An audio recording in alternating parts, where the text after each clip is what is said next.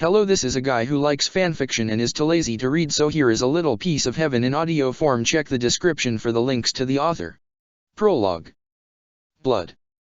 Everywhere he looked, he saw nothing but red, and helplessness overcame him. He wasn't able to do it. He couldn't save them.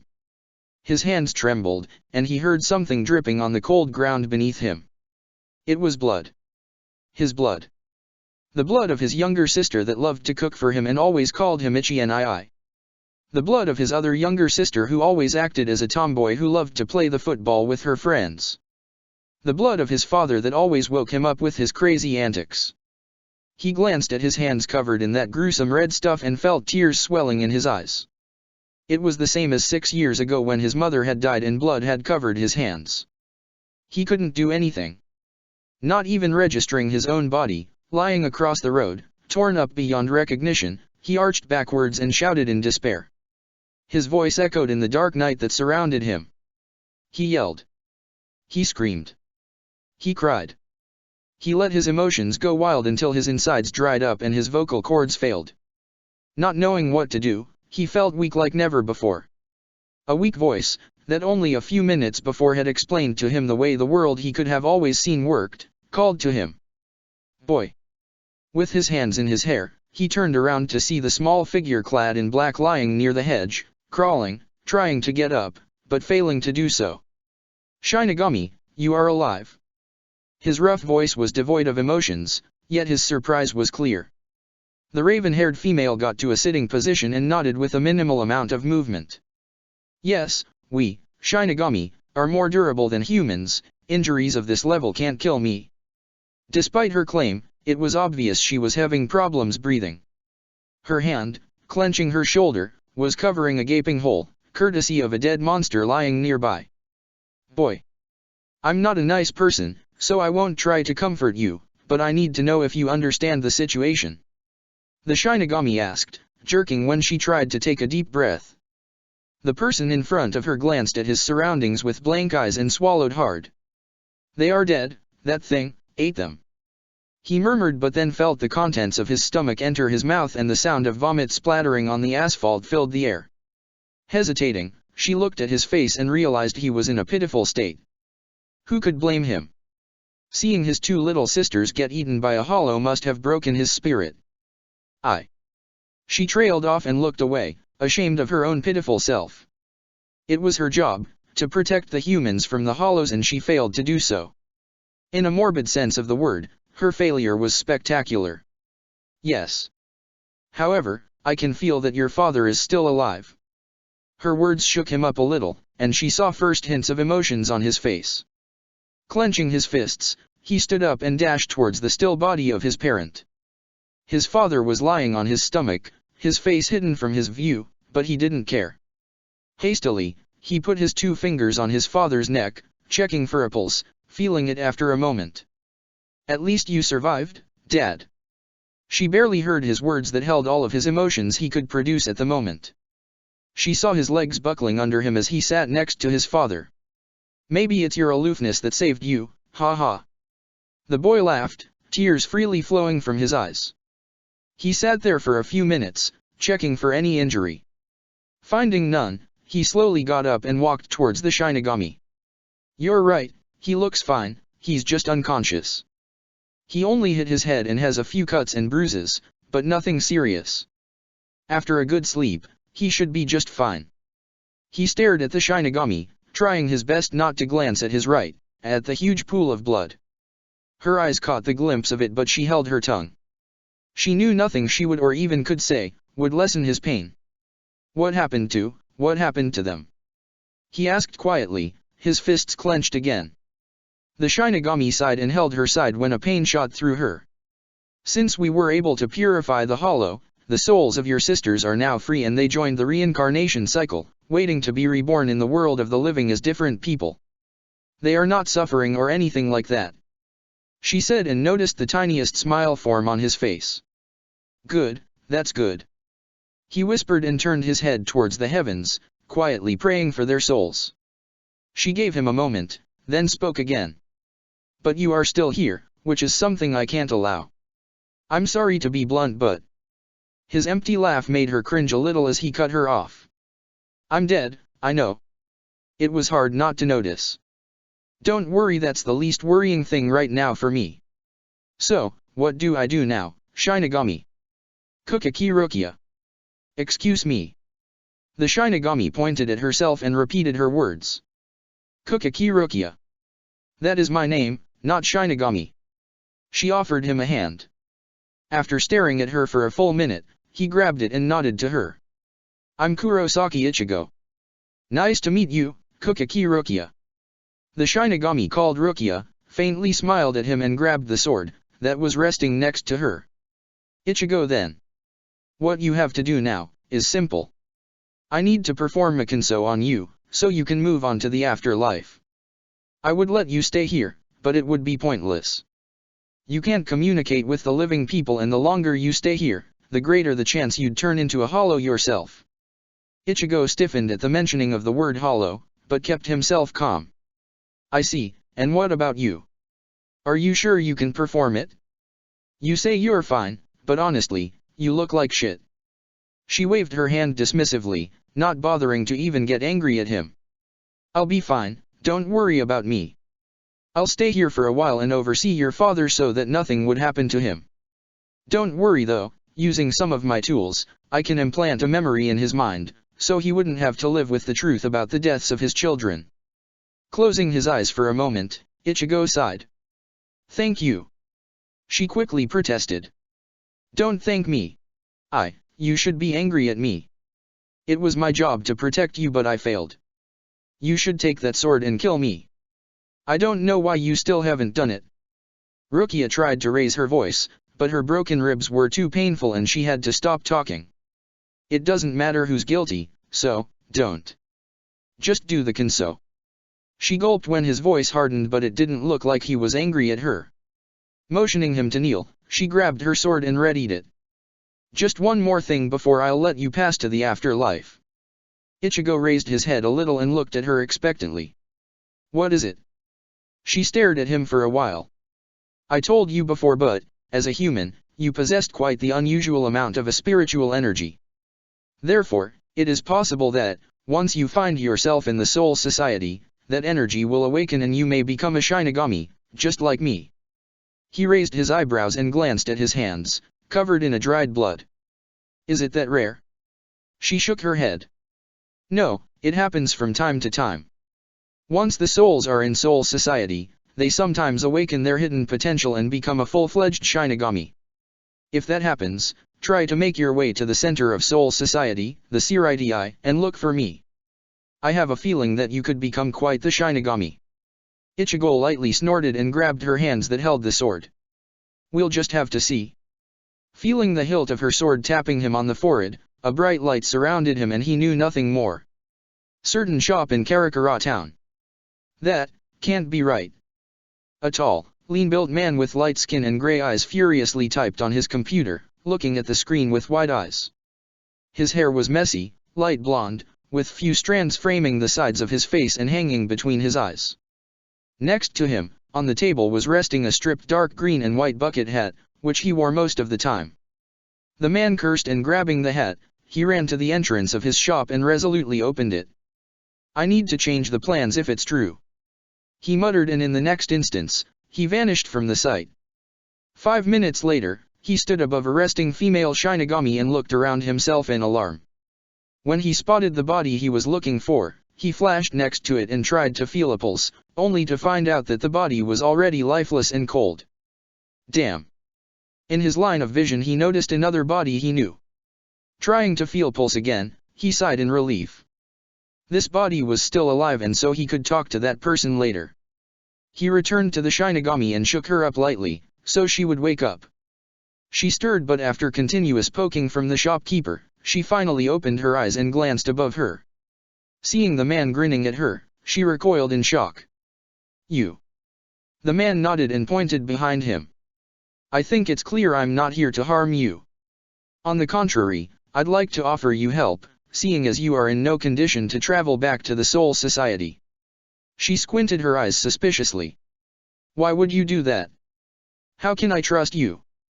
You realize what they teach us about you in the academy, don't you? Shopkeeper just laughed. I do, and yes, you shouldn't trust me. However, do you have any other option? You'll eventually die if you'll leave those injuries unattended, you know. Wouldn't that bring shame to your clan, Kukaki Rukia? Her jaw almost fell on the floor, and in a panic she tried to grab her sword, but her broken ribs prevented her from doing so, and she yelped from the pain. How do you know my name? With a dazzling smile, the man pointed to himself. It would be weirder if I didn't, don't you think, Kukaki-san? Since it was obvious she wasn't sure what to do, he crouched next to her. Why don't you tell me what happened here? It looks kind of messy. He sighed, when he noticed how she cringed at those words and prepared for the worst. This is bad. The shopkeeper thought for himself, looking over his shop assistant's shoulder as he tended to Shinigami's wounds. I only hope his nature will keep him alive for the moment, and that with some good luck, he can awaken. What do we do now, boss?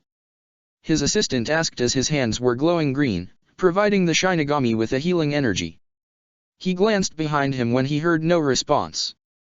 The shopkeeper stood there, his face hidden with a fan. For now, we'll let things go freely and see what happens. Assistant visibly frowned. Isn't that dangerous? Shouldn't we send help, or a guidance? The man in a hat shook his head. No. I think our young friend can take care of himself well enough. This way, that man will have to delay his plans too. Don't worry though. I'll call her and ask her if she can contact her old acquaintances. He'll be fine, Tessai. His assistant, Tessai, just nodded. They both knew each other from when they were little, so there was no need for any doubt. He'll be fine. The man repeated for himself in his mind, as if trying to ease his nervous mind. Soul Society. Kurosaki Ichigo, not so long ago a not-so-normal teenager, woke up in the middle of nothing, with a numb throbbing in his head. He rolled on his back and with opened eyes looked at the sky above him. It was possibly the sunniest day he has seen in the last few months, and if he focused, he was sure he could hear the quiet rustle of the wind passing through the trees surrounding him. He was lying on a rather warm grass that slightly tickled his skin. His mind was hazy, as if something tried to mess with his memories, and for a moment, he felt lost, as he couldn't remember where the hell he was. As he tried to get up, he grabbed his head and tried to suppress a fairly painful headache. When he did that, he noticed that his hands were dirty. Upon closer inspection he realized they were covered in a large amount of dried-up blood. The sight made him sick. Glancing on his right, he saw a small lake nearby.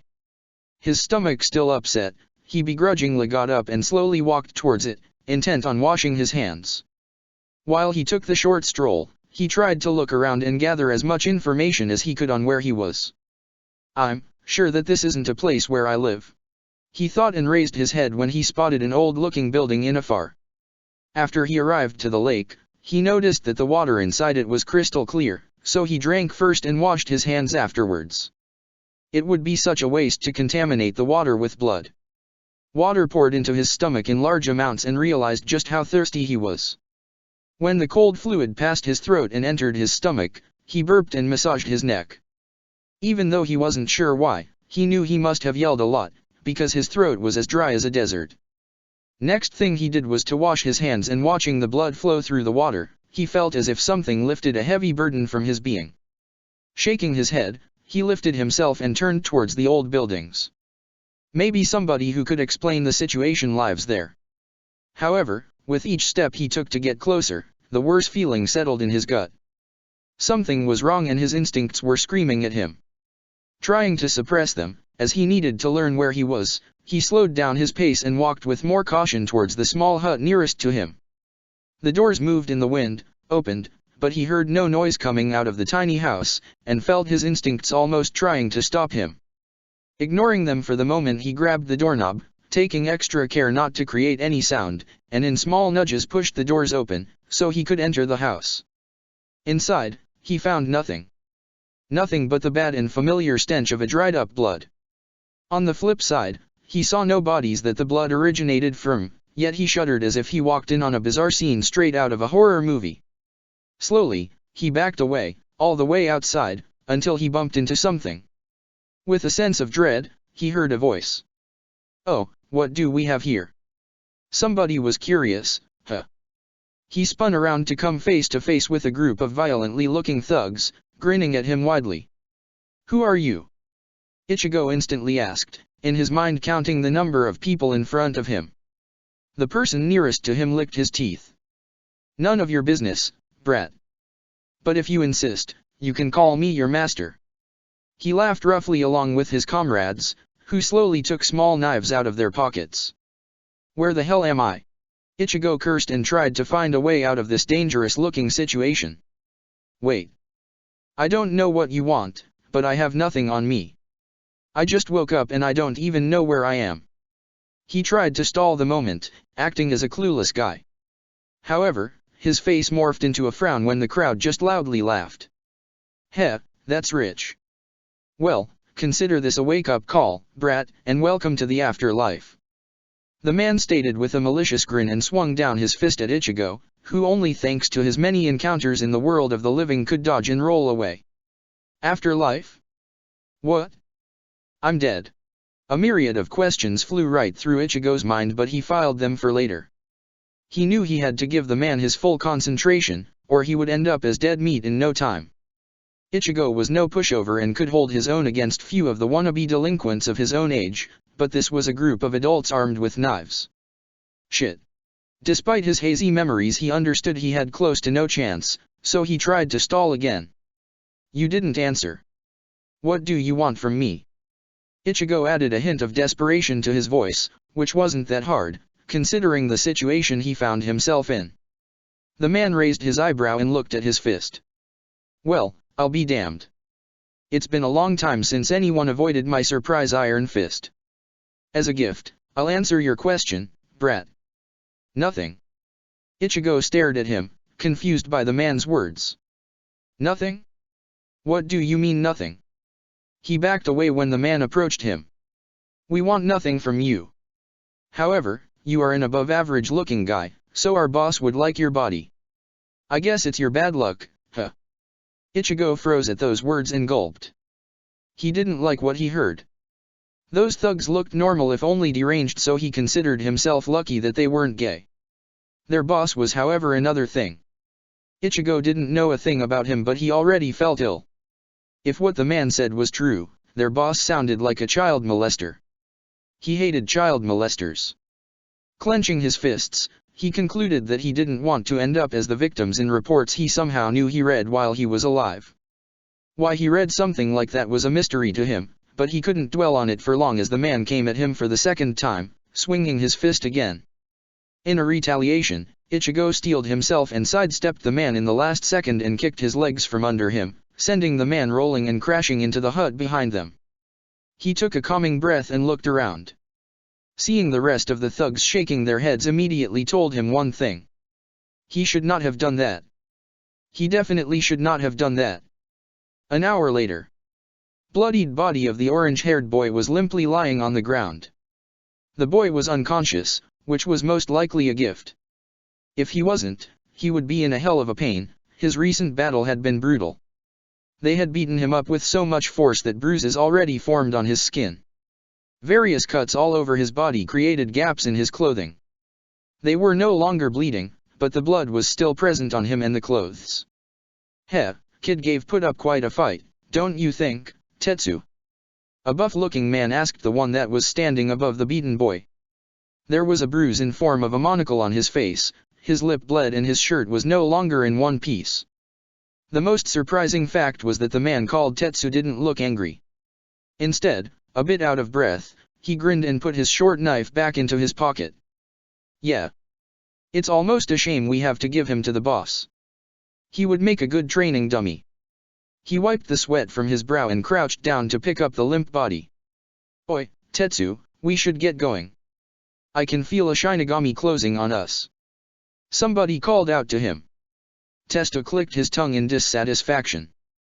"Those damn patrols are messing with our business. I should mention it to the boss." Sighing, he tied Ichigo in a way which made it impossible to escape and slung him on his shoulder. Mindful of a potential Shinigami patrol, the group covered a long distance until they arrived to a huge house. It looked simple from the architectural side. No unnecessary decoration, no expensive-looking accessories, no nothing. Aside from being huge, the building wasn't that much different from other houses in the area they were in. This part of the afterlife wasn't as populated as others, so until not so long ago, the group had free access to all kinds of potential toys for the boss. It was only recently that the Shinigami stationed patrols around this area. They probably caught up with the fact that too many souls were getting missing too often. This wouldn't happen if boss kept his toys for a bit longer and not just a day or two. But from what I heard, they can barely endure his plays, so it's not that surprising. This job is sometimes hard. He sighed and walked past the gate and inside the building. Sometime later, Ichigo awoke for the second time that day with a throbbing headache. This time, however, he could not see the sky, nor he could listen to the breeze passing through the trees.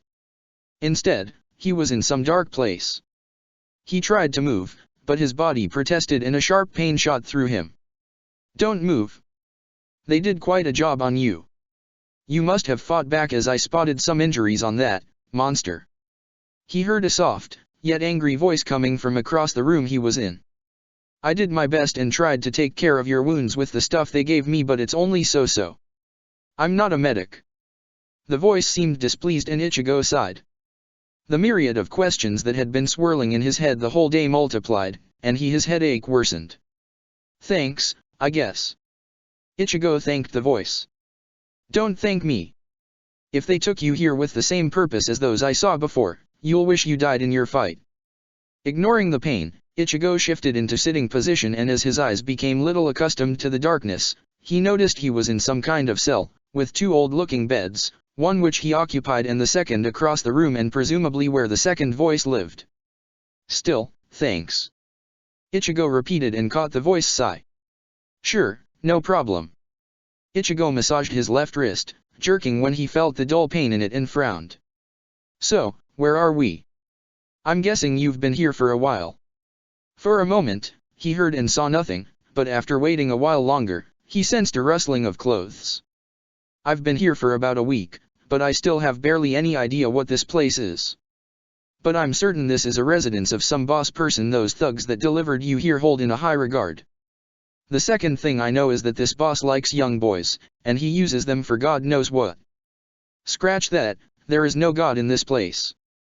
The voice trailed off and Ichigo could almost picture the clenching of his fists. "I'm not sure what that boss does to them, but when they carry their lifeless bodies, all I can see are countless injuries and a devastated look in their eyes. As if something crushed their very essence, their souls. If I'm right, something similar awaits you too in a few days' time." The person probably didn't want to sound cruel, but despite that, Ichigo felt sick again. Can't we escape from this place?" He heard a sad chuckle. "Impossible. Remember the group of thugs? This boss person has twice the amount of guards and servants. Not to mention that the rumor is, he possesses spiritual power, so the only way you could escape from this place is if you were a Shinigami." Aside from the words, Ichigo caught the tone of somebody who had already submitted to his fate, and he clenched his own fists and slammed them on the wall he was leaning on. "Damn." After a moment of silence, he heard the other voice again. "What is your name, anyway?" Ichigo raised his head and stared at the place where he could somewhat spot the silhouette of a person. "Isn't it polite to say your name first before asking for mine?" A chuckle followed his words. "In this hole there is no place for politeness. That we can create it." After another moment of silence, the other voice called out to him again. "I'm Kazumi." Despite the situation, Ichigo formed a small smile. "Nice to meet you, Kazumi. I'm Ichigo." The person across the room, Kazumi, opened his mouth to say something, when they both heard a creaking noise, alerting them that someone was coming. Not wanting to abandon his somewhat comfortable bed, Ichigo shifted himself, so he could see the hallway as the light from the opened doors lit the dungeon their cell was in. He heard steps, and he glanced at Kazumi, who was sighing. "They are most likely carrying another one that broke," Kazumi said, and Ichigo steeled himself. It couldn't be that bad, could it? In the next few moments, he learned just how broken a person could look. When his eyes caught the sight of the body a duo of men was carrying across the hallway, he widened his eyes and strength abandoned his limbs, and only with luck he didn't slide down on his bed. That thing those men had in their hands didn't look like a human being anymore. The body wasn't smashed beyond recognition. It wasn't bloody. It barely had any injuries at all. What it lacked was his expression or any sign of being alive. The two eyes that were staring at the ground looked so distant that the person was most likely so deep in his mind, nothing could ever bring him back. His face was expressionless, yet despite that one could see the frozen horror on it, the humiliation embedded deep within after surviving something he would tell no one about. It looked so bizarre, so unreal that Ichigo almost wanted to look away, but he couldn't. He felt like he was looking at the empty shell that housed nobody within. Truly, it was a broken being with crushed soul. It shook Ichigo with great force, and he could almost sense the sympathetic look on Kazumi's face. This is afterlife? Isn't it supposed to be great? Ichigo asked the silence. But it is great, don't you see? A heavenly hell. End of prologue. Chapter 1, House of the Pleasure, House of the Dead. How are you doing, Ishine? The man in question turned his head to the right, both of his hands sliding of his face, showing the devastated look in his eyes. Ishine Kurosaki was fairly known for his slightly crazy antics around his children, always trying to cheer them up, not wanting to see them cry. But there was nobody that could cheer him up at the moment. Thanks to his children, he had managed to get over the death of his wife 6 years ago quite quickly. But now, even his children were gone. They were gone from his life, and the small group of people sitting around him saw that it added a few years to his appearance. What do you think, Kisuke? I failed Masaki. I failed to protect them. He grimaced and tried to hold his tears in.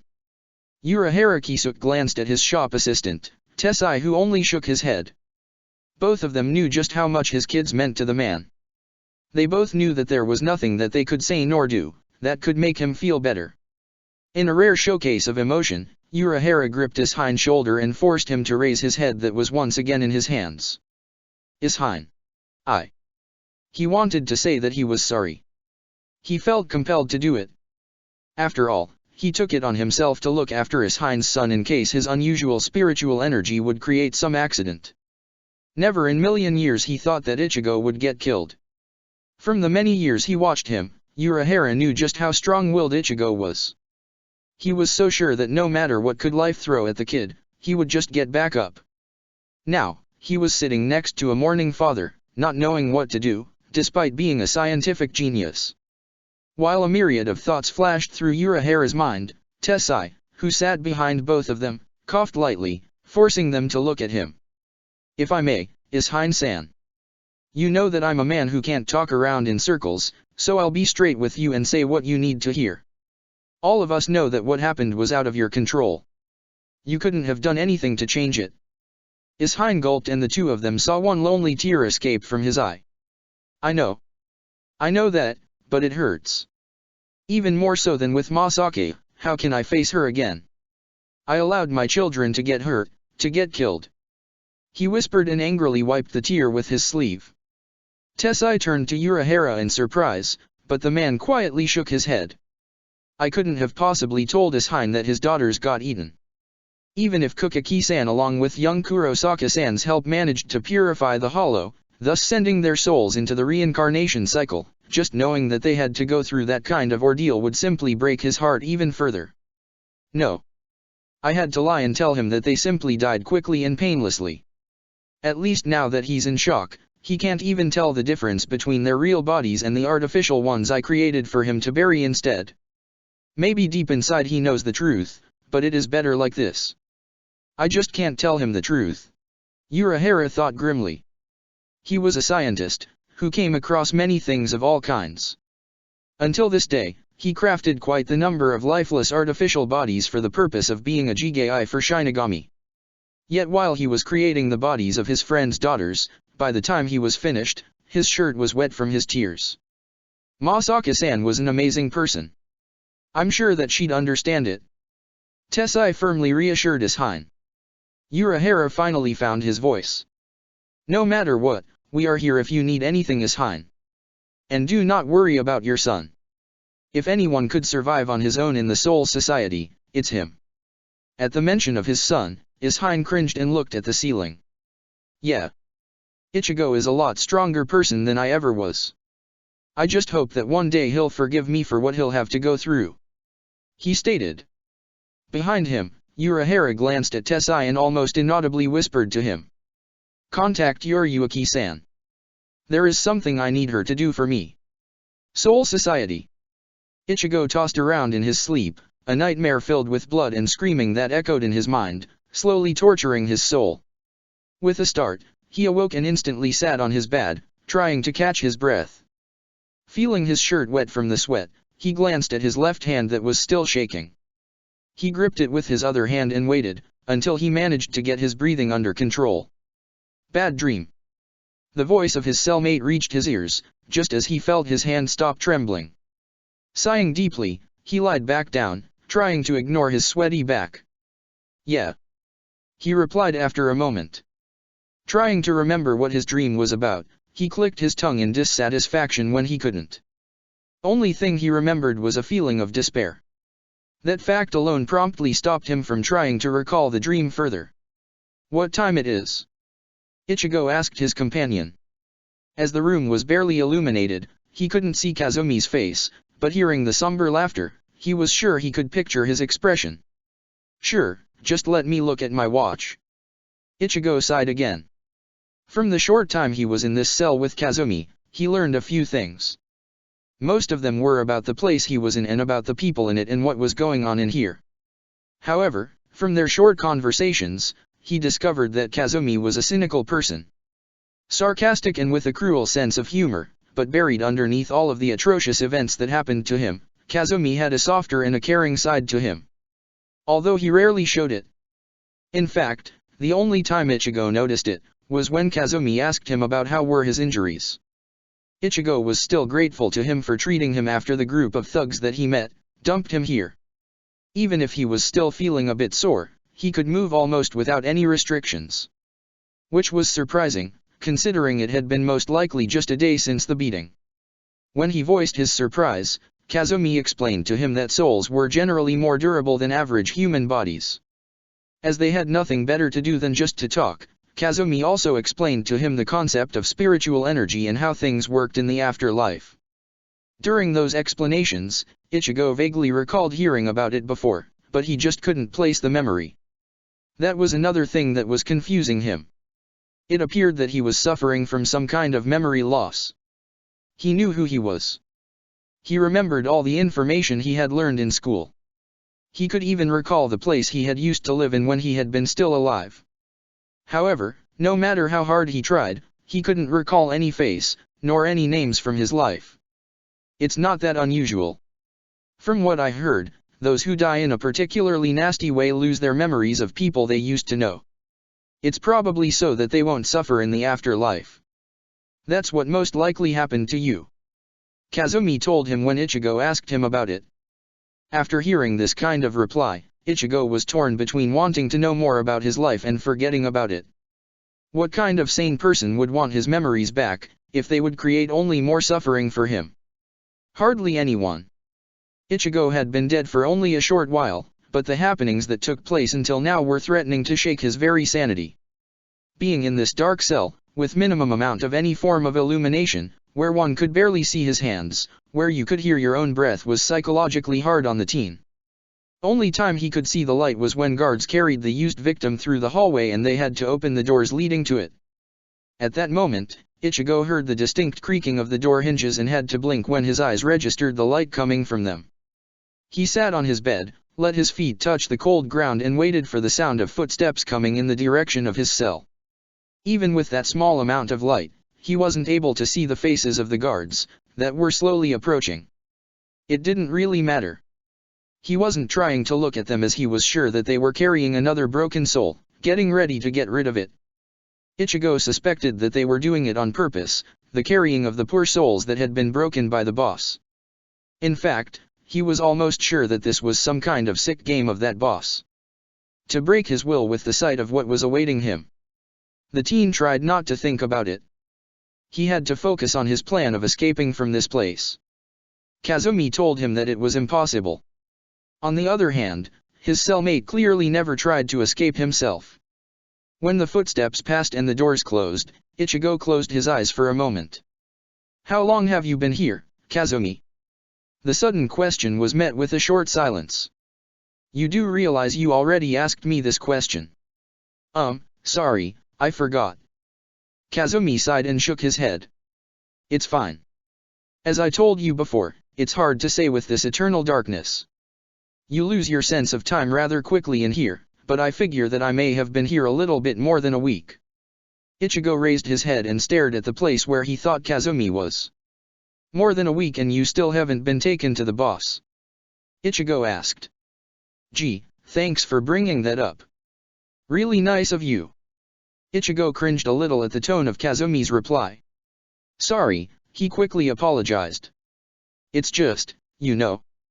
Kazumi chuckled quietly. "Odd? Yeah, you're right. When I got here, after maybe a day, I was told that my appearance does not match the boss's tastes, so for now, they are keeping me here. I don't know what's going to happen to me in the future though." Kazumi stated and went silent after that. Ichigo sighed a little and scratched his itchy nose. This makes little sense. Having nothing else to do, he lied down and tried to sleep a bit more, as he was feeling a bit tired. "You know, I was just thinking that we were going to die from dehydration," Ichigo said, gulping down the water from the small mug that the guards brought them few minutes ago. Kazumi, who drank just enough to keep himself from drying out, wiped his mouth and put his own mug on the floor. "Yeah, I forgot to tell you that every 2 days they bring some water to keep us alive. Last time was just few hours before you arrived, so I guess we have our timeline." Ichigo leaned on the wall and massaged his throat, feeling a bit more alive. "Do they bring some food too?" he asked and almost felt the stare coming from Kazumi. "No. I mean, we, normal souls do not get hungry, unless we use our spiritual energy. Which we clearly don't possess. I mean, most of the souls that do end up as a Shinigami." Ichigo raised his eyebrow and when his stomach growled a little, he heard Kazumi's sharp intake of breath. "Why you are hungry? But, how?" The teenager scratched his head a little. I don't know." Hearing some noise, Ichigo glanced at Kazumi's side of the cell. "That's great. It means that you do possess some spiritual energy and it also means that there is a small chance of escape. Didn't you say that escaping is impossible?" Ichigo retorted and felt his lips forming a small hopeful smile. Unbeknown to him, Kazumi just waved his hand. "It is impossible for the normal soul, but if you could use your spiritual energy then the table could turn in our favor." The sudden elation in Kazumi's voice widened Ichigo's tiny smile and made him grin. "So, we just have to find some food," he declared confidently, and after 2 days, he finally felt something else than anguish. World of the living. Yuriyuki-san. Taka-I. What is the boss doing? A boy with a broom in his hands sweat dropped as he watched Urahara Kisuke grab a black cat and raise it high in the air. That's Yuriyuki-san, his longtime friend, Hinta. The said boy jumped in the air when all of a sudden Tessai appeared behind him. While he was trying to calm down his nerves, a girl of the same age with black hair branded into 2 braids tilted her head. "Having a cat for a friend, isn't that a bit pathetic?" she asked in a shy voice. "It's just how he is." Tessai answered and ushered the duo to continue cleaning the porch. When Urahara along with the black cat went inside the shop, Tessai followed him and the 3 of them sat around a small table at the center of the room. "Cut the crap, Kisuke. What's going on? I thought that by this time, the kid should have been training with you but I can't sense him anywhere." The black cat raised the question in a male voice. Urahara's hand shot to his head and he took off his hat, dusting him in the process. "Something happened. Something that I didn't deem possible to happen," he stated. The cat just swung its tail, waiting for detailed explanation. "Kid got himself killed by a hollow." "What?"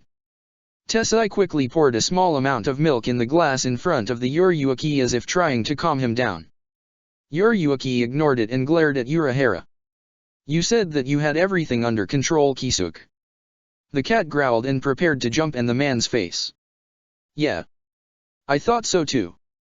Seeing the crestfallen expression on the shopkeeper's face, Yoriyuki retracted his claws. Urahara glanced at Yoriyuki with a set expression. You should have seen Ishine, he's having a bad time, even his daughters died in the attack. The cat seemed to cringe a little, and after a slight hesitation, it dipped its tongue in the milk. So, what now? We have to come up with another strategy. Yoriyuki was interrupted when Urahara shook his head.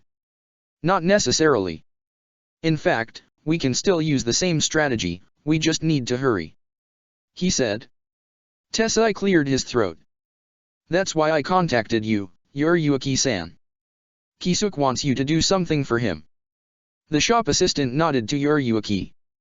I see. You want me to go to Soul Society and find the kid? Yoriyuki asked. Not quite. I want you to go to Soul Society, but I want you to find Kukaki Rukia. She's the one who was supposed to awaken young Kurosaka-san's power, and she's the only one who felt his Ryotsu enough to remember it. If you were to go alone, you wouldn't be able to find him in time. Kukaki-san can speed up the process. Urahara stated. How? In fact, why would she even help us? Yoriyuki stared at him unconvinced. Urahara took a sip from his cup. It's quite simple. As you know, Kukaki-san has been haunted by her inability to save her late vice-captain, and now she hasn't been able to save young Kurosaka-san, who happens to look just like him. I'm certain that her guilt must be torturing her, so if you present her with a way to save him, she'll jump at the offer instantly. Manipulative bastard. Yoriyuki sighed in distaste, but she knew that this side of him managed to save many lives in the past. Moreover, thanks to her remembering the feel of young Kurosaka-san Ryotsu, she can serve as a receiver for when he'll use it. Urahara continued, ignoring Yoriyuki's jab at his persona. You think it'll be that easy? What if he won't use his Ryotsu? Urahara chuckled, but the laughter didn't reach his eyes. Oh, I'm sure of it. He most likely lost his memories of his previous life, but they can be awakened with a proper impulse. When that happens, his Ryotsu will raise itself enough to be felt from quite the distance. After that, I'm kind of sure that he'll end up as he was while being alive. That means that his spiritual energy will pour of him constantly, making him easy to find. Yoriyuki listened to him and shook her head. You sound too confident, Kisuke. Do not forget that you already made one mistake concerning Kurosaki Ichigo. Don't make another. Soul Society. Wake up, brat. Ichigo jerked up when a cold water was poured on his head, pulling him from his uneasy sleep. Wha? He asked, disoriented from the sudden awakening. It's your time. Deep voice entered his eardrums, making him feel dread in his spine.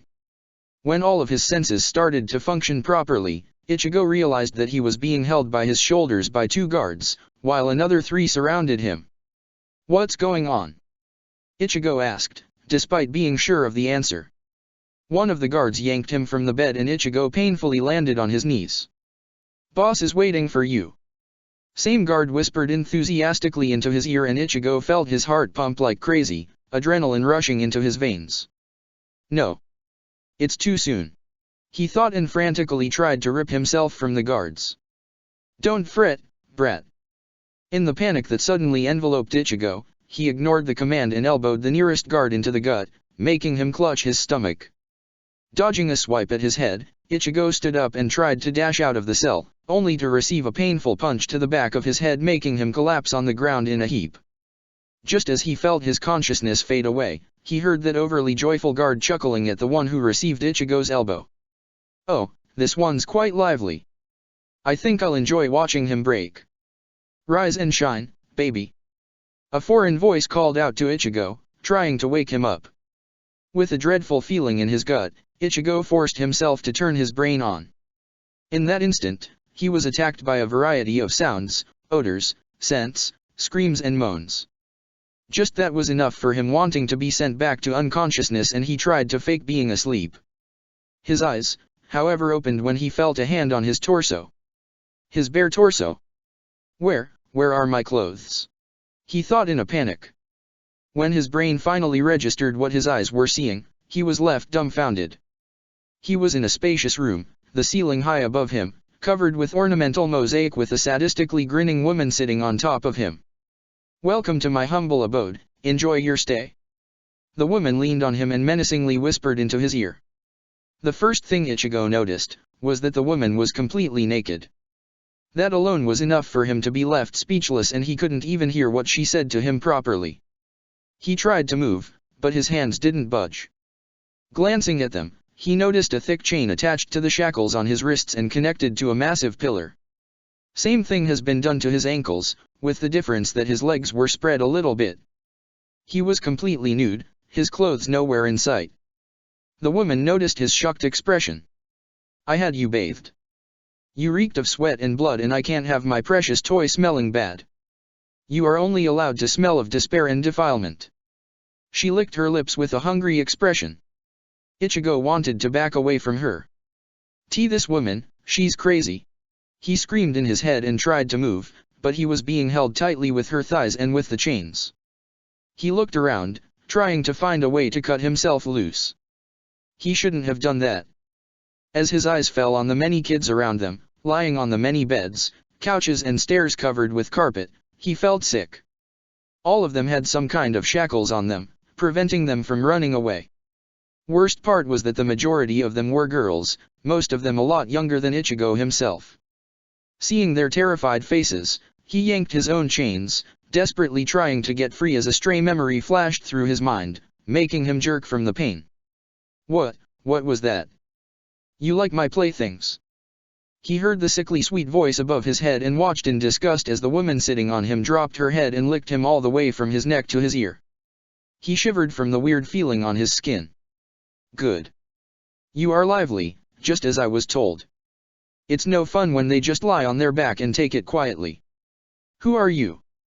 What do you want?" Ichigo couldn't contain himself and yelled at the woman, whose smile only widened further.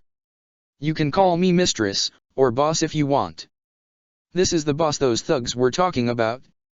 "He's a she." At that moment Ichigo realized that it made no difference if the child molester was a man or a woman. The person in front of him wasn't normal either way. She made his stomach turn and he had to stop himself from vomiting, when he realized what she must have done to those poor girls that surrounded them. "You bitch." Ichigo growled and yanked at the chain on his hands as hard as he could and felt his muscles strain, but he couldn't budge the restraints no matter how much he tried to. In that moment the mistress swung down her hand and slapped his cheek, hard, making his head sharply turn to the right. "That's it, call me more." She licked his red cheek, prompting another reaction from Ichigo, who managed to recover from the unexpected slap. "I'll kill you, you bitch," he said quietly, putting all of his burning anger into his glare, and watched as she flushed and her breathing got heavier.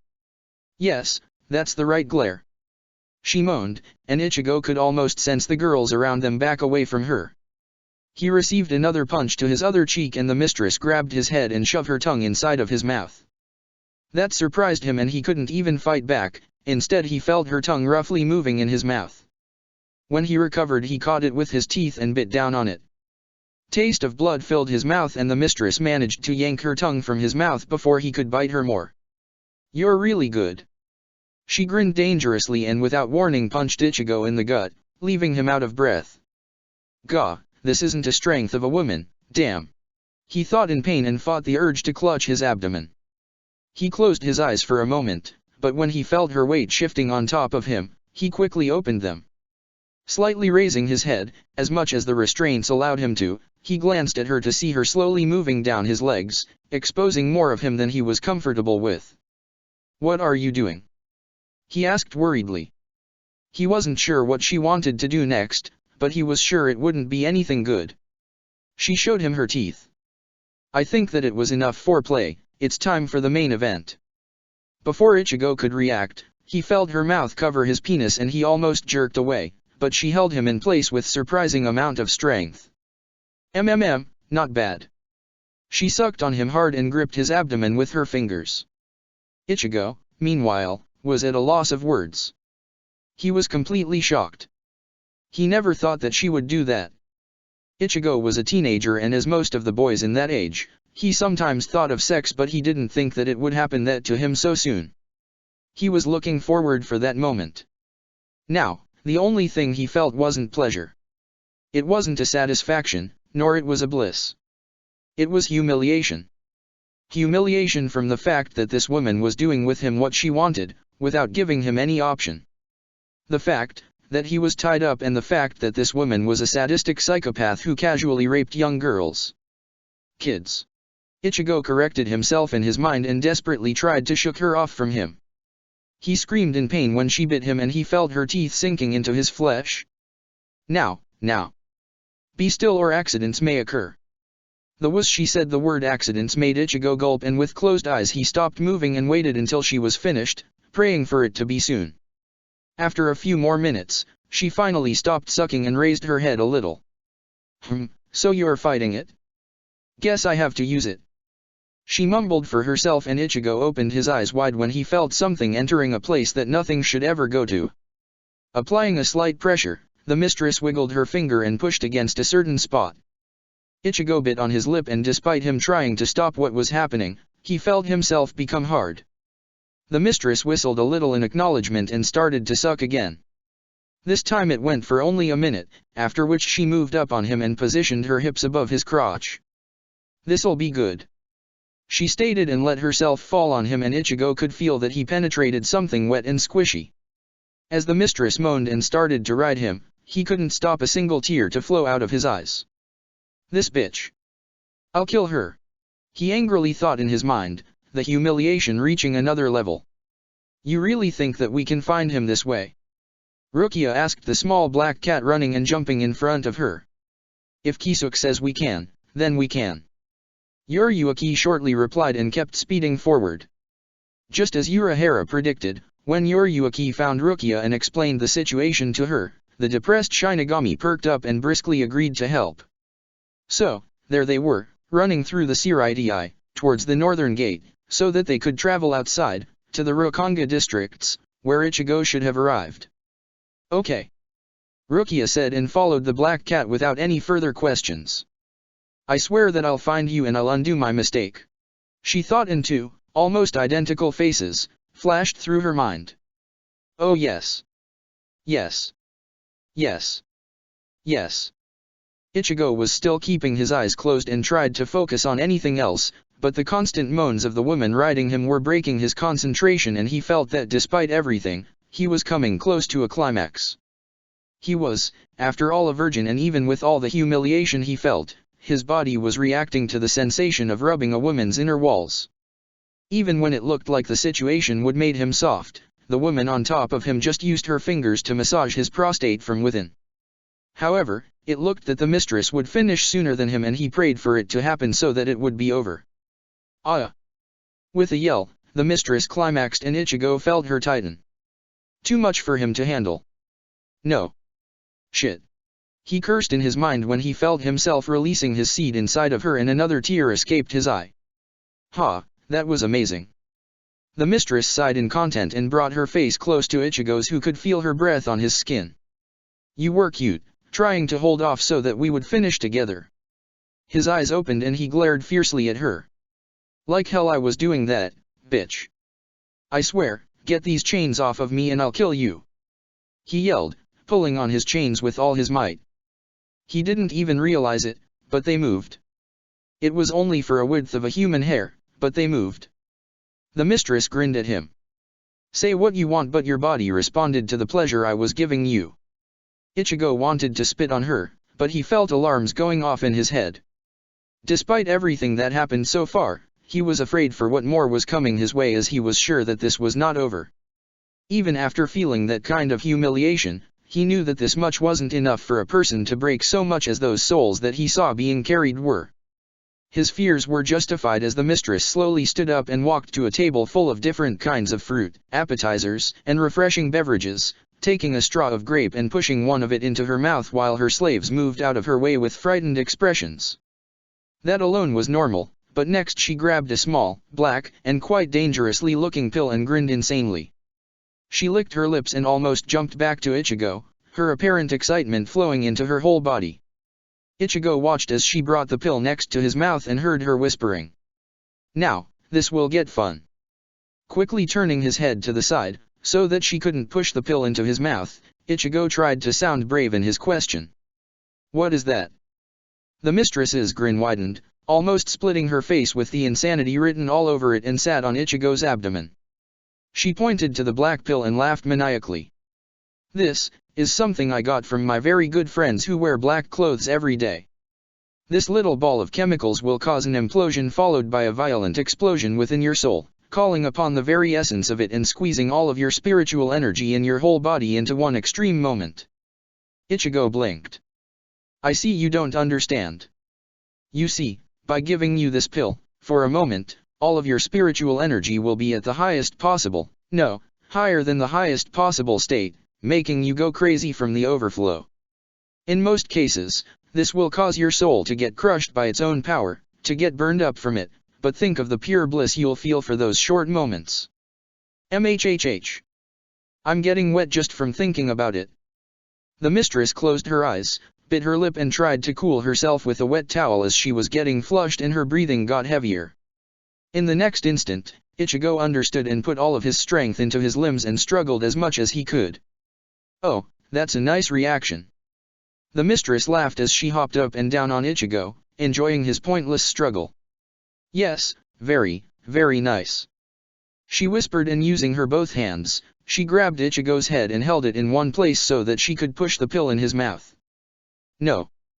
Different location. Yuriyuki eagerly looked at Rukia, who suddenly stopped in her tracks and turned her head to the south. What is it? Rukia turned back and stared at Yuriyuki. I think I can feel his Ryatsu. Well, that's good, right? Yuriyuki asked nervously, wanting to move again. Rukia shook her head. No, it's not. Something's not right. I can feel it rise rapidly, and not in the good way.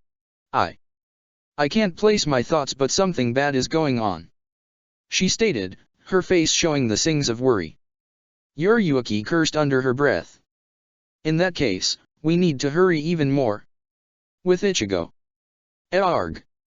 Yes. Yes. Show me more. Mistress's excited yelling was getting mixed with Ichigo's painful screams as she managed to force him to swallow the black pill. It burns. It hurts so much. Ichigo's mind was getting hazy from the pain that was emanating from his very core. His whole body felt as if a fire was eating him from within. Like a fire-breathing beast ravaging inside of him, just waiting to be released. Seeing his pain, the mistress flushed more, a sweat showed itself on her skin, making her glitter in the light. As she felt Ichigo's Ryatsu steadily rise, she jumped from him and walked towards the group of girls that were shivering in the corner of the room, where Ichigo's screams scared them too. Giving them a quick look, she hastily grabbed the arm of one of them and pulled her to the bed. Only because of the chains the girl was wearing, Ichigo managed to sense her despite his pain. When one of his spasms ended and left him heavily breathing on the bed, with horrified eyes he watched as the mistress forced the girl to climb on the bed and place herself above Ichigo's groin. He could see the girl's terrified face. She was openly crying and tried to get away, however, the mistress held her firmly in the place. As the mistress slowly pushed on the girl's shoulder, forcing her to slowly near Ichigo's member, Ichigo started to struggle again. Please, no. He heard the girl's whimper and, in that moment, something inside of him snapped. As he glanced at the girl's face and saw her crying face, a crying face of a barely 12 years old girl, a similar face flashed through his mind.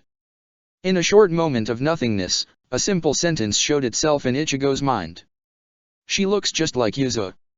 With that, his soul responded to his anger and his Ryatsu exploded, sending the girl and the mistress flying to the other side of the room. Feeling incredible power flowing in him, with one sharp movement, Ichigo broke the chains on his wrists, on his ankles and jumped from the bed. What is this? The mistress for the first time looked afraid and she hid behind the girl, that she just few seconds ago, tried to force on Ichigo. Beads of sweat formed on her, the girls and everybody else's foreheads when the full power of Ichigo's Ryatsu hit them. The girls fainted soon enough, leaving only 2 people conscious on the room. The mistress, who was positively getting more and more afraid. Ichigo, who was glaring daggers. In next moment, a surge of Ryatsu emerged from Ichigo, forcing him to bend and kneel from the agony he suddenly felt. This gave the mistress enough time to somewhat get over her shock, and she shakily stood up. To think that they delivered me somebody like this. I think I'll keep you. Guards. She yelled, and a dozen men clad in light armor and armed with short knives entered the room. After one look at the scene, they understood the situation and formed a circle around Ichigo, who meanwhile managed to get back up. Don't fret now, brat. A disgustingly familiar voice called to Ichigo, and the teen glanced at his right, at the guard that he remembered talking to Joyful when they were taking Ichigo to the mistress. Gritting his teeth, Ichigo clenched his fists. He stared at the guard. You are going down first. Ichigo whispered as the guards laughed. You're a funny Oga.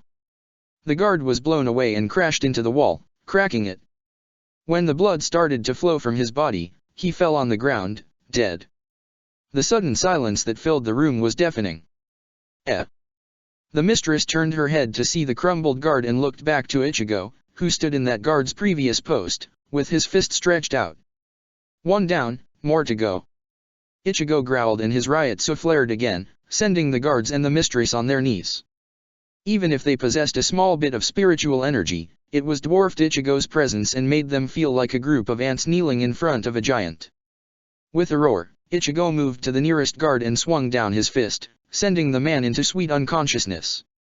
Moving quickly, it took him barely a minute to dispose of all of the guards, holding back just enough not to kill them but enough to cripple them. The mistress watched the whole scene unfold with slowly widening eyes.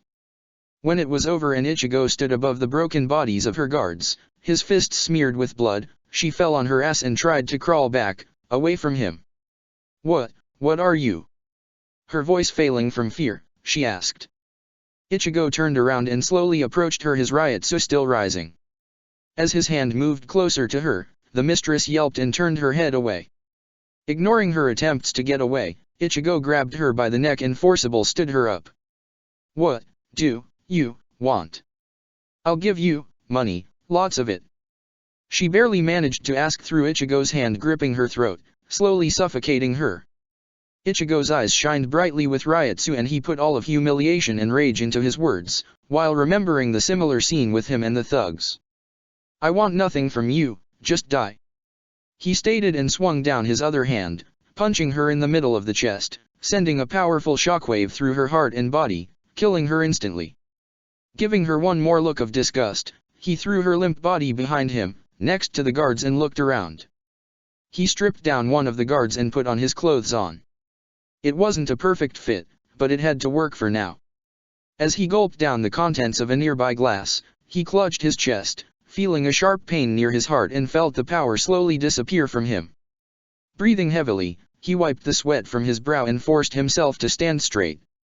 Ignoring the pain and the urge to vomit from his actions, from killing two human beings, he gripped the table next to him. They weren't human. He tried to convince himself. Sensing a movement, he turned around to see the group of girls stirring and slowly waking up. The first thing he wanted to do was to immediately comfort them. It was the remnants of his brother instinct. However, as the girls slowly raised their heads to see the scene in front of them with dead or unconscious bodies lying all around and Ichigo, all bloody from the fight, he realized that he must have looked quite scary to them. It proved to be true, when the girls whimpered and hugged each other, the older ones trying to console the younger ones. That's why Ichigo just called out to them from the place where he stood. I am sorry you had to see that, but it's over. She's dead and she won't harm you anymore. You can finally get back to your families, I'll make sure of it. He tried to quickly wipe the blood and dirt at least from his face and offer them a small smile so that they wouldn't fear him. But when he spoke, the girls jumped, as if they heard the sound of a whip lashing out. Cursing the dead mistress in his mind, Ichigo slowly turned around, so that he wouldn't face the girls. I'm going to look for somebody in the dungeon, so you can try to look for any clothes. I'll be back shortly and then I'm going to get rid of those chains for you. He moved towards the door and felt relieved when he sensed movement behind him. After a short walk down the stairs, Ichigo started to feel lightheaded and a bit out of breath, the after effect of the pill finally reaching him. Clenching his jaw, he willed himself to move forward. When he arrived to his cell, called out, Kazumi, we're getting out of here. Seeing the open cell doors, The tone of his voice turned into a question and he hastily grabbed a nearby lantern and lighted it up. He cautiously walked into the cell and took a look around. The cell was empty. Kazumi wasn't there. What? He didn't even get the chance to be surprised, when he heard cries and screams of agony coming from upstairs. Gathering all of his remaining strength, he sprang into action and ran up. He stopped before the doors separating the stairs to the dungeon and the spacious room. It wasn't because he suddenly lost the stamina. It was because a small girl opened those doors and fell on her knees with a blade sticking out of her chest. Mister. Blood gushed out of her small mouth and she dropped on the floor, dead. No. No, no, no. What happened to you? Ichigo quickly turned her over, refusing to believe his own eyes. It was supposed to be over, damn it. He patted the girl's head and adjusted her hair, so that he could see her face. Noticing the dead look in her eyes, he felt his tears flow freely as he hugged the small body and cursed again. Fuck, fuck. The eerie silence that answered his scream ignited his anger again and he slowly put the girl's body down. Angrily wiping down his tears, he stood up and entered the room. The sight of a Shinigami gathering dead bodies of the girls on one place was the first thing that caught his attention. His fists trembled and his Ryutsu surprisingly rose again, forcing the Shinigami to turn around. You son of a bitch. Ichigo whispered, feeling the hate within him to swell. So, you are the one who did this, huh? The Shinigami pointed towards the bodies of the guards and the mistress. Why did you kill them? They were just kids. Ichigo roared and took a step forward. The Shinigami chuckled. Naughty kids should be punished. He answered seriously and raised his hand, pointing his palm against Ichigo, who tensed, not knowing what was going on. As you have been naughty as well, you must be punished too, ruining my favorite, House of the Pleasure just like that. TS, now I have to go to the one in the 80th Western District, what a drag. The Shinigami sighed and started to mutter inaudibly. Favorite House of the Pleasure? He means that there are more of them. What kind of sick, twisted people live here? Aren't the Shinigami responsible for the well-being of the afterlife? Ichigo felt his stomach twist and suppressed the urge to vomit again. March on to the south. Heido number 31, Shakkeiho. Barely believing his own eyes, Ichigo quickly rolled on the floor, barely dodging a red orb that shot past him and set the nearby couch on fire. What was that? I see. No wonder that you managed to take care of them, you possess some spiritual energy. The Shinigami grinned sickly. However, you are still only a soul, whereas I am a member of the 8th Division. He raised his sword and closed on Ichigo, aiming to pierce his chest. Shit. Ichigo cursed and grabbing the first thing that came to his hand, he managed to redirect the attack and come out unscathed. Using the Shinigami's surprised expression, he used what was in his hand and smashed the Shinigami's head with it. He felt the thing in his hand shatter. It was a plate. Realizing that Ichigo avoided him with a simple plate, the Shinigami angrily swirled around and cut Ichigo on his upper arm. The teen quickly jumped away from the Shinigami and feeling that the pain was manageable, he faced his enemy. You mean there are more places like this? More atrocities? Ichigo spit on the ground. The Shinigami, feeling satisfied with the cut he gave to Ichigo, cracked his neck and his face twisted itself into a more devious grin. Why of course. For every 80th district there is one, House of the Pleasure. That's why this one was so perfect. Being in the 72nd district, it was a lot closer to the Siridi, so you wouldn't have to travel so far. Ah, you see? Now you've done it. I suppose I should enjoy killing you. He said and with a quick jump closed the distance between them, slashing with his sword. Hearing him talk about the places like this as if they were something one could enjoy, Ichigo roared, and with his Ryutsu rising again, he sidestepped the Shinigami and tried to punch him in the face. The Shinigami, however, managed to shift himself in the air, receiving the punch with his shoulder, but it was enough to send him flying. When he fell on the floor, the Shinigami screamed in pain, while Ichigo panted, his body getting tired from the pressure being constantly put on it. Arg, you fucker. Now you've done it. The Shinigami yelled and using the sword as the support, he raised himself along with his Ryutsu. Ichigo glanced at him and prayed that his body would last. Even if the one in front of him was a Shinigami, he felt that he could win. If that was the limit of the Shinigami's Ryutsu, Ichigo had the upper hand. He purposely turned his head, to see the dead bodies of the girls, and his soul responded to his rage, pumping even more spiritual energy into his body, earning a confused look from the Shinigami, who, for the first time, realized that something was wrong. "Who are you, brat? This isn't a Ryutsu of a normal soul." Ichigo ignored the words and only glared at the one in front of him. Doesn't matter. You'll be dead soon enough." The Shinigami yelled and ran towards Ichigo, armed with a blade. Ichigo responded and ran too, armed with his bare fists and the all-consuming rage. "Are we getting close?" Yuriyuki asked anxiously. Rukia, who was running beside her, nodded. "Yes, it won't take long before we arrive." "Good, we dash. The cat trailed off when its fur suddenly stood up, as if it got goosebumps. Rukia glanced at Yuriyuki with worried look. "If the spiritual energy that even I'm feeling belongs to him." Rukia quickly nodded. Yuriyuki mentally cursed. "Then we have to pick up the pace." Ichigo fell on his knees, panting heavily when his Ryutsu plummeted from the highest level to barely being there, and supported himself with his elbows. His opponent was lying some distance away in a pool of his own blood, with his right shoulder and his head lying in an unnatural position. It was obvious that he was dead. This time, Ichigo couldn't ignore the urge to vomit any longer, and he emptied his stomach on the ground. Feeling the temperature from the fire all around him rising, he forced himself to stand up. He looked around and his eyes fell on the dead bodies of the small girls. He wanted to bury them, but with the fire raging all around, he felt that the cremation wasn't that bad. The fire would at least purify their bodies, clean them from all of the suffering they had to live through.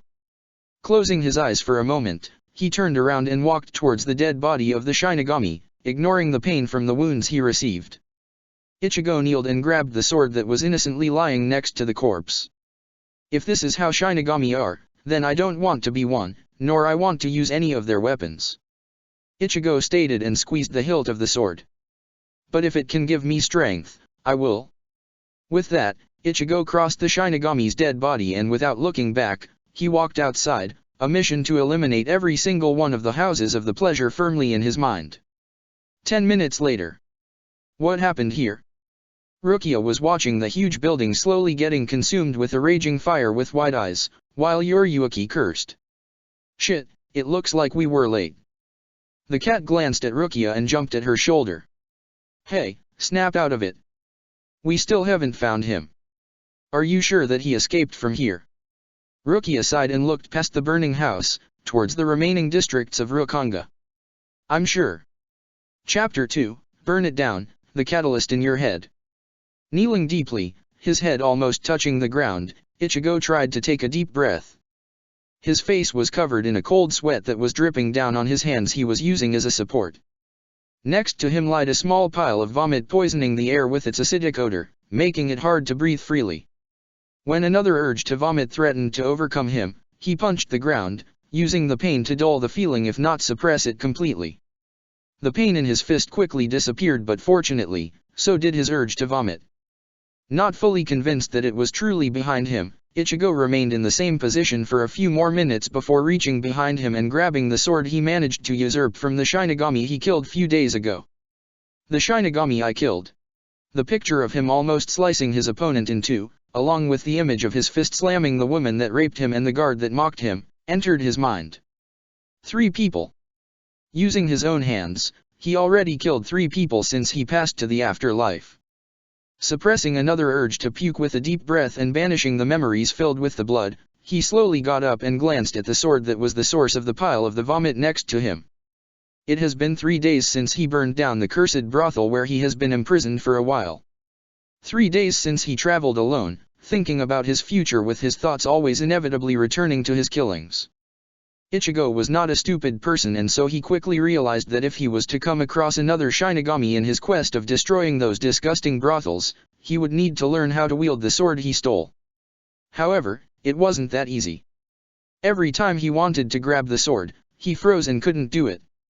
He finally managed to do it this day, but the images assaulted his mind almost instantly, and so he ended up puking his guts out.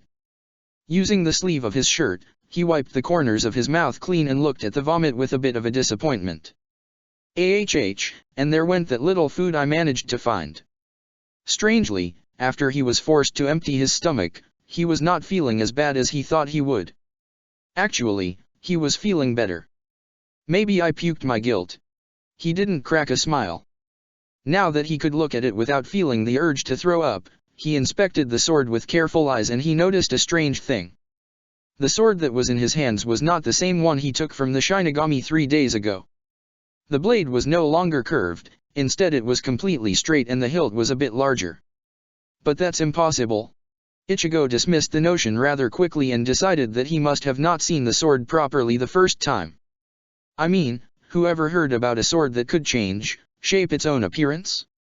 Ichigo certainly didn't, and so he settled for the first most rational explanation he could come up with. Testing the weapon's balance, he tried to replay some of his memories in his mind. He was fairly certain that he could hazily recall a memory of him attending some sort of dojo whilst still alive. With a deep frown on his face, he closed his eyes and let his memories roam. Dojo, it was a karate dojo, I see.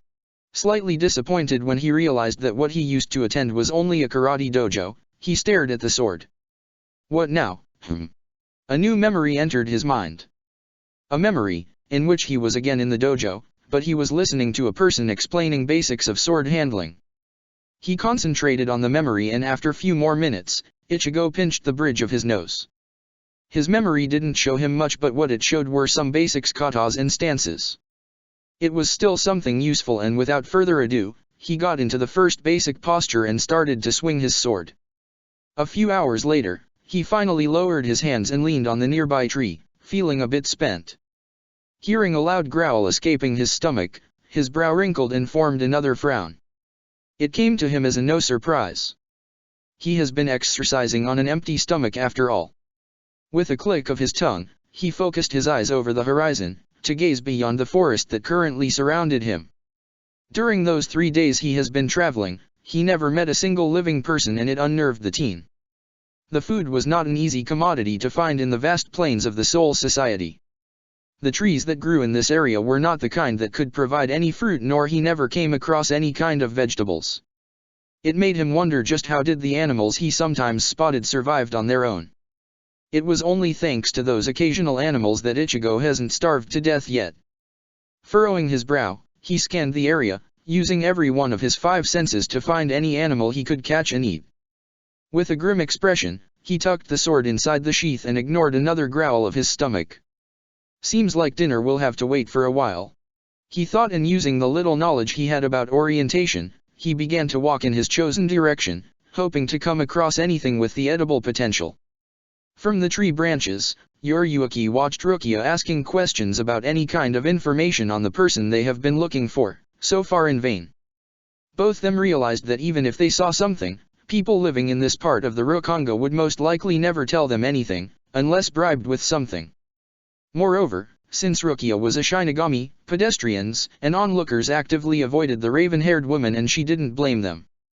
She remembered what it was like living in the Rokanga herself, when she was just a kid. She too would not probably open a conversation with a Shinigami that suddenly showed up on her doorstep or that just called out to her. Yoriyuki never lived in these kind of conditions herself, but one long look told her everything she needed to know. If they wanted any answers, they would have to move to the lower districts of the Rokanga, where people were more talkative. She waited a bit more before she saw Rukia glance up at her and shaking her head negatively. I see. So the 70th district is not enough. We may as well go to the 64th. They have at least few bars where one could gather some intel instead of just randomly stopping people, asking them questions. Narrowing her eyes, Yoriyuki turned her head around to stare in the directions the two of them came from. Even then, I had hoped that we could at least find out about that mansion that has been burned down. It's unusual to see a building of that proportions in such place. Why was it there? For what purpose? She hopped down from the tree and slowly approached Rukia. And more importantly, why does it look like the kid was the one who burned it down? I may as well take a dip in the water. I'm beginning to stink. Ichigo said to himself while finishing the last portions of his dinner. After walking for an hour, luckily for him he came across a small lake that housed quite the number of fishes he managed to catch after another hour of failed attempts. As he was still surrounded by trees, there was no problem with finding the wood for a fire. It took him another half an hour to actually light it up, but he didn't complain. It was better than starving for a day. Swallowing the last bite, he took his clothes off and rinsed them a little in the mildly cold water. They were too dirty and sweat, and wearing them was beginning to feel uncomfortable. He spread them on a large rock near the fire, so that it could dry up, and after throwing some more pieces of wood into the fire, so that it wouldn't die, he slowly walked into the lake, enjoying the cold sensation of the water on his bare skin. It was difficult to tell what season it was in the Soul Society, but Ichigo didn't care. All he needed to know was that the temperature of the air and the water was bearable. It was the first time since he passed on to the afterlife that Ichigo had a little piece of peace, so he let the water support him while he just floated like a leaf, forgetting about everything that happened until this moment. With his body like a cross, he took a deep breath and just enjoyed the silence enveloping him. The calming effect of the water soothed his body and his soul, and Ichigo almost fell asleep. He gazed upon the sky and the clouds that passed through it. I envy you, clouds. The only thing you have to do is to float in the sky without any responsibilities and baggage that could weigh you down. He thought about the memories that he saw just before he snapped in the House of the Pleasure. It was a memory of two girly faces smiling at him from afar. His sisters. I hope that wherever you are safe. Ichigo thought with a hint of sadness on his face. He remembered what happened to them, but he couldn't help to think that the fact that they couldn't pass on to the afterlife with him was a blessing on its own accord. He didn't know what would he do if his sisters came with him and were also kidnapped and forced to. Immersing his head into the water fully, he shook off those rather disturbing thoughts and focused on the breeze that passed his wet face, refreshing him greatly. He still couldn't remember much of his past life, but he was starting to think that it may be for the best. This way, there was nothing more that could weigh him down. From what he knew, he was sure that in his past life he had some friends. Faces covered with shadows, faces without names, but faces that his mind sometimes replayed for him. Were they said that he was gone? He didn't want to think about that. What about the rest of his family? He could only recall his sisters, and that memory alone was heavy enough. Hearing a branch snapping, he stiffened and plunged into the water. He swam under the water surface and let his head resurface only when his feet could touch the bottom. Who's there? He asked sternly. It's me, Ichigo. It's Kazumi. I've been looking for you. He heard a familiar voice coming from behind a large boulder. Kazumi. Widening his eyes a little, he slowly emerged from the water and neared the fire to dry himself. What are you waiting for? An invitation. Ichigo called out to him. No, I just don't like fire. Could you put your clothes on? Frowning a little at the tone of Kazumi's voice, Ichigo quickly dressed and approached the boulder. Come on, why are you still hiding? Stop. Ichigo raised an eyebrow at the distressed voice coming from behind the rock. Just promise you won't freak out. Okay? I promise. After a moment, Ichigo saw a person emerging from behind the boulder and he opened his mouth to fire a few questions, but he stopped midway. His expression went from surprise to shock. What the hell happened to you? Ichigo was staring at the person in front of him, the one he knew under the name of Kazumi. It was hard not to stare, as that person's face was the reason for his shock. It was not the fact that Kazumi was not a man but a woman that shocked him. After all, Kazumi was a name that could be used for a male just like it could be used for a female. It was the fact that almost half of Kazumi's face was horribly disfigured by what appeared to be a burn marks, her short hair barely covering them. Don't tell me. I did it when I burned down that brothel. Ichigo felt his throat dry up. Kazumi quickly shook her head. No. This happened to me a long time ago. Ichigo released the breath he didn't know he was holding in. Aren't you disgusted by me? Kazumi asked in a quiet voice. The teen glanced at her with a frown. Why would I be? I mean, I'm a bit surprised, but that's all. Kazumi offered him a quick small smile. Ichigo thought about what she said and glanced behind him. That's why you said you didn't like the fire. She nodded. Yeah. Since he didn't need it anymore, Ichigo walked to the fire and smothered it with the dirt. Motioning Kazumi to sit down, he sat down himself. So what happened to you? I couldn't find you anywhere inside, so I figured you must have escaped while I was with that bitch. His mouth twitched a little when the image of a woman sitting on top of him flashed through his mind. When Kazumi gave him an apologetic look, he raised his hand. It's fine. We don't know each other properly. Escaping was a good option. Kazumi glanced at the sword lying next to Ichigo before opening her mouth. When the guards came for you, I hid in the shadows of the cell and waited after they took you away. I noticed that since you made a ruckus they actually forgot to lock the cell, allowing me to leave it. By the time I found an exit the building was on fire. I barely made it out before I blacked out from the amount of fire I saw. When I woke up, the only thing that remained from the building were the ashes and I didn't know what to do.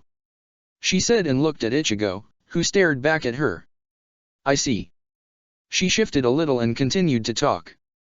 However, I heard something about others' brothels like that and I had that crazy thought that you may want to destroy them, so I decided to travel to the one in the northern district and that's how I found you. She finished and poked the ground with a stick. Ichigo narrowed his eyes and stared at her for a while. Something about her story was giving him bad vibes. He couldn't quite put his hands on it, but he was sure she didn't tell him everything. And now what? He asked. Kazumi shrugged. I don't know. Just like you, I'm alone, so I thought we could travel together. For a minute, Ichigo was silent and just studied Kazumi with careful eyes. What's in it for me? I mean, I'm grateful to you for taking care of me when I was dumped in that cell, but it would be a stretch saying that we're now friends. He finally stated with suspicious eyes. Kazumi stopped poking the ground and pointed the stick at the sword next to him. I noticed that you found a sword. I could help you train with it. I was quite proficient with swords in my past life. That sparked a little interest in Ichigo, but he remained skeptical. How do you know I need to train? You don't.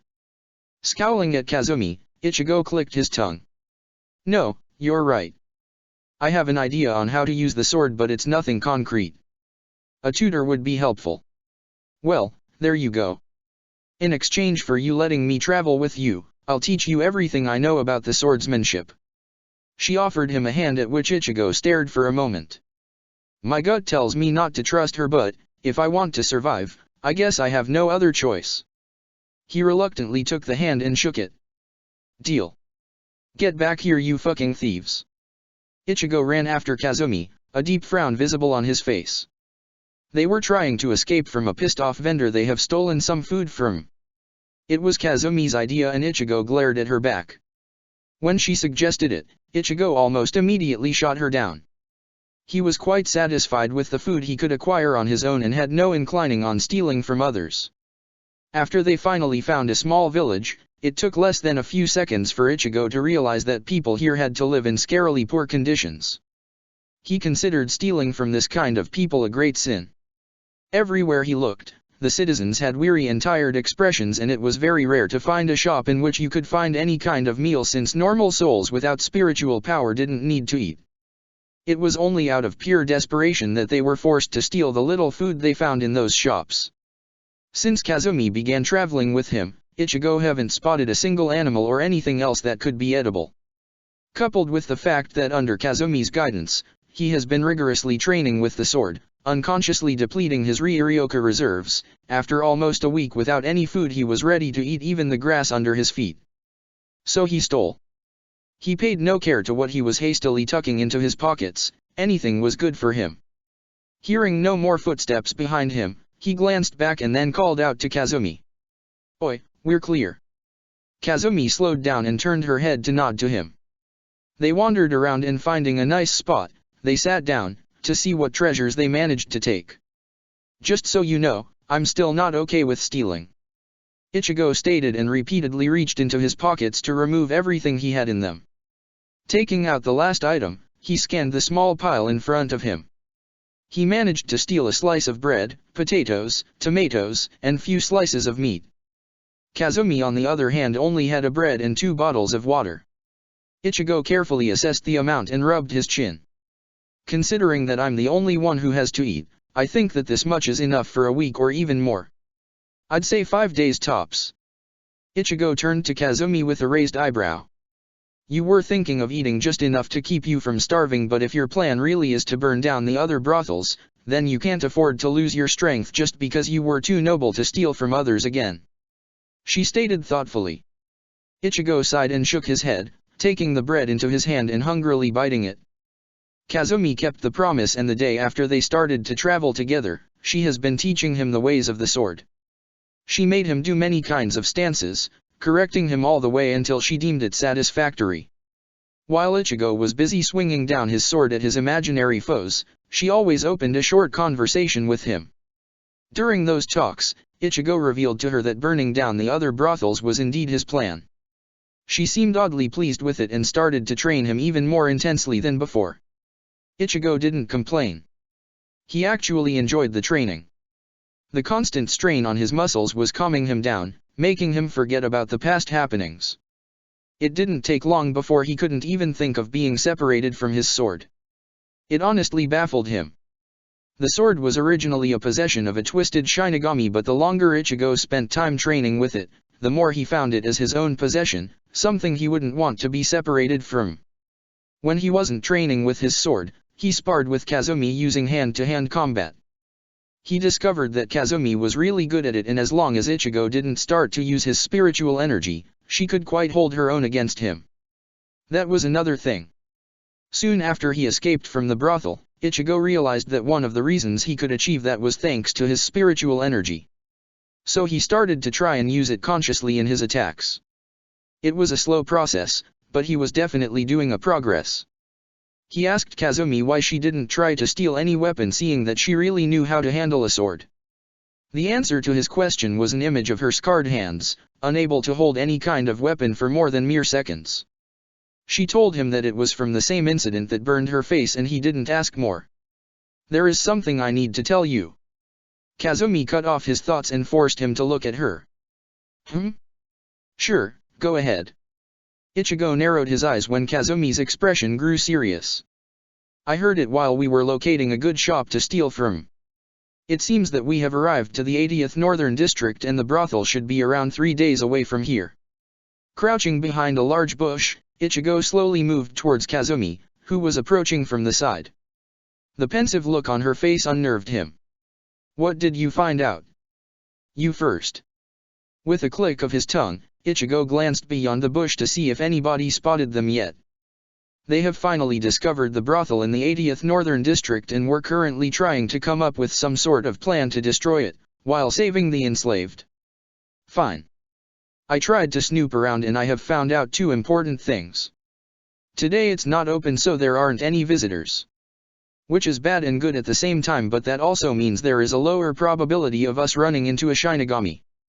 The second thing is, the owner of this place is supposedly inside. Ichigo reported and glanced above the bush one more time. He was getting nervous.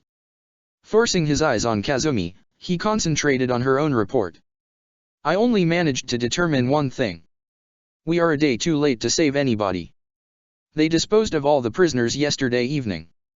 Kazumi stated and gulped a little when a dark look crossed Ichigo's face. What do you mean, disposed of? She bit her lip nervously and hesitated a little, before continuing. From the talk I hear between the 2 guards, they used a Shinigami to kill all of them. Apparently, they were too broken to use anymore. Kazumi couldn't help but to grimace disdainfully at the actions of the enslavers. However, that was nothing in comparison with Ichigo's reaction. With his expression hard as a stone, both of his clenched fists shook from anger and he was starting to increase his Ryutsu output. I know what you're thinking, believe me Ichigo, but you have to calm down a little. We don't want to alert them, right? Think about the plan. Ichigo pulled out the sword from the sheath and glared at the direction of the brothel. Screw the plan, I'm going to murder all of them. As the Ryutsu around Ichigo was still rising, along with his murderous glare, Kazumi considered stopping him only for a second before getting out of his way. She wasn't there when Ichigo decimated the guards in the first brothel, therefore she never saw him really angry. Seeing that now, she realized that whatever reason he had for doing this, she wouldn't be able to stop him. But she also knew that in anger, one can forget his surroundings, so she carefully followed him, in case he would need a support. Since they were no longer hiding behind the bushes, Kazumi was sure that the guards must have noticed them by now, and in her mind, she was preparing her muscles to do some beating. However, she forgot that from the guards' point of view, they looked like potential customers. Ichigo has been keeping his sword hidden from the open view, so when they came closer to the guards, they suspected nothing. Halt! The first guard stopped them and closely scrutinized them. What is Yugli? The second guard was cut down even before he could finish his sentence, leaving the first one just staring at the scene in front of him in shock. He managed to recover, but his scream never left his lungs as Ichigo quickly snatched him by the neck and with all of his strength, threw him against a tree. One breaking sound later and the guard fell on the ground. Ichigo didn't even spare them one glance before walking to the entrance. Let's go, Kazumi. In the 64th Western District, Yoriyuki was sneakily jumping from the roof to roof, trying to avoid being seen by any bystanders, while Rukia was nearing a small pub, covered in layers of clothes to hide the fact that she was a Shinigami.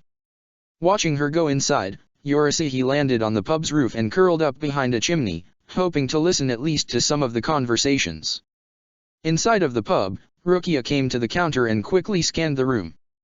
It was dimly lit and looked quite poor. As expected from the higher district. She murmured under the large scarf wrapped around her neck. Ordering a light beer from the bartender, she leaned above the counter and shoving a good amount of coins to the bartender's hand, she forced him to look at her. I'm looking for a bit of information, danger-free. She whispered in low voice. The bartender stared at her suspiciously, but the weight in his hand was too tempting. Ask. Under her clothes, Rukia grinned slightly.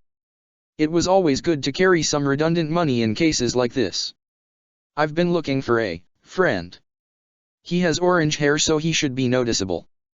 The bartender roughly snorted and put the beer in front of Rukia.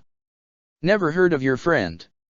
I've seen some weirdos in this area, but not one of them had orange hair. Rukia frowned. She didn't expect that. So he didn't come through here, damn.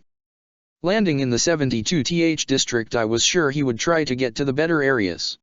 With a thoughtful look, she tried to catch the bartender's attention again. One more question. I heard about a huge mansion in the 72th district. That's quite unusual, don't you think? The bartender stiffened. Bingo. He slowly turned around and asked in a low voice. If you have more of those shiny coins, I may know something about it. Taking a few of them from her pocket, Rukia gave them to the bartender without any further thinking. He nodded to her and motioned her to lean closer. I don't know what is your business with that place, and frankly, I don't care. I've seen bigger bastards asking about it. That place is called House of Pleasure, a brothel of some sort, but it's a bit different from the usual ones. They have children in there, that's why it's kept in the 72th district, where almost no patrol ever goes to. Rukia's hand in which she held the beer shook and she had to put it back on the counter or else she would spill it. With wide eyes, she managed to recover from the nausea that washed over her. But I heard that the owner is quite the bitch.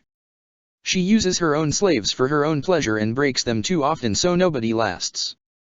If you want fresh ones, you should visit the other three. Breathing heavily, Rukia pulled her hands from the counter and kept them there, so that she wouldn't break something. You mean there are 3 more places like that? She fought hard so that her voice wouldn't waver. Yeah. There is one for each 80th district, so there is one in the northern, one in the eastern and one in the southern district. The one in 72th Western is closer only because the owner had enough money to bribe any patrol.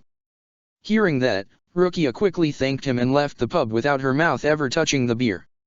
Yoriyuki found her few minutes later hunched over a tree, trying not to vomit. Did you found anything? Rukia turned to her and weakly nodded. Yeah, but you're not going to like it. What are you doing, Gaia? Ichigo wiped his bloody sword against the body of the guard that fell in front of him. Taking a look around, he suppressed the horrible feeling inside his chest and tried to analyze the situation. It seemed like he managed to take care of every guard that was present, along with the owner of the place. This time it was a man. What angered Ichigo more was the fact that he would never suspected somebody like this from doing such despicable acts if he met him on the street. The owner was a middle-aged man with short hair, fatherly-looking face and an athletic body. The only thing that gave him away was the psychotic grin when he admitted to enjoy raping his prisoners. After that he went on to describe the techniques he often used on his victims before Ichigo angrily plunged his sword into his jaw, effectively shutting him up. It was now that he could calmly look at the scene, the urge to vomit once again awoke within him. He killed all of them easily. Too easily.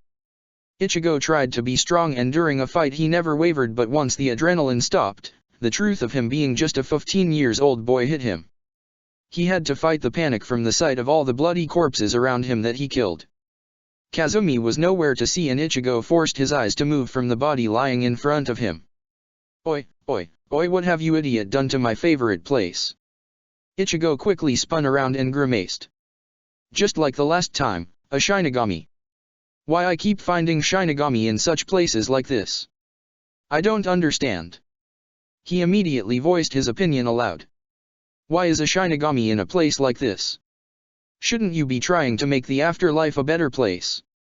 The man in front of him stared at him for a minute before exploding in a full-blown laughter. Bahaha, what is with you, kid? Did you hit your head or something? Hearing him laugh, Ichigo couldn't control himself and launched himself at the Shinigami. He hit nothing but the air. Huh. That's rude, kid. You shouldn't attack somebody during a conversation. The man's voice came from behind Ichigo, who hastily turned around. How did he do it? I didn't even see him move. Oh yes, you wanted to know what I'm doing here, right? I suppose I could tell you, as you'll be dead in a few moments. Ichigo ignored the threat and watched the man carefully. There is no way he could just disappear. Think. How did he do it? He knew he needed a time to figure it out, so he took the bait. Sure, do tell me. The man grinned and sighed with a faraway look on his face. I don't know who you are, but I think it's clear that you're no Shinigami, so you probably don't know shit about the captain of the 2nd Division, My captain, I mean. So he's from the 2nd Division. Great, the first one was from the 8th. What the hell is wrong with them? No, focus. How could he have just vanished? Captain Sui Feng. The man said jovially and then scowled. That bitch. She's a slave driver, you know. When we're slacking in our training, she take out a whip to punish us, a fucking whip. What am I? A fucking circus animal. He snarled and Ichigo for the first time felt the man's ryotsu. It was comparable to the on he fought in the first brothel, but it also seemed that it was not everything the man had in his possession. A small breeze caught Ichigo's attention. Wind, when I launched at him, I felt a light breeze just when he disappeared, maybe. If I ever had the chance, I'd show her that a bitch like her should lick a man's feet, but as it stands, it's impossible. What do you think are the chances that you'd find somebody's look-alike? As it turned out, they are quite fucking huge, and I found a girl that looked just like her in here. So what if she was just a kid? As long as she could scream, it's okay. And boy, could that kid scream. The man's face twisted into a cruel smile and he rubbed his hands. Ichigo gulped and his hands shook, but he tried to ignore the rising anger inside of him. If I'm right, it means that he was just using so quickly that all I felt was a breeze from his movements, but how? Oh yes, she screamed so nicely when rammed it into her. Hey kid, ever did a double penetration using your Zanpakuto? The man laughed deviously and ignored Ichigo's deadly stare. Shinigami possesses spiritual energy, so it stands to reason that they can use it for multiple purposes. So if I'm right, it means he used his spiritual energy to move faster than a normal human can, but how? Is it just by pouring the energy into your legs, or how? The Shinigami finally noticed that Ichigo was quiet and just glaring at him. He responded with a grin. What? Trying to figure out how to kill me? Don't bother kid, my friend is in Onmitsukido and taught me several things. So just because I'm an unseated officer, don't go thinking you can kill me just like that. As if trying to prove his point, he suddenly flickered from Ichigo's view and reappeared behind him.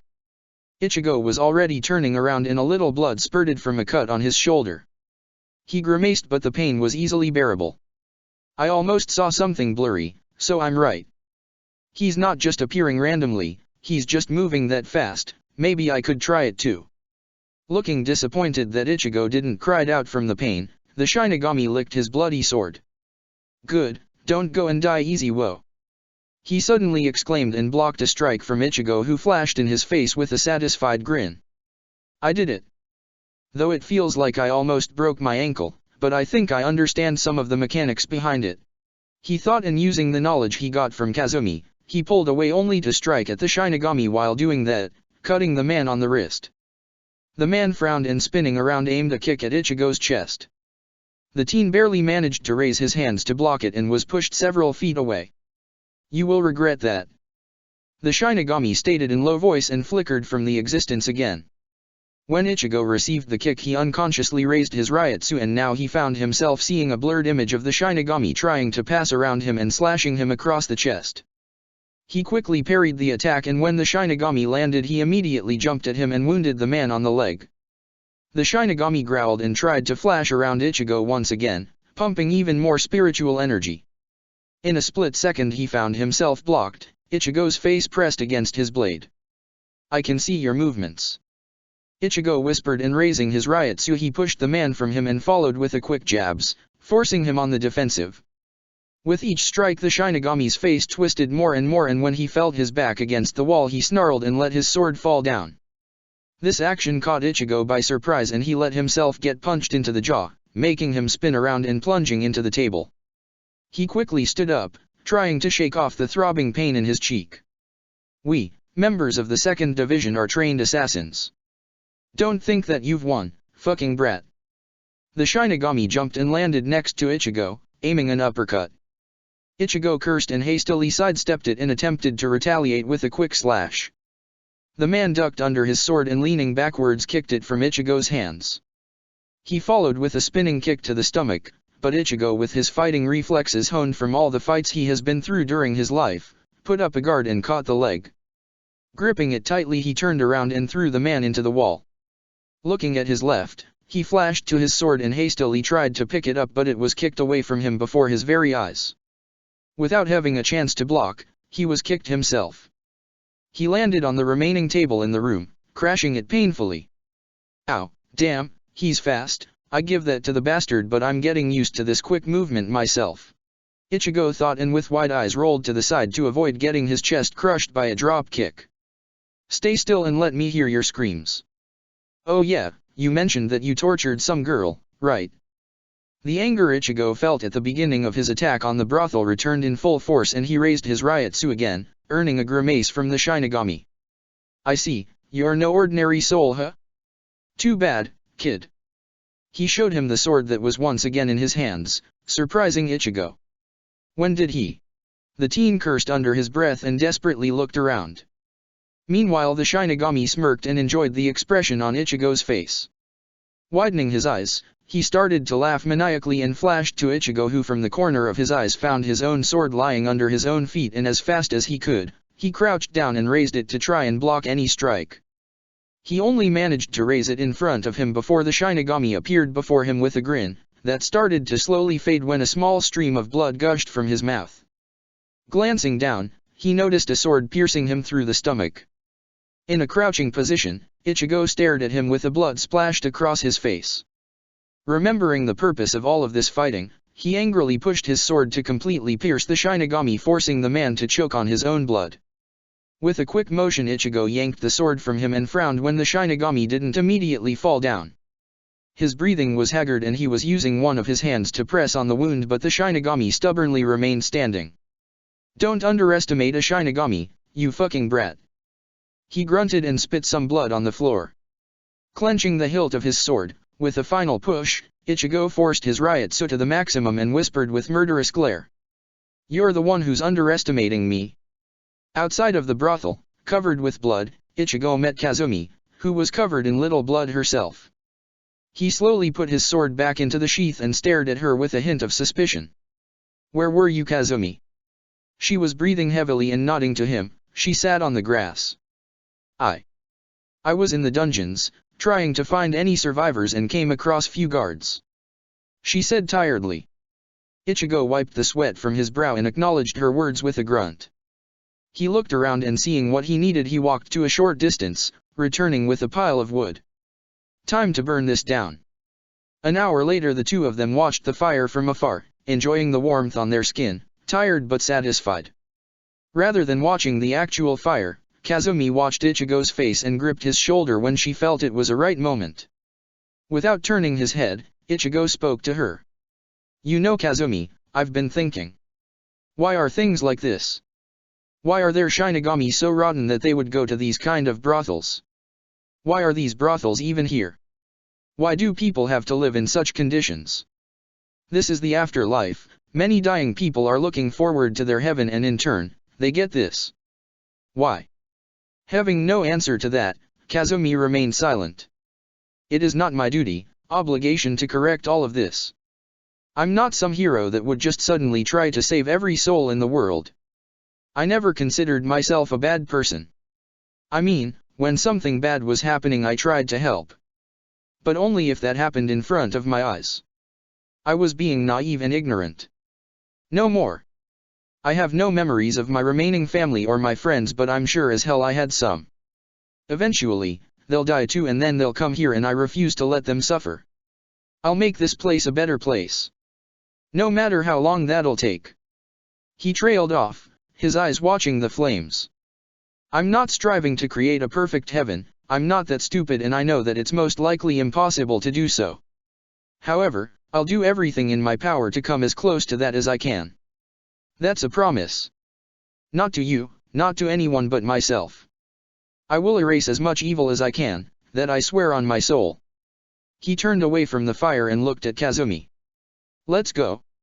It's going to be a long walk to the next target. Looks like we are a few days late. Yuriyuki commented while looking at the pile of ashes the size of a mansion. Rukia carefully walked through the destroyed remnants of a building, trying to look for something, for some clue. At least we now have it confirmed. The kid's next destination is another brothel and since it would take too long to go to the southern first, he must be headed towards the eastern one. Yuriyuki stated. Since Rukia didn't react, she continued to talk. However, I find myself quite curious. Kisuke said that we should have been able to feel his riot so clearly but we can barely sense it and Kisuke rarely is wrong. Something unexpected must be happening. Hearing a shocked gasp, Yuriyuki glanced up at stiffly crouching Rukia. What is it? Did you find anything? After a series of short, quick jumps, Yuriyuki landed next to Rukia and looked down at the thing Rukia has been staring for a moment. Is that? Rukia grabbed the thing and raised it to inspect it closer. Yes, it's a Zanpakuto. Yuriyuki grimaced in repulsion.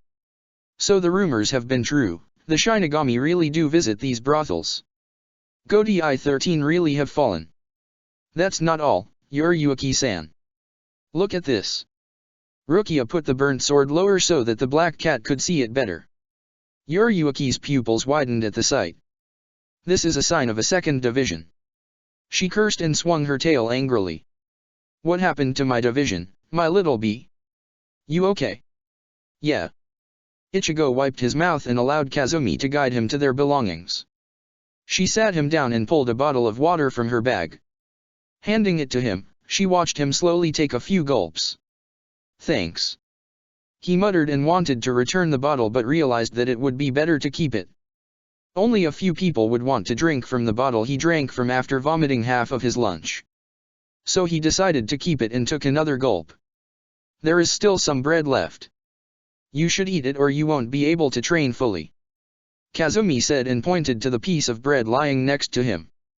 Ichigo glanced at it and after hesitating a little, he grabbed it and put it in his mouth. It's not that surprising, you know. Ichigo turned to her with raised eyebrow. Kazumi just shrugged and motioned him to continue eating. I mean that your body is reacting like this. No matter how hard you try, you're still just a kid. You just have to give it a time. It's not easy to get used to killing others. Fortunately, Ichigo had his mouth full as he wanted to snap at her, which she noticed and weakly smiled at him. You're not the only one who had to kill, remember? On the other hand, I have killed before. Mostly in self-defense, but that doesn't make it any less wrong or painful. The guilt will be there no matter what circumstances. Taking another sip of water, Ichigo finally swallowed the piece of bread and put down the bottle. It's not like it's the guilt that I'm feeling. I mean, every person I have killed so far have been bastards, perverts, and those kind of sons of bitches that shouldn't even be allowed to breathe. It's more like I'm disgusted by myself, he said in low voice and glanced at Kazumi. She continued to weakly smile at him, there was no loathing in her eyes. You feel like you've fallen on their level? Ichigo shrugged. Maybe, I don't know. I just feel so dirty. Well, we could always take a dip in the water. Ichigo chuckled and shook his head. It's so easy during the battle. When I'm fighting I'm not thinking about this kind of useless stuff. My mind is firmly set on the task, I concentrate on fighting. I think about my strikes, when to attack, when to pull away and just defend. It's after the fight that it starts, he said and stared at the ground below him. Kazumi grabbed his arm and squeezed it lightly. That's good. It means you can keep your cool, which is a great predisposition for somebody who will encounter more fights in the future. However, you can do nothing for the rest, I'm afraid. You just have to endure it and it will get easier. Ichigo stiffened and tried to pry his hand from the grip, but Kazumi squeezed his hand firmer. I don't want to get the killing to get easier. It's already too easy. He raised his voice a little and a deep scowl settled on his face. Ichigo. Hey, Ichigo. Look at me. Kazumi waited until Ichigo begrudgingly glanced at her. With a yelp he massaged his head after receiving a whack on it. Idiot, you misunderstood. I'm not saying that the killing will get easier. It never does. It's just that dealing with it becomes easier as the time passes. Those feeling of disgust, of self-loathing and the guilt get more dull until it's relatively easy to ignore them. Killing others should never be easy. That it bothers you is the sign that you are indeed a good person, she explained with a firm stare. Returning it with shaky gaze, Ichigo nodded after a while. Thanks, he muttered, and grabbing the bottle, he took another gulp. Kazumi stood up and dusted herself. Now, enough talking, it's time to train. There are still some things I can teach you. For example, when you're left open, don't try to force yourself and just go with the flow and. She started to explain more of her instructions and Ichigo slowly got up himself, thanking her in his mind. It's them, Ichigo whispered, and his hand almost immediately went for his sword. Kazumi stopped him and stared him in the eyes. Tell me, why are we doing this? Is it for revenge? Ichigo shook his head and glanced back at the clearing, where a band of thugs was having some sort of party. It was evident from the amount of empty bottles of alcohol splattered all around them. They were the same group of thugs that kidnapped Ichigo the day he awoke in the Soul Society for the first time. He quickly shook his head. No. Well, it would be a lie to deny that there isn't a speck of revenge on my mind. After all, thanks to them I was sent to that bitch who. He trailed off and Kazumi noticed that his hands shook. Want to talk about it? Maybe later. The thing is, I'm angry at them, but this is not just about some petty revenge. These scumbags are the ones who abduct children and dump them to those brothels. They can't be forgiven, and with them out of the picture, there is a lower possibility of recreating the brothels. Ichigo knew that it wouldn't completely stop the human trafficking, far from it. However, it was a start. He glanced at Kazumi. She raised her eyebrow. You know I'm not going to stop you. I'm not going to defend them. I just want you to remember the reason for doing this so that you won't lose your way. Aside from that, you have my support. Giving her a short smile, Ichigo slowly pulled out his sword and prepared to jump into the clearing. Before he did it, Kazumi told him one more thing. Remember, do not use flashy moves. I know that since you found out about that high-speed movement you're dying to use it in a battle again, but you still haven't perfected it yet. Just stick to the basics. A nod later, using a bit of his spiritual energy, Ichigo jumped high and landed in the middle of the clearing, amidst the thugs who looked at him in surprise. One of them drunkenly called to the man behind him. Oitetsu. Some birdie landed here. At the mentioning of that name, Ichigo gripped the hilt of his sword, gaining attention of the others who finally noticed the weapon in his hands. What?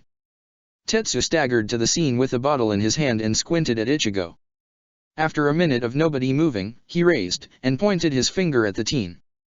I remember you, brat. You're that, huh? What are you doing here? Shouldn't you be getting fucked in the ass or something? The clearing erupted in laughter, and in a small distance Kazumi cringed. Despite Ichigo's back being in her point of view, she knew what kind of expression was now on his face. Her intuition proved to be right when a heavy riot so filled the clearing, and a moment later, the cries of pain echoed through the air. Carefully, she neared the clearing, to watch the scene unfold and to provide a support for Ichigo, if needed. That proved to be unnecessary, as when she got closer, it was already halfway over. Few minutes later, an angry Ichigo was standing in the middle of the bloodbath, his sword embedded in the ground and his breathing heavy. She quickly walked to him, and it was the right thing to do as he leaned forward and was forced to empty his stomach. She rubbed his back to soothe him and took a peek at their surroundings. It wasn't a nice sight, but one could see that it wasn't done by somebody who enjoyed killing. If that was the case, the bodies would have been more crippled, more mutilated, possibly dismembered. The corpses around her bore only two kinds of injuries. A precise strike through the heart or a cut deep enough to sever the arteries, both of them causing quick death. When she felt that Ichigo was done, she helped him get up and offered him the bottle of water. What do you want to do with them? She asked quietly. Ichigo took a deep breath and gazed at the bodies in front of him. I have something in mind. 2 hours later, the duo left the clearing, heading towards their next target, the brothel in the 80th Eastern District, leaving a pyramid-shaped monument made from a stacked pile of stones that hid the dead bodies of the thugs. On the very top of it was a small wooden plate with a few words written on it. Here lies the remnants of the group of the human traffickers. The rest of you, beware. I'm coming for you all.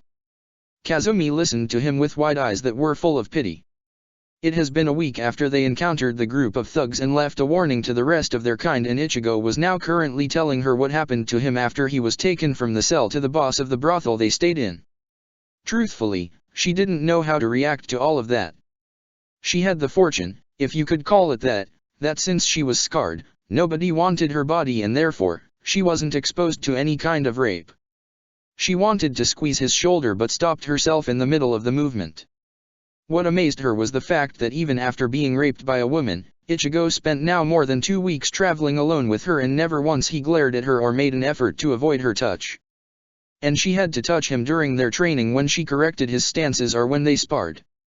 Just for that, the respect she held for him grew even more, creating a painful sensation in her heart knowing what would eventually had to happen to the two of them. She shook her head. They still had some time together. And then she took some random girl and tried to force us to. Ichigo trailed off and clenched his jaw, but Kazumi realized what he wanted to say and she felt her own anger bubble under her skin. In that moment I kind of remembered something from my past life and I just snapped. She bit her lip and anxiously asked. What did you remember? He slowly turned to her and offered a small sad smile to her. My 2 little sisters. The tone with which he said it told her more than he realized. It was clear to Kazumi that whoever Ichigo's sisters were, they no longer belonged to the living. With a resolute sigh, she stood up and glanced at him from above. You know, Ichigo, you maybe don't realize it, but you are amazing. Ichigo scowled at her with a snort. Yeah, right. I mean it. Even after everything that happened to you, you still feel remorse when killing those who caused you pain, and moreover, even after what that boss did to you, you're still here with me, talking to me like it was nothing. Kazumi firmly stated, but Ichigo just waved his hand. It's not like you are the boss. He raised an eyebrow when Kazumi laughed. Sorry, but I had to laugh. Do you even realize how admirable your attitude is? Most of the guys in your age would rather have their fingers cut off than get close to or even touch a woman again. Incidents like this causes major traumas that are often really hard to overcome. That you can talk and travel with me so easily just shows how strong your will is. That is, in my opinion, amazing. But now that I think about it, maybe this is the true reason for his vomiting. Maybe after killing somebody he remembers what happened to him. You could say that his ability to indulge in violence with full concentration is too a result of him getting raped. It wouldn't be that surprising. Actually, it fits quite nicely, she thought after replying to him. Ichigo didn't say anything to that and just took a gulp of water before standing up. Well, I think it's time for more training. We should be getting close to the next target so we have no time to waste. Bad news, Ichigo. It looks like they heard about what happened to the first brothel and they have a seated officer stationed as a guard. Kazumi reported after crouching behind a low wall together with Ichigo who came from the other side. She was met with a small smile that confused her. I can deal with him. What's more important is that this brothel still has their prisoners and from I heard they are new and still nothing happened to them. It means we can actually save somebody this time. Ichigo said in a low but excited tone. Kazumi smiled at him but tried to calm him down. Okay, that is good, but remember to take care. A seated officer is a lot stronger than the ones you fought before, so be careful. Don't worry, I'll be fine. She frowned when he left their hiding place and looked at his slowly retreating back. He's getting too cocky, she thought warily and aimed her steps towards the entrance to the dungeons of the brothel. Not bad, brat. Still, this is the end for you. The Shinigami grinned maliciously and wiped the blood from the cut on his forehead. He slowly walked towards Ichigo, who found himself bound with a yellow rope made from an energy. He tried to struggle, but the wound on his stomach was making it very painful to move.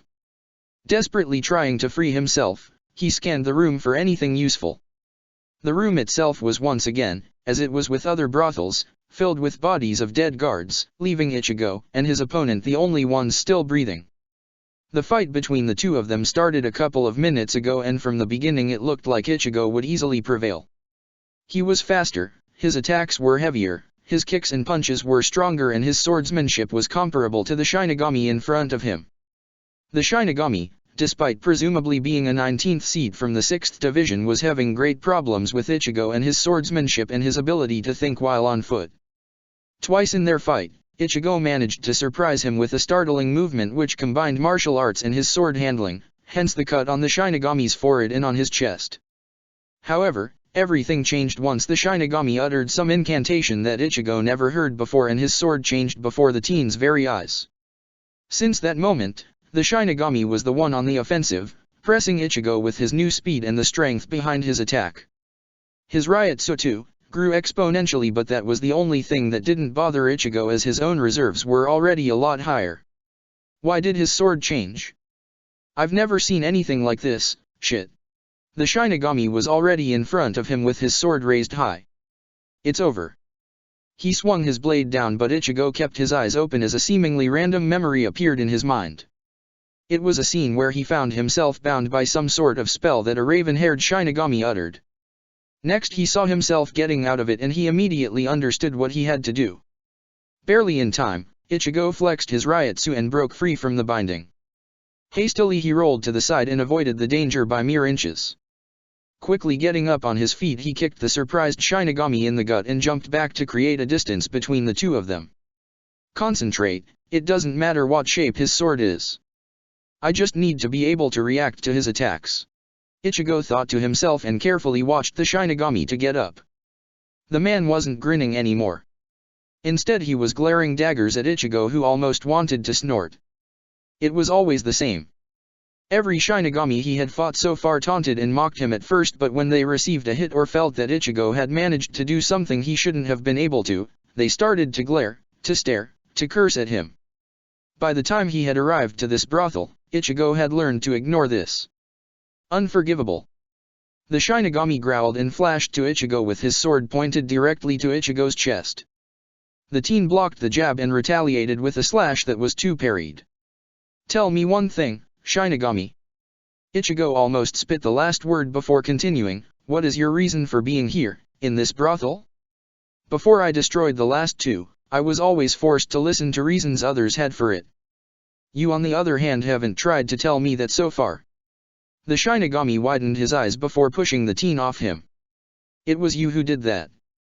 He exclaimed angrily, but then his mouth twisted into an evil smirk. No reason. I just like to hear them scream. Occupational hazard, you know?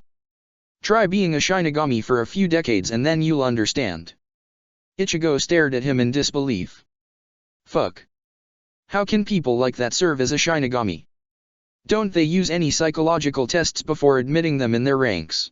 Ichigo growled and his Ryotsu grew explosively, becoming almost visible. The Shinigami unconsciously backed away. Who are you, brat? He asked surprisingly calm. Ichigo readied his sword and sent a heated glare at the direction of the man. My name is Kurosaki Ichigo, the one who will clean the Soul Society from the trash like you. Kazumi wiped the blood from her fists and hurried to the last cell, opening it with a key. She turned to the group behind her that consisted from few scared children and 2 adults, a man and a woman. When my partner finishes his business on the upper floor, you will have 2 options in front of you. Either you will escape and try to live a new life, or you can stay here and use this mansion as your new home. Kazumi stated and watched the man glance at the woman.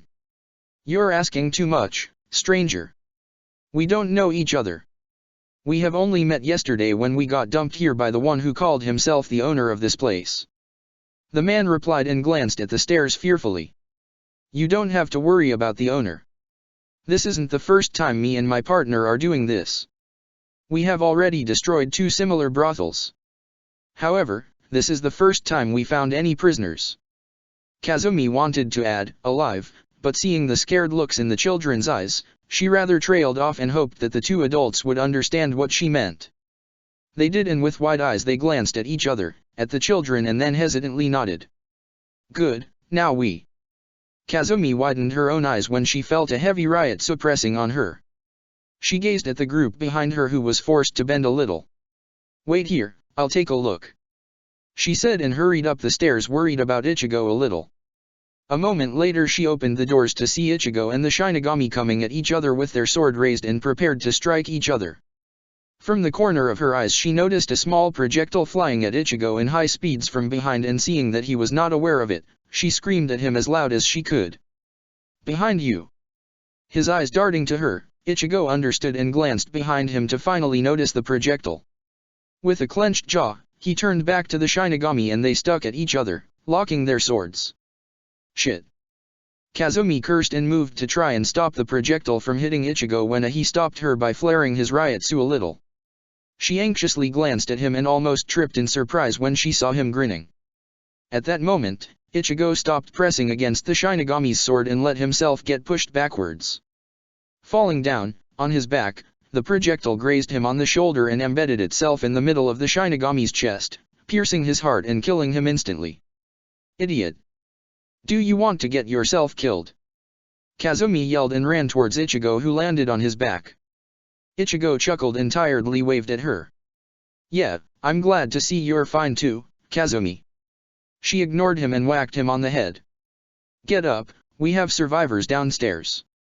With a wide smile, Ichigo let her help him get up and grimaced when she did it not so kindly. Ow! She raised an eyebrow at that and took a closer look at him. Ichigo never out before. Seeing the blood trickling from his stomach, she cursed and quickly sat him on the nearby chair. See? This is what you get when you're too cocky. She berated him and snatched a single bandage from her bag. Ichigo just shrugged and received another whack on the head. Oi, is that how you treat wounded? Shut up or you'll have to bandage yourself. Clicking his tongue, Ichigo snorted and let her put a plaster around his waist. While she was doing that, he leaned over and took out a bottle of water. How are you feeling? Kazumi asked more calmly. I can manage. It's just a cut and the pain is bearable. Not that, you haven't vomited yet, have you? Ichigo stiffened and peeked at her with wide eyes. Now that you mention it, my stomach is quite calm. She gave him a short thumbs up and finished the bandaging, allowing him to slowly stand up. So, where are the survivors? It was a day later that Ichigo and Kazumi were leaving the mansion, and this time, they left the building intact instead of burning it down. Standing in front of it, the duo waited until the children went inside before engaging in conversation with the 2 adults. Are you sure you want to stay here? I don't think it's good for the kids to live in such a place. Ichigo muttered with a grim expression. Well, it's a nice building that has more than enough rooms, so for now I think we should stay here. All of us came here only yesterday, so the kids don't even know what this place used to be. Moreover, I don't think anyone would want to come close to this place, and if they did, that monument will scare them away. The man glanced at the monument in front of them. It was a similar one that Ichigo and Kazumi made for the group of thugs. They hoped that it would be enough to secure the building from other human traffickers. In any case, they promised to return to the place in the future to see if everything is okay. Well, okay then. I guess this is goodbye, Kazumi said and glanced at Ichigo, who suddenly shook his head. Ignoring him, she shook hands with both the man and the woman and waited for Ichigo to do the same. The woman thanked them one more time for saving them, and after that, the two of them left. They had one more target left. So he was the one who created the monument. Rukia asked the man, standing in front of the doors to the mansion. Yuriuki was listening to the conversation from Rukia's shoulder, her mind deep in thoughts. It seemed that they have missed Ichigo only by a day, which meant that they were closing on them.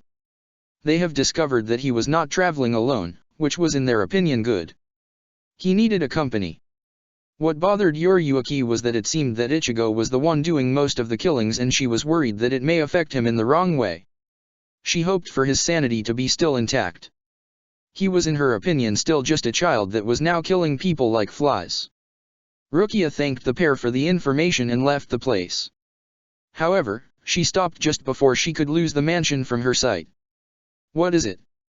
Yuriuki asked. Rukia raised her hands. I'm sending a hell butterfly to my captain. He needs to know what is going on here, and I also want him to set a patrol so that these people could get some peace. You think it will be met with success? Rukia smiled a little at the cat. Captain Yukatake isn't the kind of a person that would ignore something like this. I believe in him. She sent the black butterfly and grabbed her bag. Finally, we're gaining on you, Kurosaki Ichigo. I promise that this time, I will save you. What the hell is wrong with you? Kazumi snapped after Ichigo shook his head for the 20th time. He shook his head one more time and glanced at her with nervous eyes. I think I'm going crazy, Kazumi. What? When she kept staring at him for a full minute, Ichigo gulped. I can hear an insane laughter in my mind. Chapter 3, Kiss Your Judas, The Killer Within. The sky was already dark when Kazumi sat down on the ground, near the fire, and suppressed the urge to flee from the flames. Instead, she moved her concentration on something else. Specifically, on the person sitting next to her, on her left. That person was an orange-haired boy, almost a man. Kazumi's eyes, which rarely showed concern for anybody, were watching the inner struggle the teen was apparently in. They were filled with worry. The boy had a clenched jaw, his eyes were closed, but under the eyelids, she could see their chaotic movements. His mouth was slightly opened, showing the set of his teeth grinding against each other. They were still traveling alone. The boy formed a fist with his right hand and was about to punch the ground, punish it for his problems, only to stop just a few millimeters before the skin on his knuckles could touch the soil. For an outsider, the scene would have seemed quite clear. The boy was insane and the girl was looking after him, so that he wouldn't hurt himself. Well, he wouldn't have been that far from the truth. Did it stop? Kazumi asked worriedly. The teen took a deep breath, opened his fist and his eyes at the same moment, and nodded with tired expression. Yeah, for the moment. Kazumi didn't know what to say, so she just moved closer to him and squeezed his shoulder, to show her support. The teen raised one of his hands unconsciously and placed it on top of hers. He too didn't know what more to say. They had been discussing his current problem many times in the past few days, but to no avail, as neither of the two was able to understand what was going on with him. Since they couldn't reach any explanation, they just agreed not to bring the topic up again, unless they found more clues about it. Ichigo and Kazumi left the third brothel, cleaned from the vermin, trash, and other disgusting things, almost 4 days ago. During that time, the insane laughter that Ichigo started to hear so suddenly inside his head progressed, and now the teen was able to recognize whether the voice was muttering something or not. However, Ichigo could not understand just what the voice was saying. It always left him with severe headache, which was at its peak just before he lied down and tried to catch at least an hour or two of sleep. It made him irritated for most of the day, and only thanks to Kazumi's constant presence, he managed to stay sane. He was almost 100% sure that if he had been alone, he would have snapped a long time ago. The voice wouldn't have been the only reason. That was only a bittersweet frosting on the top of the cake that represented all of his issues. Even if it was now almost non-existent, he still found himself vomiting once a few days when his mind wandered to his memories of his past killings. His young body was fighting the feeling of guilt that was building inside of him. It didn't matter that he was telling to himself he was only killing those who really deserved it. In the end, he was just trying to justify the deeds against the teachings being instilled in him from the very day he was born. Sure, he knew from his messy memories that he used to be a person who often got into fights with others. But those were only battles where only small spits of blood flew around.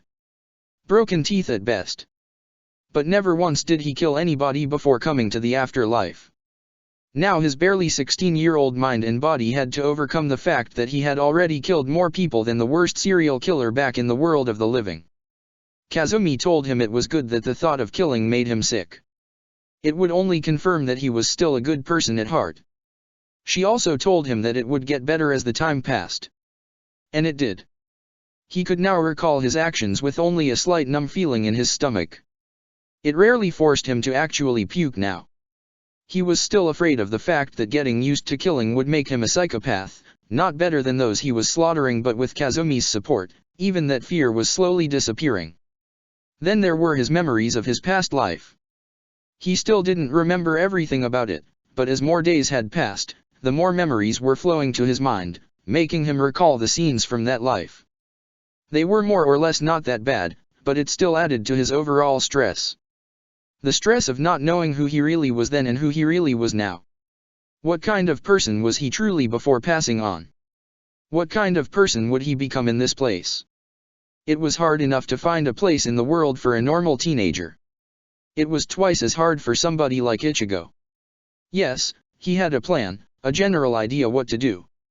He knew he wanted to purge the dirt from the afterlife, but he was also starting to recognize that for a one person, it was an impossible task. Like fighting the windmills. His mission was the so-called mission, impossible. Aside from that, he didn't know what other purpose he had. Was his quest to strive for the better afterlife enough? It was a gargantuan task, but Ichigo still thought it was not enough.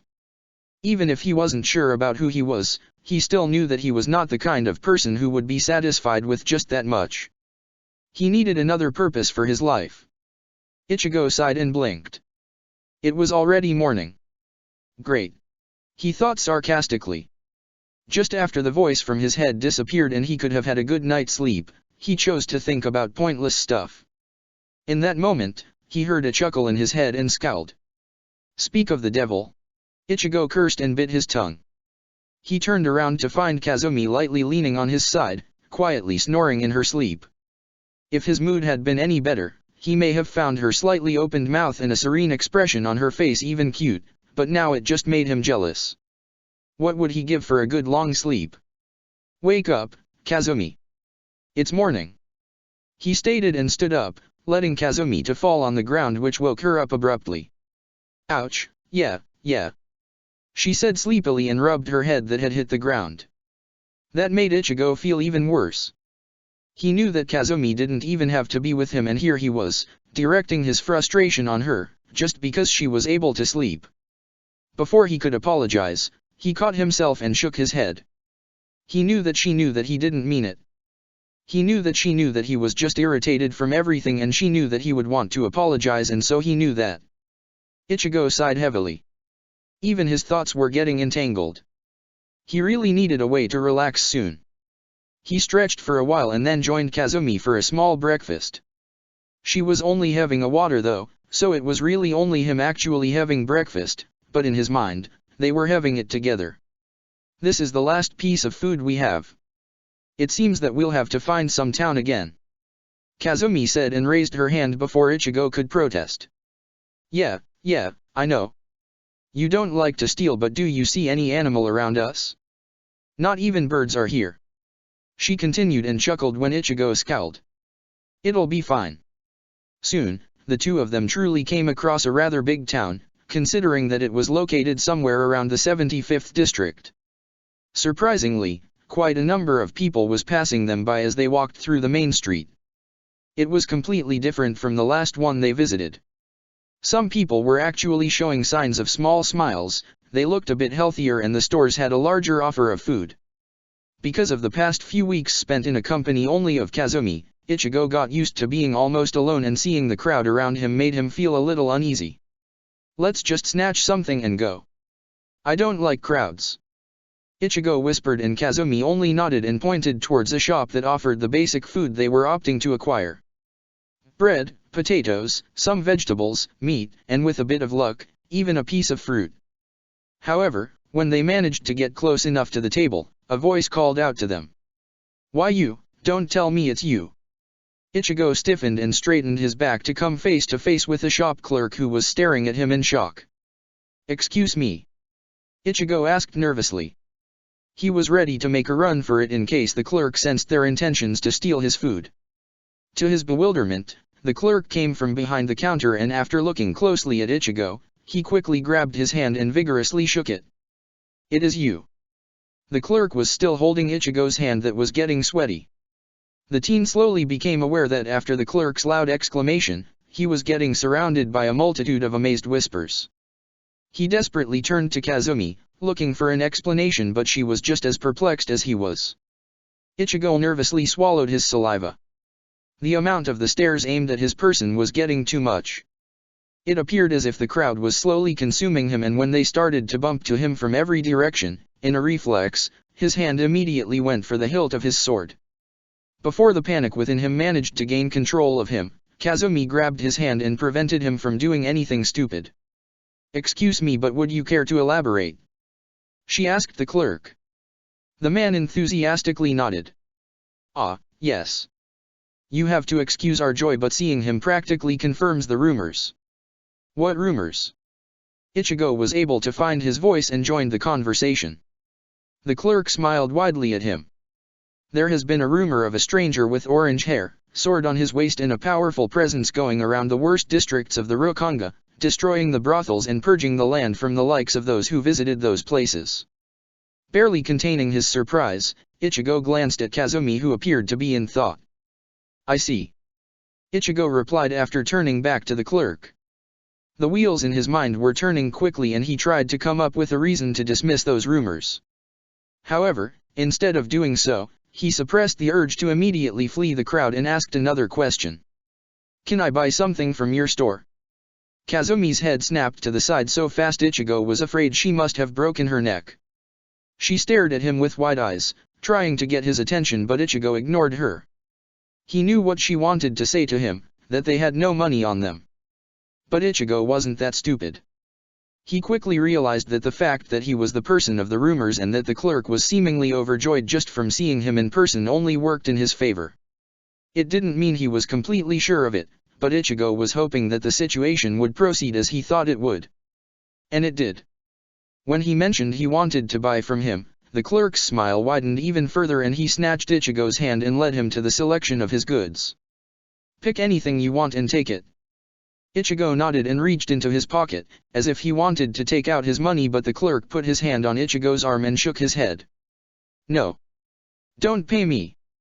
This is the least I can do for somebody like you." On the outside, Ichigo formed a grateful expression, but on the inside, he was grinning in satisfaction. This was just what he hoped for. A free food. Even if this made him a bit of a manipulative person, in his mind it was always better than stealing. Prompting Kazumi with a jab to the shoulder, they took what they originally intended to steal and once more thanked the clerk. After a while, when they finally managed to leave the crowd of the overjoyed citizens, Kazumi blew some air through her mouth. "Commendable, Ichigo, commendable," she said with a proud expression, but there was a teasing overtone in her voice. Ichigo shrugged and looked inside the bag with satisfaction. "I'm not proud that I manipulated the poor man, but it is better than just outright stealing," was his reply, to which Kazumi just chuckled. "If you say so, Ichigo, if you say so." He ignored her and closed the bag, doing a simple count in his mind. "This food should last at least a week, and by that time, we should have already come across some animals that I can hunt down." Knowing that, his mood improved, and getting Kazumi's attention, he pointed towards the end of the town. There was nothing else they needed and he wanted to get to the last brothel as soon as possible. While the rumors could prove useful in scaring the weak trash, it could also alarm the rotten Shinigami and make it really hard for him to destroy the last brothel. It didn't take long and the two left the town, eager to continue their mission when the road got blocked by a mob of angry men. Unlike the scene with the crowd in the town, Ichigo needed only one close look at them to know what was going on. Should have known there wouldn't be just fans of my idea but those against it too. The trash that actually enjoys the brothels. He thought and narrowed his eyes. I suggest you to clear my path, trash. Seeing bastards like you, I'm barely containing myself from cutting you down where you stand. Ichigo stated in a hard voice. Behind him, Kazumi carefully shifted her footing to be able to spring into the action instantly after Ichigo would have given the signal. The group of men glared at him and collectively spit on the ground. You think you are some kind of a hero, kid?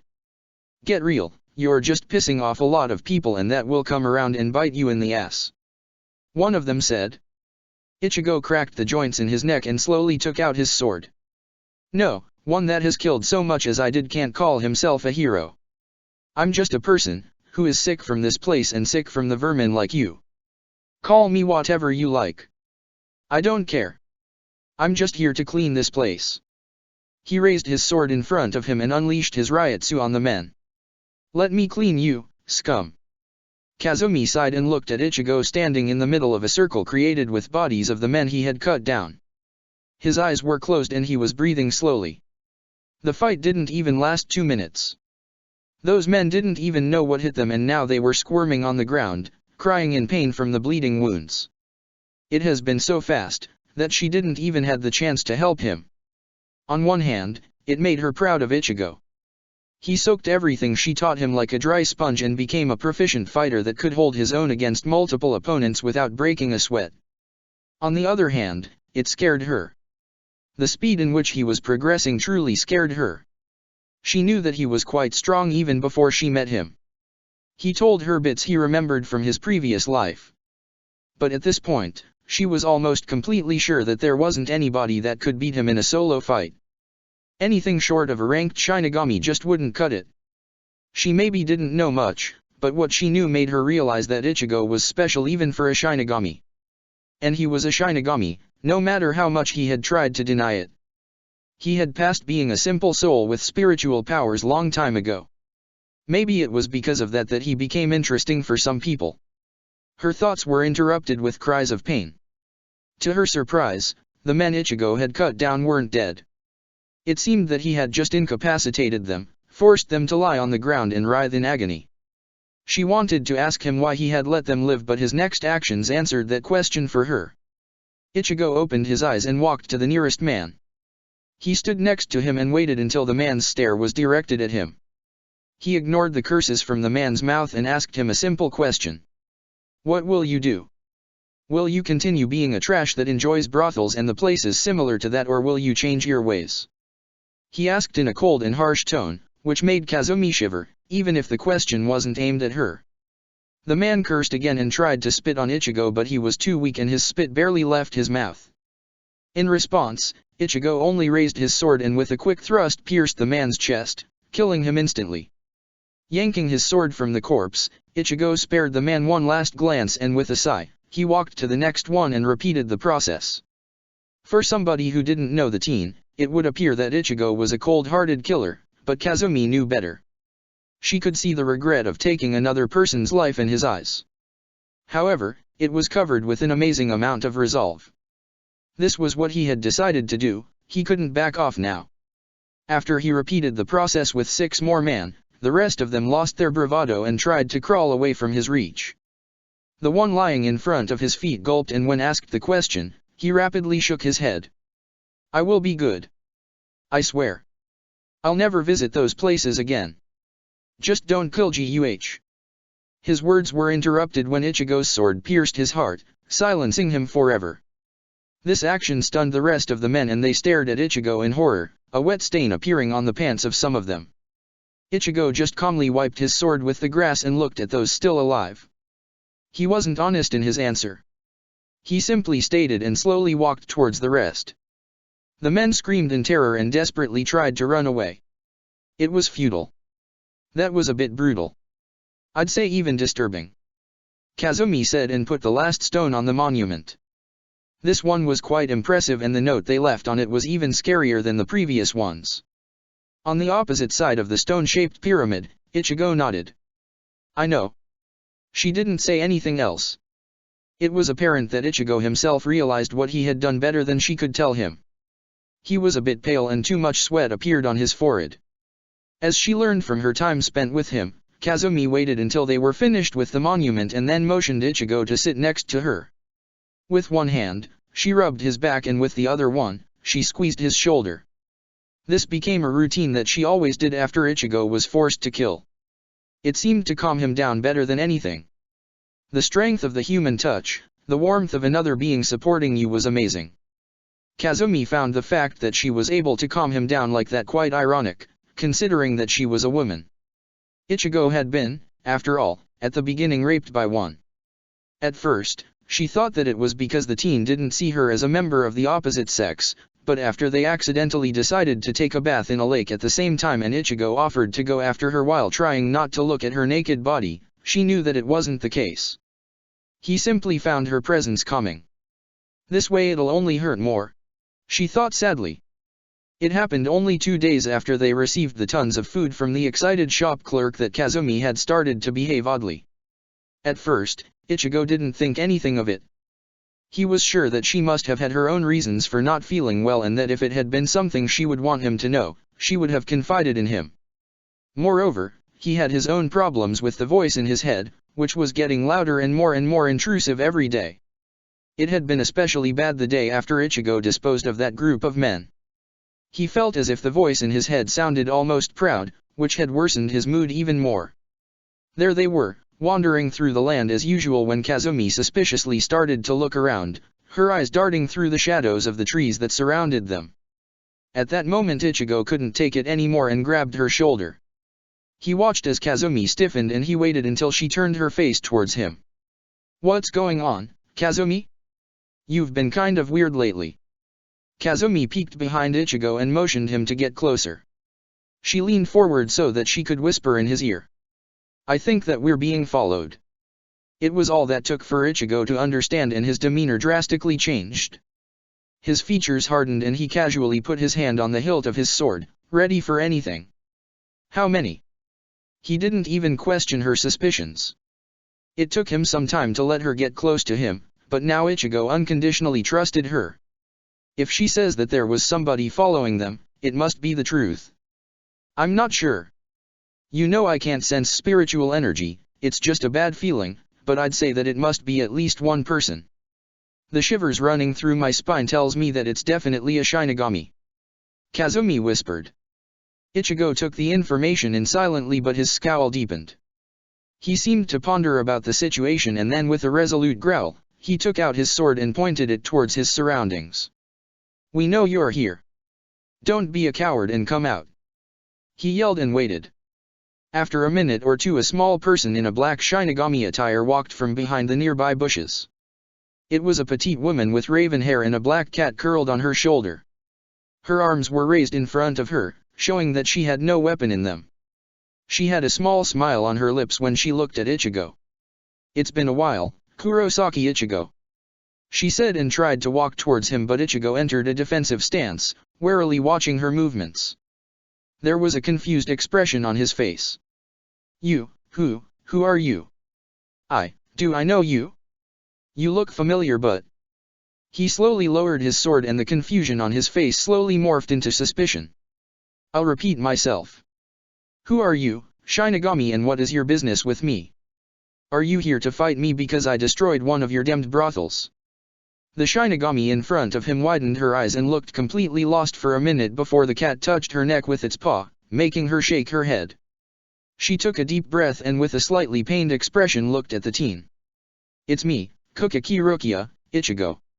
I'm the one who sent you to the Soul Society after you had died. You don't remember. Ichigo blinked and lowered his sword completely.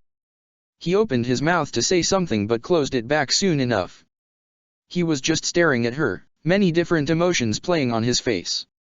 From suspicion back to confusion, back to suspicion, then his face went blank and a surprise came along. It didn't stop there, and the train of his emotions continued to anger that quickly deflated itself and then ended in an understatement. A bit of anger still rose behind it, but it seemed that he was mostly calm. I see, you are Kukaki Rukia. I do remember a face like yours. I also remember telling me some stuff about the Soul Society and the Shinigami in it, liar. He growled and Rukia gulped a little. She glanced at the cat, who nodded and jumped from her shoulder to the ground. It looked Ichigo directly in his eyes. Sit down, kid. There is much we need to talk about. The cat said, and with satisfaction watched as Kazumi's jaw fell down from her surprise. Ichigo only raised one of his eyebrows and decided to ignore the fact that there was a talking cat in front of him. It'd take more than that to truly surprise him anymore. He scowled at the cat. Do tell me, why would I want to talk to you? Every Shinigami I came across so far since passing on tried to kill me, so I have some issues trusting her. He muttered darkly. If it would help, I can put my sword next to you and I'll be defenseless. Rukia quietly stated. Ichigo scoffed. Yeah, defenseless my ass. I know that you Shinigami can use some weird magic of some sort. I think I remember even you using one of the spells on me. That's Kido. Rukia replied automatically. Ki, what? The cat seemed to laugh a little. See? There are things you'd like to ask us too. Ichigo pinched the bridge of his nose and he glanced at Kazumi, waiting for her response. She was still trying to shake off her surprise from seeing a cat talk, but when she felt Ichigo's stare at her, she turned to him and shrugged as if saying, whatever. Sighing, Ichigo made himself comfortable on the ground and leaned back on a tree. Kazumi quickly assumed her place next to him and the two of them waited for the other duo to sit down. My first question is, why are you here? Ichigo started and stared at Rukia, who shifted uncomfortably. I felt guilty that I hadn't been able to save your family, so few days after I had returned to the Soul Society, I had decided to look for you and help you in any way I can. Hearing a derisive snort coming from Ichigo, Rukia continued in a pressing tone. It's the truth. I still feel guilty. I thought that with your potential you will be able to become a Shinigami and I'd help you train after that. And I was right, you did become a Shinigami. That was a wrong thing to say, and Ichigo's features darkened. I am not a Shinigami. I'm just a person with a sword and a bit of power. And I don't need training from you. Kazumi already helped me with it. This time, the cat was the one who snorted derisively. Get real, kid. You may have become a bit stronger, but you have no idea just how strong a real Shinigami is. If there had been a captain dispatched to kill you, you wouldn't have lasted a second. In fact, you probably wouldn't have been able to even survive the riot suppressing on you. Want to bet?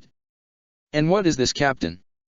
I came across a Shinigami who claimed to be a seated officer, so that means that there is some sort of ranking for the Shinigami. Ichigo replied. The cat glanced at Rukia, who nodded. It seems that you have no idea about the Godi 13. I did tell you something about it when I first met you, but you must have forgotten about it. I see that you don't recognize the name Godi 13 either.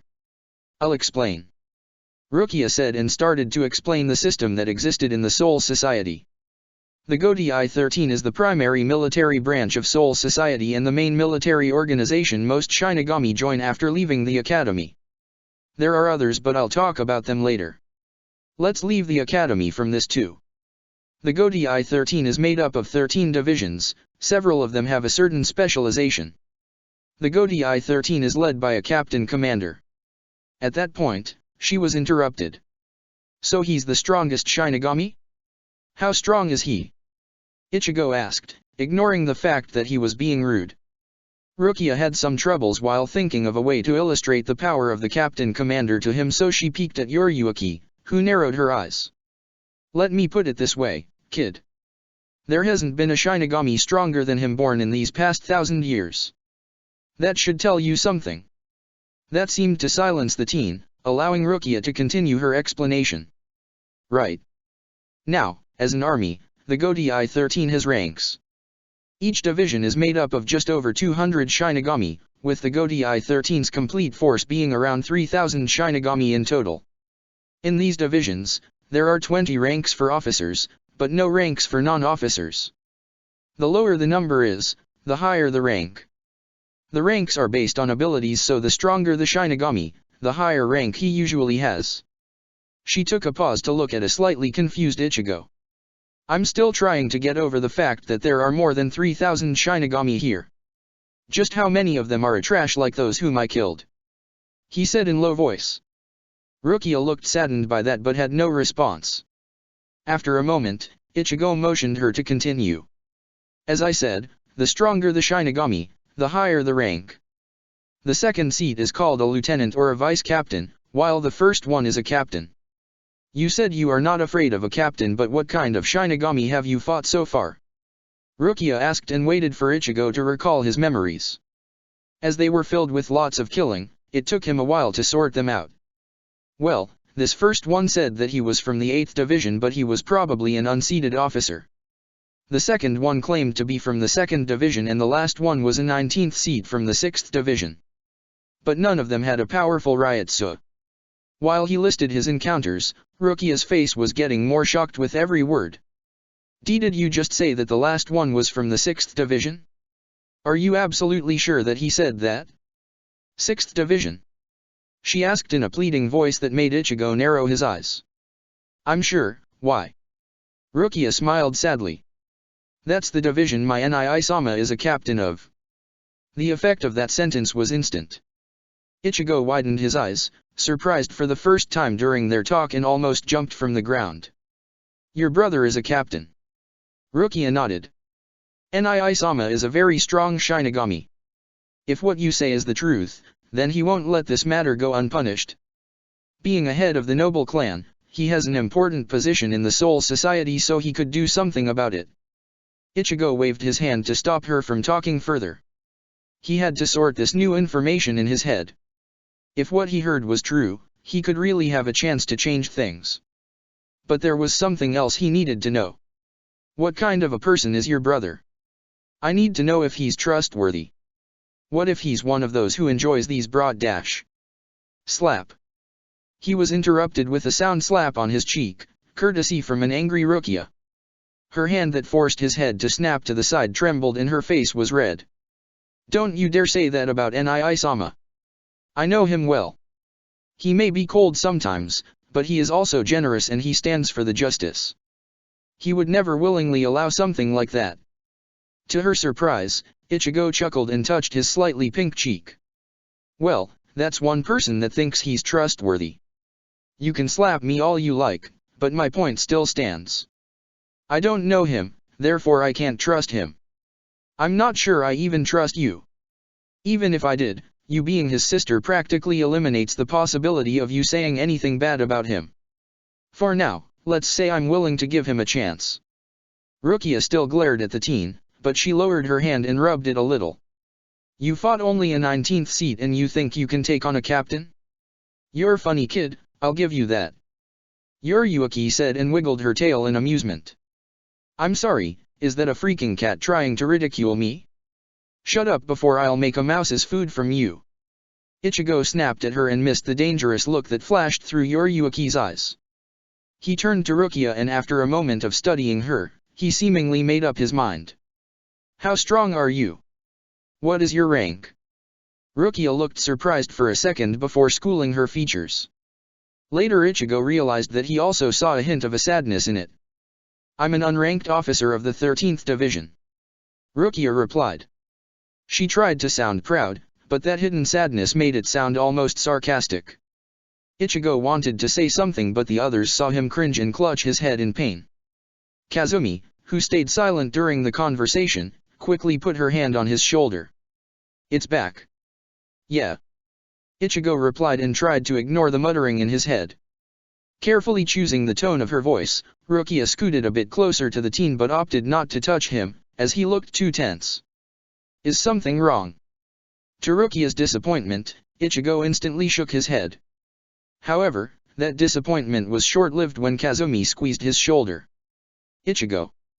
I know how you feel about Shinigami, but we have no idea why this keeps happening to you. Maybe she will have the answer. It seems that the two of you met before and you don't seem that wary of her. You know that not every Shinigami has to be a scum. She seems to be the other kind of Shinigami. The good one. You should tell her. There wasn't any urgency in her voice. She wasn't pressuring him. She just tried to reason with him. To Rukia's surprise, it worked. Ichigo glanced at Kazumi and stared at her for a full minute, the conversation in their eyes apparent. Admitting a defeat, Ichigo turned to Rukia. For a while now, I seem to be hearing some kind of a voice in my mind. It's getting irritating. In the last moment, he decided not to reveal that the voice sounded positively insane. I know I'm not crazy, but... He continued, but Rukia quickly interrupted him with an impressed expression. That confused him. Seeing that, the petite Shinigami voiced her thoughts. It's your Zanpakuto. He's probably trying to communicate with you, and that means you are getting close to achieving an initial release. That is amazing. I was right, your potential of becoming a strong Shinigami is true. Ichigo blinked and stopped her. Once more and slower. What the hell are you talking about? It was Rukia's turn to be baffled. She silently studied his face for a moment, before commenting in a perplexed tone. You really don't know anything about Shinigami, do you? Before she could say more, Ichigo scoffed with a deep scowl. Well, sorry about that. Let me dump your sorry ass in here and then you try to survive on your own and we'll see how you'll fare. Too late, I was dumped in the 78th district when I was a baby. That sentence marked the second time that Ichigo widened his eyes in surprise. He realized that he was a bit rude, but weeks spent in the Soul Society changed him. That's why he didn't hurry and tried to apologize. Instead, he just went silent. Sitting opposite of him, a melancholic expression flew through Rukia's face as she remembered her past. She was okay with Ichigo not apologizing. In her book, he didn't do anything bad. Forcing her past from her mind, she coughed a little. Well, as I was saying, there is more to a Shinigami than just a bit of a spiritual power and a sword. We are not barbarians who just swing their blade around. We use precision, swordsmanship, abilities of our Zanpakuto, our proofs in Kido, Hakuda, and Hoho. She said and waited a little. She was sure that Ichigo had some questions. She was right. You keep mentioning a Zanpakuto, you mean the sword? It has a different name. She suppressed the urge to slap her forehead in exasperation. Pointing at hers and then at his sword, she shook her head. These are not simple swords. They are called Asachi. It is a blank sword in which we imprint the essence of our very soul, in the process creating our own Zanpakuto. This happens unconsciously, during the time you keep the sword with you. Every Zanpakuto is a sentient being. The voice you keep hearing is your Zanpakuto spirit. Fuck me. Ichigo muttered under his breath, unable to contain himself. Rukia continued as if nothing happened. Depending on your ability to communicate with and control your Zanpakuto's spirit, a Zanpakuto can manifest itself in two additional forms and revert back. These two forms are known as Shikai and Bankai. You can think of them as upgrades for the Zanpakuto that give them abilities far beyond those of the simple sword. To achieve Shikai, you need to learn the name of your Zanpakuto. However, it is not as easy as you'd think it is. Your Zanpakuto's spirit is a sentient being and it has its moods and emotions. You need to be in harmony with it to use it effectively. You understood everything so far? She asked when Ichigo just stared at a point somewhere behind her. Fuck me. He muttered again and rubbed his head, messing up his hair considerably.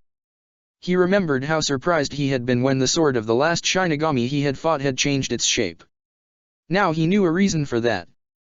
Seeing that Rukia was waiting for him to nod, he nodded, and listened to the rest of her explanation that covered Kido, Hakuda, Zanjutsu and Hoho. The last one sparked a little interest in him and he jumped on his feet. You mean something like this? He asked and showed her the move that he managed to learn in his battle with a Shinigami from the 2nd division and the one he was slowly perfecting. After he performed his high-speed movement, he looked at Rukia and waited for her comment. Yeah, it's called a Shunpo. Where the hell did you learn this? She asked. In her mind, she had to hesitantly admit that she was impressed. While Ichigo didn't know almost anything about being an actual Shinigami, his skill set was looking more and more notable. The teen just shrugged. When I fought the bastard from the 2nd division, I saw him perform it, and after a short analysis I was able to somewhat copy it. It was not perfect as it almost tore my tendon, but I have been trying to perfect it ever since. Now you tell me that it's called a Shunpo, that's how you called it, right? He explained, and despite the situation he enjoyed the impressed expression on the Shinigami's face. She was trying to hide it, but her eyes betrayed her. Next to her, Yoriyuki had been studying Ichigo's Shunpo with critical eyes. I don't want to burst your bubble, kid, but this was a sloppy Shunpo, so don't get too proud of yourself. I admit, it's really admirable how you learned it, but there is still a huge room to improve. Ichigo's eyebrows twitched and he flashed to the group and stopped in front of the black cat, looking at it with a clear irritation in his eyes. You know, cat, ever since you two came here, you've been kind of a pain in the ass. If you have some problem with me, say it. I don't have to listen to the either of you, but I had decided to do it, so tell me why I shouldn't just stand up and leave. Rukia widened her eyes and tried to approach Yoriyuki, but Kazumi grabbed her shoulder and shook her head. Yoriyuki narrowed her eyes. I'm just not that soft as Rukia is. I can see that you are quite satisfied with yourself after you have managed to defeat all those opponents. But you fail to see the bigger picture. There are a lot of stronger guys in this place that could tear you apart without even trying to, and I'm not underestimating you, nor am I overestimating them. It's just a simple, hard fact. I want you to realize that if you want to fight them, you need to get stronger. Yoriyuki stated firmly. Ichigo continued to stare at the cat, his jaw clenched and the muscles on his face twitching.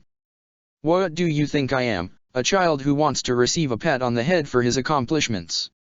I could care less about whether you are impressed with me or not. You think I don't know that there are people stronger than me? I realized it back then when that last Shinigami told me about him being a 19th seed. I didn't know about the rankings nor about the Godai 13, but I'd have to be stupid not to realize what it meant. He said quietly. His tone was even, but there were emotions hidden in it. You say you want me to realize that I need to get stronger. Why? I don't know you, you don't know me.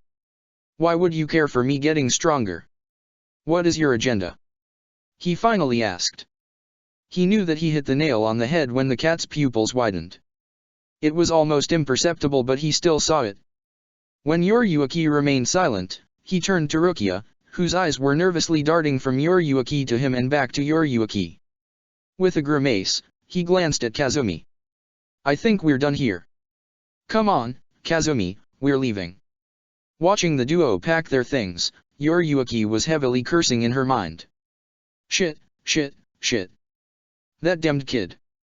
He's a lot more suspicious than I thought he would be. I can't tell him about Kisuke's plan. There's no telling how he would react. Damn you, Kisuke, and your manipulations. What should I tell him? It's obvious that as long as I won't tell him a perfectly good reason, he will not listen to us. At least Rukia doesn't know the plan too, so she can't reveal it. Ah, damn it. I can't force him either, shit. Yoriyuki's brain was working at full speed, trying to come up with something clever but without any success. When Ichigo and Kazumi had everything packed and were slowly leaving, she was almost sure that she just screwed up as hard as it gets. Imagine her surprise when at the last moment, before the duo completely left the scene, Rukia called out to the teen. Wait. Ichigo walked few more steps before he visibly took a deep breath and turned around with an impassive expression. I'm waiting. Rukia hastily nodded but motioned him to come back first, to which Ichigo shook his head. I'd rather stay here until I hear something really convincing. Yoriyuki peeked at Rukia with worry. She had no idea what the Kukaki could have thought of, but she really hoped that it was good.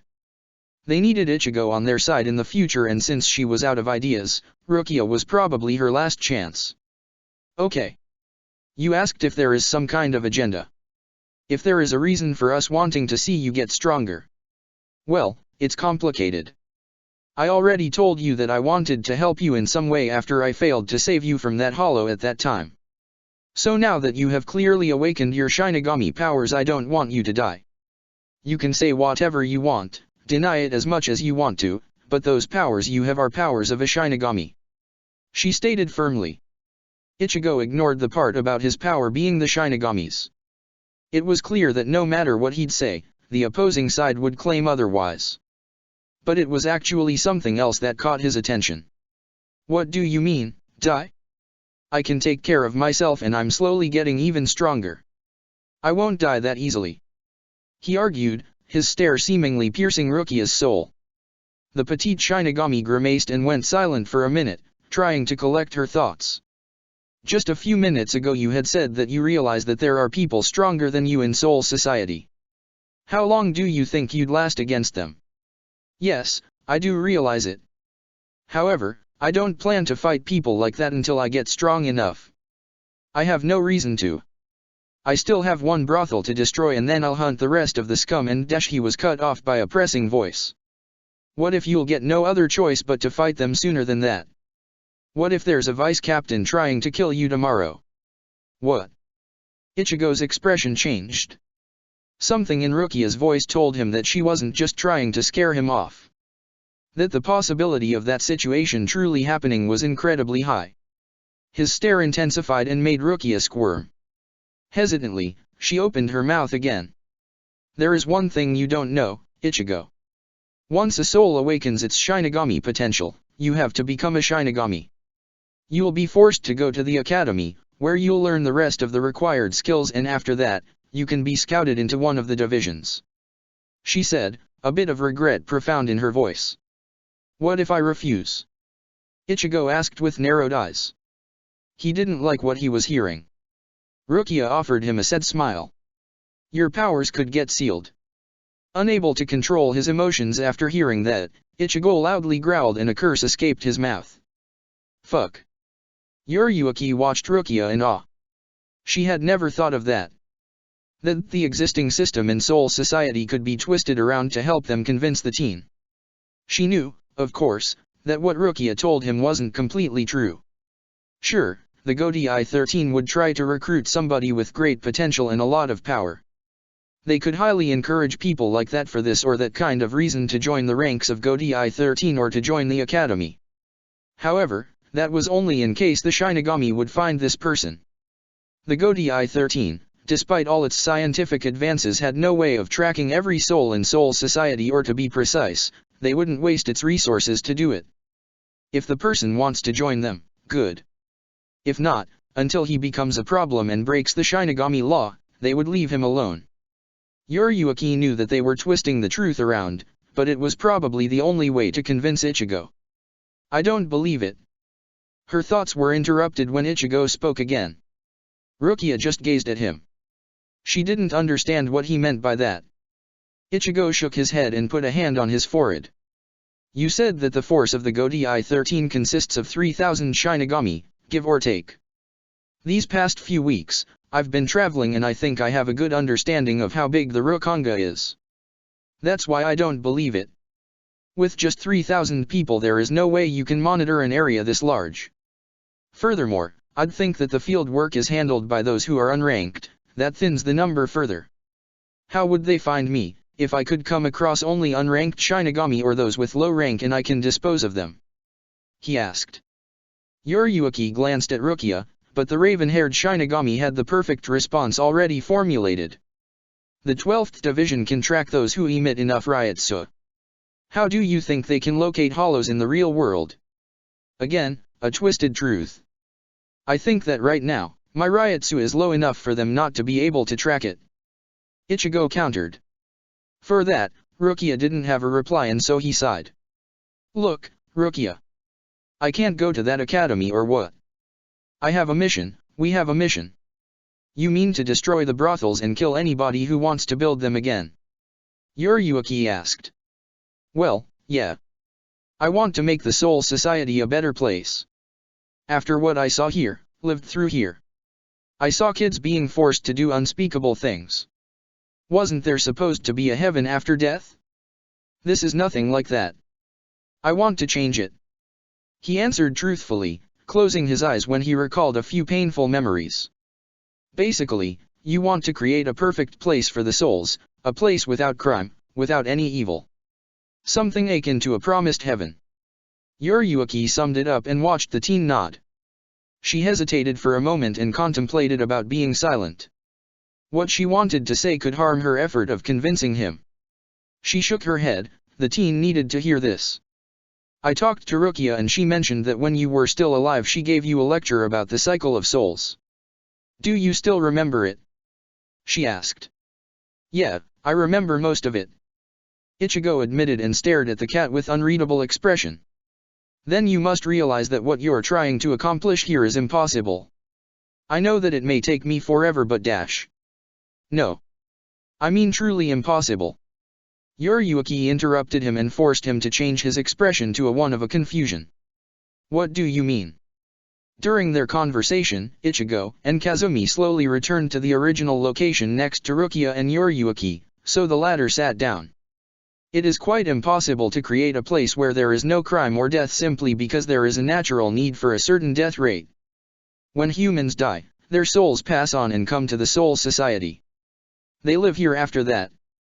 When they die again, they join the reincarnation cycle and can be reborn in the world of the living again. I'm sure you know that humans die every day in great amounts. If the souls in the Soul Society would only die from old age, their amount would only increase here while the amount in the world of the living would decrease. The balance of the souls between the two worlds would eventually crumble and that could destroy both of them and kill every single soul in existence. Ichigo's face grew paler with every word in Yuriuki's explanation and at the end, it was almost ghostly. The energy seemingly disappearing from him, he sat down and aimed his sight at the ground, where he placed his hands. It was obvious that he never thought of something like this and the explanation hit him hard. It was only thanks for Kazumi's hand on his shoulder that he was able to somehow recover from it. Are you telling me that I should stop doing what I'm doing? That I should let perversions like those brothels continue? He managed to ask Yuriuki. No. I think that your intentions are honorable and good. If I was in your shoes, I'd try to destroy them too. I have come to understand and accept that people die every day. Maybe it's their fate and I shouldn't interfere. You can never get rid of the crime in this or in any world. Where there are people, there will always be crime. However, there could be a way to get rid of a certain kind of crime. She said and closed her eyes when Ichigo glanced at her. Yes, this is pretentious but like I said, you need to learn to accept that people will die every day. There is no solution for this problem. The act of killing is quite simple. The act of raping, torturing somebody is not. The only thing you can do is to somehow inspire those on the highest step of the ladder to make arrangements that could prevent places like those brothels from ever getting created. Yuriuki continued and opened her eyes after she stopped talking to see Ichigo still looking at her. There was a certain amount of pain in his eyes but also a tiny flame of hope. And I can only do that if I join the Godai 13, is that what you're trying to say? He inquired with a grimace. Well, that would certainly speed things up. After the conversation had ended, Ichigo allowed Rukia and Yuriuki to travel with them. It didn't mean that he started to trust them, no. No matter what, Rukia was still a Shinigami and Yuriuki was a suspicious talking cat. He couldn't bring himself not to doubt them. But, as Kazumi had said, not every Shinigami had to be a bastard so he gave them a chance. Not used to a larger company, Ichigo spent most of his time with Kazumi. His co-traveler however, wanted him to get more social, so every day, he was pushed to their new companions so that he could talk to them for a while. He mainly conversed with Rukia, as the thought of talking with a cat was absurd. Not to mention that he saw Yuriuki as somebody who enjoyed teasing and provoking him. Because of that, the small talks with Rukia spread over the course of a few days into lengthy conversations. The petite Shinigami noticed his reserved attitude towards her so at first, she hadn't tried to force the topic of their conversation to be personal. Instead she had explained the structure of the Godai 13 more thoroughly to him, spending a certain amount of time to describe the specializations of each division. She had told him about the first division that was led by the captain commander, about the second division led by Captain Sui Feng, a specialist in assassinations, about the third division led by a shady Captain Ichimaru Jin, a person who she could never bring herself to like. She had told him about the fourth division, led by a kind, almost angelic-like Captain Anohanaretsu, a division created for the purpose of being the medical department. The 5th Division, as she had admitted, was led by a person that was giving her bad vibes, Captain Aizen Sosuke. In close details, she had described the 6th Division with her brother, Kukaki Byakuya, as the captain. The captain of the 7th Division was Seijin Komamura. He was a person with a strong sense of justice but also a person with an obvious secret, as he always wore a helmet which was covering his whole head. She had shaken her head when trying to describe the captain of the 8th Division, a close friend of her own captain. The man was called Shunsui Kiraku and he liked sake too much in Rukia's opinion. But Ichigo had mumbled a word to drunk, she vehemently protested. Even with his quirks, the man was in her opinion probably the easiest person to get along with and was arguably one of the best captains, aside from her brother and her own captain. He was also probably the second strongest Shinigami in the Godiai 13, what was something that Ichigo quickly decided to remember. There hadn't been much to tell about the captain of the 9th Division, though. Kaname-tasen was a quiet man, also a person with a strong sense of justice, a friend of Captain Komamura. It was rather funny, she had chuckled, the two of them were very similar. Both of them were very just, quiet, rather unsocial, had loyal lieutenants, and both of them were different, for the lack of a better word. Captain Komamura always wore a helmet and Captain Tasen was blind. She had confessed that she met the captain of the 10th Division only once or twice, as he was rather a new one. His name was Toshiro Hitsugaya and he looked like a child. She also told him never to say that in front of that captain out loud. While he looked like a child, he was hailed as one of the prodigies of the Godiai 13 with a steep learning curve, and his power was undeniable. She had visibly shivered when talking about the captain of the 11th Division, Kanapchi Zaraki. From her words, Ichigo got the impression that the man was a barbarian, a ruthless killer who lived only for the thrill of the battles, craving the bloodlust and the carnage within them. He was also the only person who became a captain after killing the previous one in a one-on-one battle.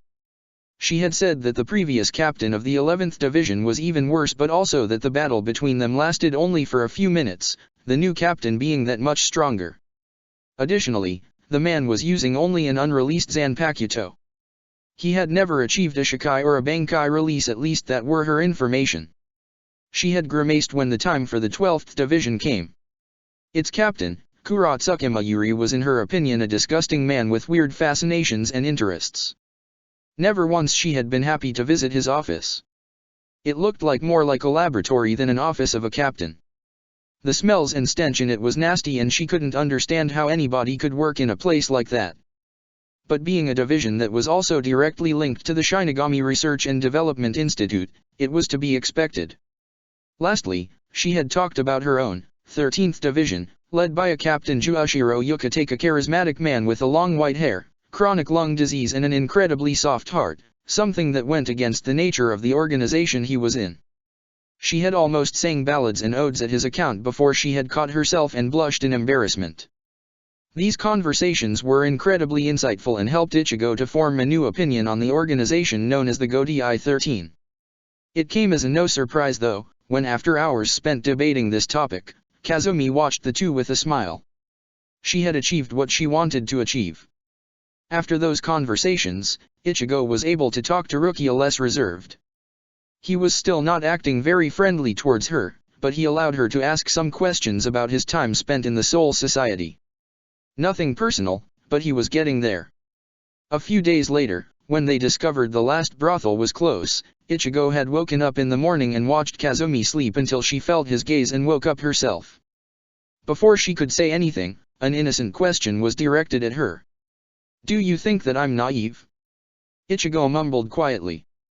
Kazumi blinked, the question was too much for her sleepy mind. But the expression on his face forced her to fully wake up and think about it more deeply. Studying his face, she realized what was going on. Is this about what Uruaki-san said? That there isn't a way to achieve a total peace?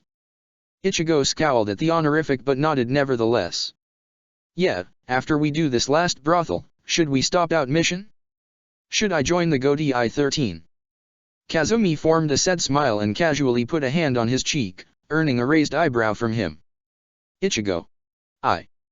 For a second, a pained expression flashed through her face, but she quickly hid it. I know that you hate the Shinigami and there is nothing wrong with that. However, what Rukia-san and Yoriyuki-san had said makes sense. If you were to join it, with your potential you could become a prominent figure in it. I'm not saying that you should abandon your mission. On the contrary, this chance may make it easier for you to truly change things. She stated and withdrew her hand. To answer your questions, you are definitely not naive, just kind-hearted at the core. You should not stop your mission. Our mission? Ichigo interrupted her with a small smile. Without him seeing it, Kazumi clenched her fists. Yeah, our mission. The point is, you should change it into something bigger. Should you join the Godi 13? Well, I'll leave that decision for you to make. She said and chuckled when the teen fumed. What if I'll make a bad decision? Then you can start over. The breakfast was short, only Rukia joining Ichigo in eating. She had her own food supply, so Ichigo was able to stuff his stomach with the rest of his reserves.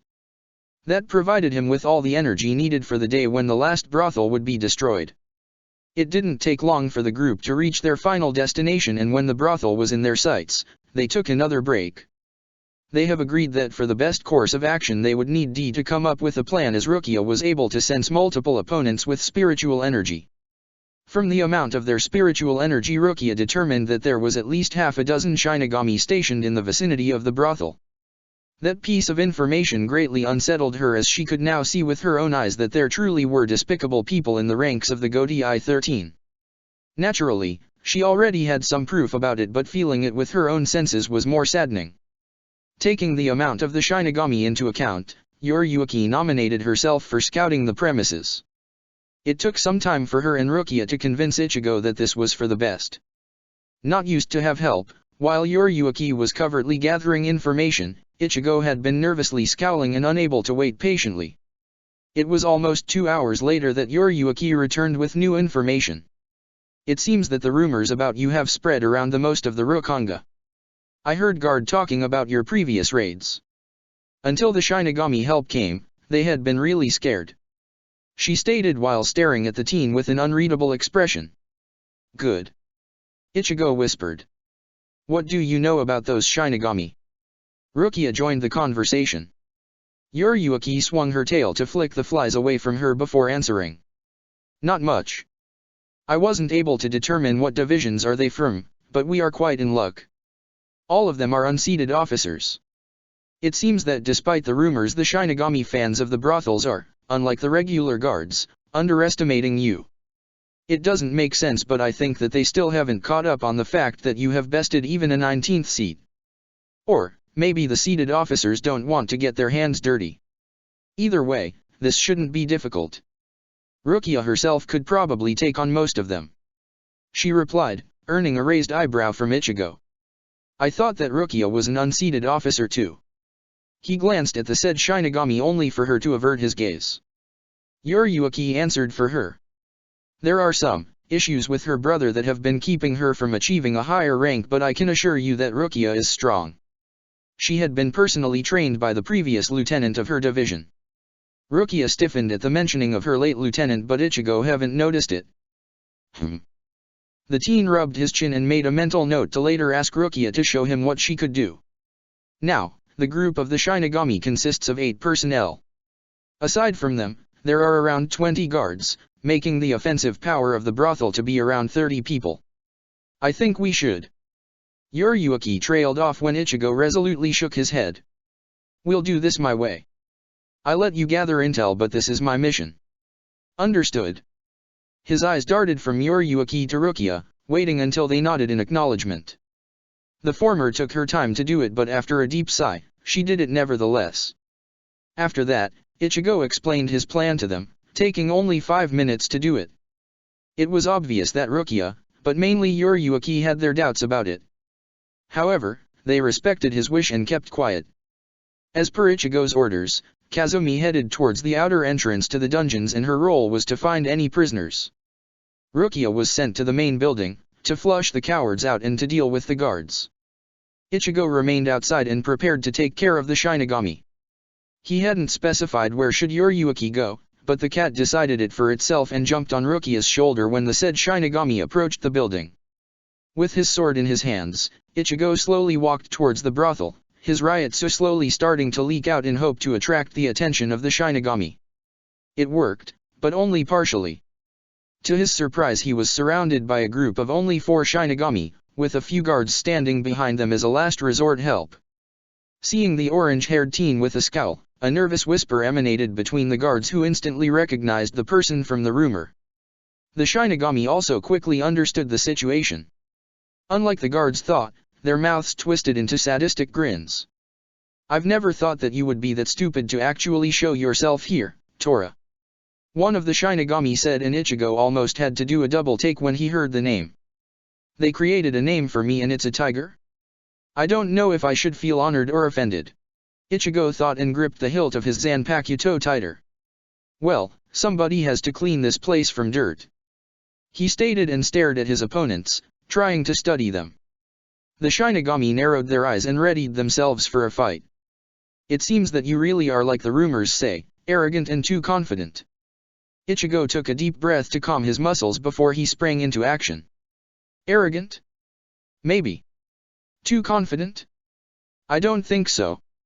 Releasing his Ryutsu on them, Ichigo appeared next to the Shinigami on his right in a flash, attempting to slice his torso. His opponent barely reacted in time, but was still knocked out of his feet. The teen noticed another Shinigami coming at him from his left, so he abandoned the idea of following his slice with a quick jab to the heart and spun around. His kick dislocated the jaw of the second Shinigami and the force behind it sent him crashing to a tree.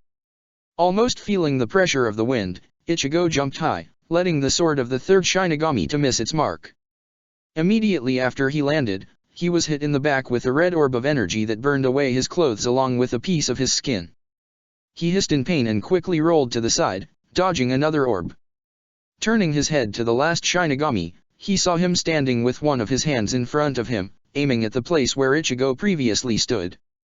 The Shinigami made one mistake, and that was leaving his sword in his sheath, what Ichigo hurried to use to his advantage. Jumping from the ground and flipping himself in midair, he landed behind the Shinigami, his sword already moving forward even before his feet actually touched the ground. In an instant, the tip of his sword traveled through the short distance and pierced the man through his chest, and was currently sticking out from the front. The sound of a high-speed movement entered his ears, and he hastily yanked his Zanpakuto from the falling body and crouched. A blade sliced the air where his head was previously located, but instead of cutting down Ichigo, the sword cut off the head of the Shinigami he had pierced a moment before. "Oh fuck!" He heard the man behind his curse, and spinning around, Ichigo kicked the man's legs from him. As the man fell down, Ichigo used the opening and followed through with a stab through the man's heart. "That's 2 down." He counted mentally and turned around to see guards staring at the scene, frozen in fear. The Shinigami he had knocked from his feet as the first one meanwhile got up and flashed to Ichigo, aiming to stab him through his stomach. Ichigo countered the strike and pushed the man aside when another strike came from his left. The Shinigami with dislocated jaw had also collected himself and tried to sever his left hand. Ichigo barely sidestepped him and followed with a slice to the back, opening a deep wound on the man's back. It forced the man to cry out in pain and stumble. Sensing a movement behind him, the teen quickly blocked an attack at his own back, but was sent forward when a punch hit him in the area where his kidney was located.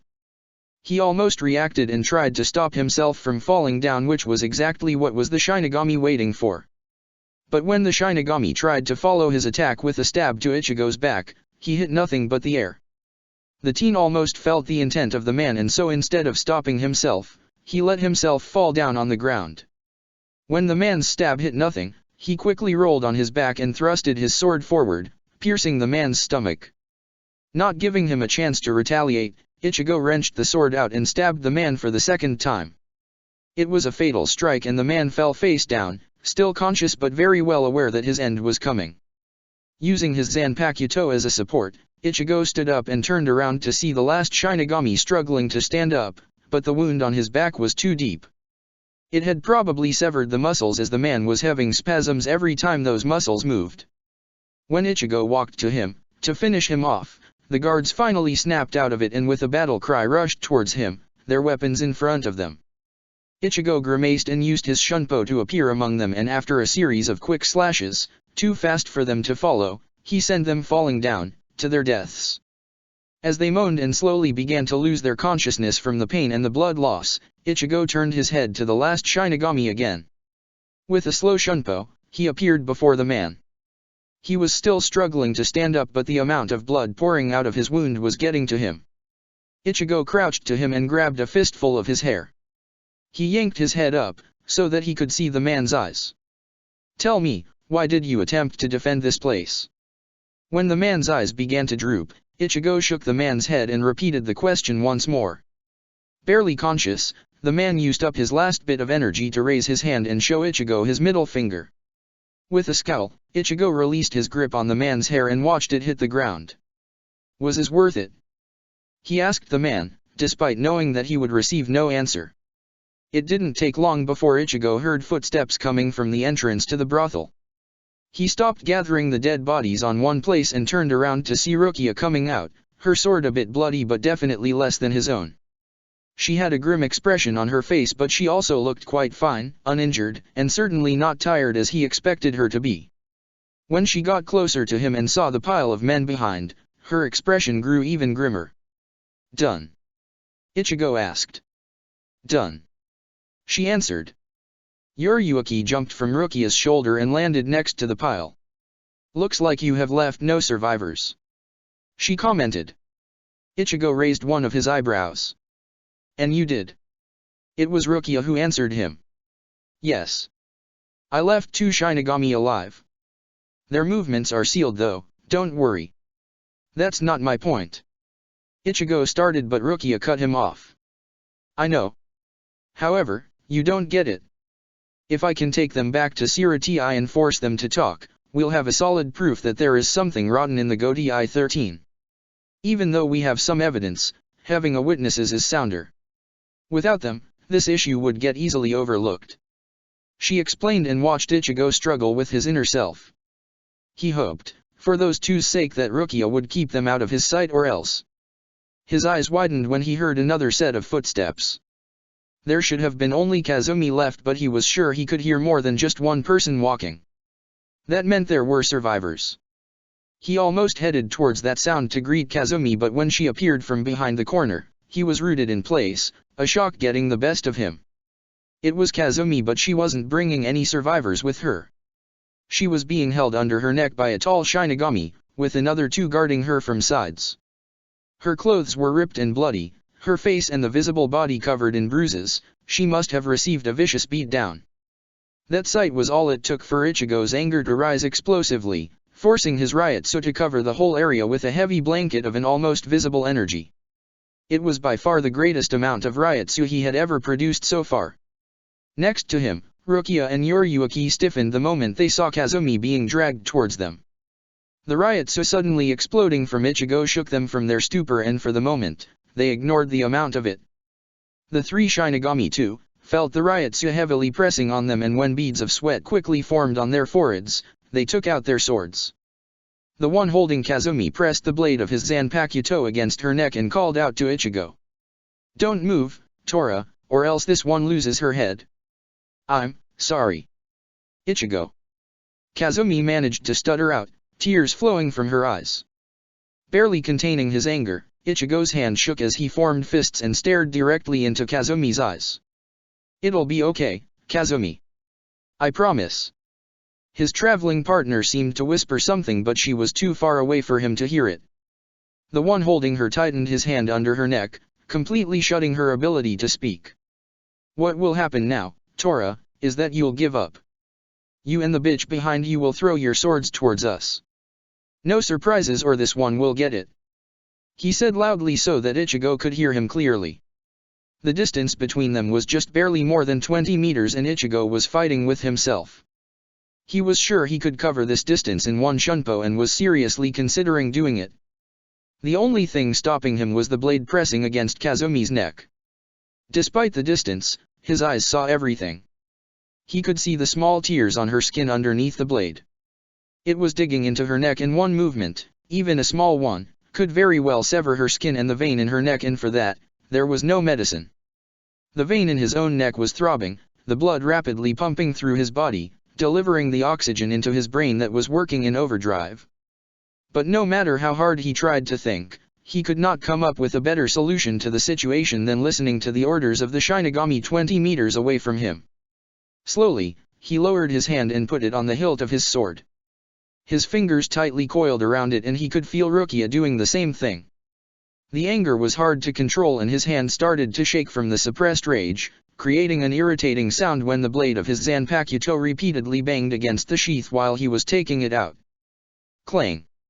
He gulped. The tears flowing from Kazumi's eyes were digging into him. Was she crying because she thought she failed him? Was it because she was in pain?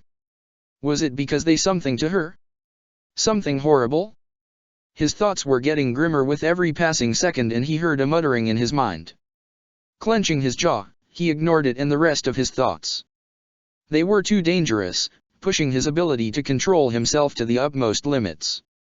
Clang! A bead of sweat formed on his forehead and as if trying to torture him even more, slowly traveled on the skin of his face, all the way down to his cheek. He wasn't nervous. He also wasn't aware that the amount of Ryotsu pouring from him was subtly increasing. Another bead of sweat appeared. He was sweating because of his furious battle with himself. He knew that rushing in would kill Kazumi, but the absurdity of the situation was forcing him to forget that fact. The primal instinct within him was screaming at him to kill them. To kill them as brutally as he could. To enjoy seeing their heads roll, their innards explode from them, their limbs fly after getting severed. Clang! The blade was almost fully out of the sheath. It was still bloody from his previous battle. The sight of that barely dried blood only fueled his instinct further. The bloodlust in his veins becoming almost unbearable. The tip of the sword slipped out. It was now or never. Would he go in for the kill? Okay, we're doing it. Just take it easy. Never in his life had been Ichigo happier to hear Rukia's voice that completely destroyed his concentration. He was sure that if the silence had continued for a while longer, he would have given to his instinct and that would inevitably lead to Kazumi's death. However, after Rukia called out to the Shinigami, the one on the right stiffened and his voice, while becoming a whisper to the ear, was too loud for the silence around them. Oh shit. Fuck. We're fucked, man. That's Kokaki Rukia. The one holding Kazumi visibly paled but his bravado quickly returned. It's fine. She's an unseated officer and her brother is not here. Fuck that. Can't you feel the Ryotsu coming from that punk too? It was as if only at that moment the one with his sword pressed against Kazumi's neck truly realized the situation. He paled even more and his hands started to shake, lightly cutting Kazumi's skin and drawing a thin line of blood. While that sight only aggravated Ichigo more, thanks to Rukia's interference, he was able to think more straightly and remain stationary. There was one thing he knew. An animal was at its most dangerous point when cornered, without a way out. He had to tread carefully or something tragic could happen. However, it was not meant to end happily.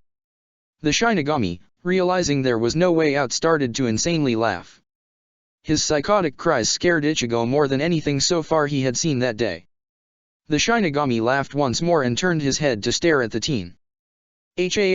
I'm going to die, ha ha ha. He withdrew the sword from Kazumi's neck and Ichigo almost sighed in relief. But, I'm not going to be the only one. The Shinigami yelled and in a swift motion, thrusted his sword into Kazumi's back, forcing the tip of the blade to stick out of her front. Ichigo's face went blank and he emotionlessly watched the blood gushing from the wound.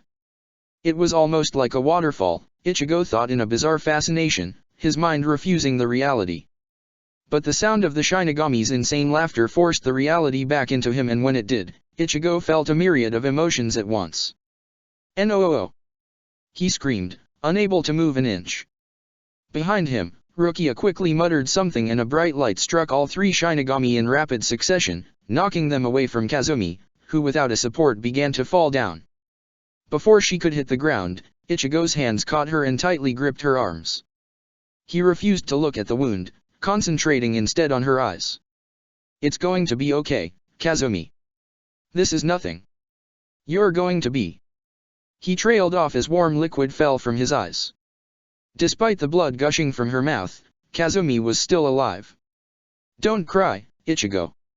I'm the last person in this world to deserve something like that from you." she said between the sharp intakes of breath. I'm sorry, she continued, earning a fierce glare from the teen. Don't you dare. You're not dying. Not on my watch. With the remaining strength, Kazumi raised her hand and put one finger on his mouth. This is my fate, Ichigo. I was supposed to die on this day. A chill ran through Ichigo's spine. Despite her quiet voice and the whole situation, he could hear something in Kazumi's voice that didn't belong there. Shame. Shame and guilt. What are you talking about? More tears appeared in Kazumi's eyes. I'm truly sorry, Ichigo. I lied to you. He gulped. What do you mean? She offered him a tired and pained smile. I wasn't able to escape from the flames by myself. I was rescued by a Shinigami in a captain's Haori. The wheels in Ichigo's mind stopped. He couldn't think anymore. He couldn't listen to Kazumi, she wasn't making any sense. He tried to stop her from talking, but she continued. I hated my life, Ichigo, this repulsive body, the animosity, hate, all around me. Even after I have died, my memories and my body were left intact. That day, I was ready to die in the flames. I had hoped to get reborn as a new person. She trailed off and spit the blood accumulating in her mouth. That man, he saved me. He told me that he could ensure that my new life would be ideal. I didn't trust him, but it was better than nothing. He had only one condition. He wanted me to find you, help you, and regularly inform him on your progress. Ichigo blinked. It wasn't making any sense. None of it. What was she trying to tell him? And I did it, until the day you got injured against that officer. I had supplied him with information about you, but that day, I realized I couldn't do it anymore. I couldn't. She broke down and cried in Ichigo's arms. He was still tightly holding her. I don't know why, but he's interested in you, Ichigo, be aware of him. I felt his riot so, he's strong, ridiculously strong. He told me that he'll make sure that, after we destroy the last brothel. I still don't know how he knew your plan. He said that after the last one, he'll grant me my wish. When Ichigo remained silent and wasn't responding to her, she seemed to give up and continued to cry, the strength slowly disappearing from her body. What you did, it doesn't matter, Kazumi. You helped me greatly. Without you, I'd be long dead. You said that you stopped telling him things. You think that you betrayed me, but you have also already redeemed yourself. There is no way I can forget everything you did for me just because of this. You told him information about me? So what? You did more good than bad. Do you hear me? In the end, Ichigo was almost yelling, forcing Kazumi to cry harder. You think I'd hate you for this? Fuck that. I'm happy that you did what you did. If you hadn't, I'd be a pile of self-loathing piece of crap. I'd have already succumbed to the guilt I feel whenever I kill. You helped me improve myself, you supported me, and you have never judged me despite all the things I did. Why do you think I'm still sane? Only because of you. Ichigo stopped to take a breath and stared at Kazumi. You are still the best person I have met, Kazumi. I'm sure of it. Kazumi blinked and tried to stop the flow of tears coming from her eyes. She felt that her end was only mere seconds away. Ichigo. I don't know that man. I've never saw his face, but he was certainly a man, average height, and he didn't sound too old too. Ichigo shook his head. It's enough, Kazumi. I'll find him. I'll find him and kill him. He growled. He didn't know who that man was, but he was sure that he had used Kazumi for his own purposes. Kazumi said it herself, the man told her that he would grant her wish after the last brothel. That only meant that he somehow staged her death. These are the cloaks Kisuk designed for hiding one's riot suit, that's why though there were only 8 Shinigami here. From the distance, Ichigo heard Yoruiki's shocked voice. He was right, that man had definitely his fingers in this. Glancing at Kazumi, he noticed her consciousness slipping away, and so he shook her, desperately trying to keep her alive. Kazumi! Kazumi! The reality hit him again. She would die and there was nothing he could do to prevent it from happening. A lone tear escaped his eye. Kazumi, is there anything I can do? Barely conscious, Kazumi managed to open her eyes again. I have never been kissed by a boy. She smiled sadly.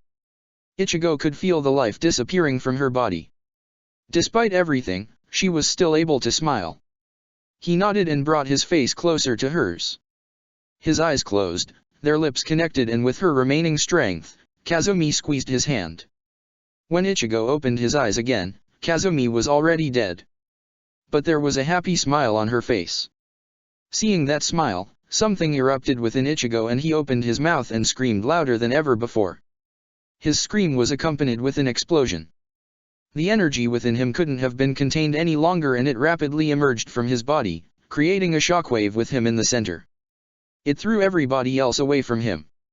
The raw power swirling around him became almost visible and formed a shape of a mask. A terrifying mask with 2 eyes and a mouth full of sharp teeth. The shape itself seemed to scream, but then, all of the energy got suddenly sucked back into his body, knocking him unconscious. Ichigo didn't know where he was. His body felt light and he lay lying on a hard and cold surface. It was surprisingly smooth, giving the impression of a glass. However, it was also unusually comfortable, as if the current location had been built just for him. All around him was an eerie silence and he enjoyed it with his eyes closed. But just as everything good has to come to an end, even this perfection didn't last for long. It was interrupted when a creepy and a disturbingly happy voice entered his ears. He, who makes a beast out of himself, gets rid of the pain of being a man, yeah. The voice exclaimed and almost continued to sing when the person the voice belonged to noticed that Ichigo was awake. Kaot here in a FO, I see you're awake, Kingy. That's too bad, you've just crushed my hopes of slowly welcoming you here with my favorite song, well I guess you'll just have to die for that. When he sensed something approaching him fast, Ichigo acted on instinct and abandoned his comfortable position. He rolled to the side and with wide eyes watched as a huge cleaver landed next to him. If he hadn't moved away, it would have cut him in half. Oh, would you look at that, he's fucking still alive. The voice insanely laughed and Ichigo turned around to face the owner of it. And when he did, a greatly shocked expression found its way on his face. Don't you know it's impolite to stare, Kingy? The person in front of Ichigo was an almost identical copy of him, but not in a good way. In a disturbing way. He now knew why the voice he kept hearing for some time sounded so crazy. The person standing in front of him was indeed a copy of him, but inverted in color. While Ichigo's hair was orange, the copy had his hair white. And it wasn't the only thing white on him. His skin and the Shinigami Shyakusho he wore were also white. The more disturbing features of the copy were its eyes and a smile. Ichigo wasn't sure if the expression on the person's face could have been considered to be a smile. It was more like a smirk, a taunting grin with more than just a bit of insanity behind it.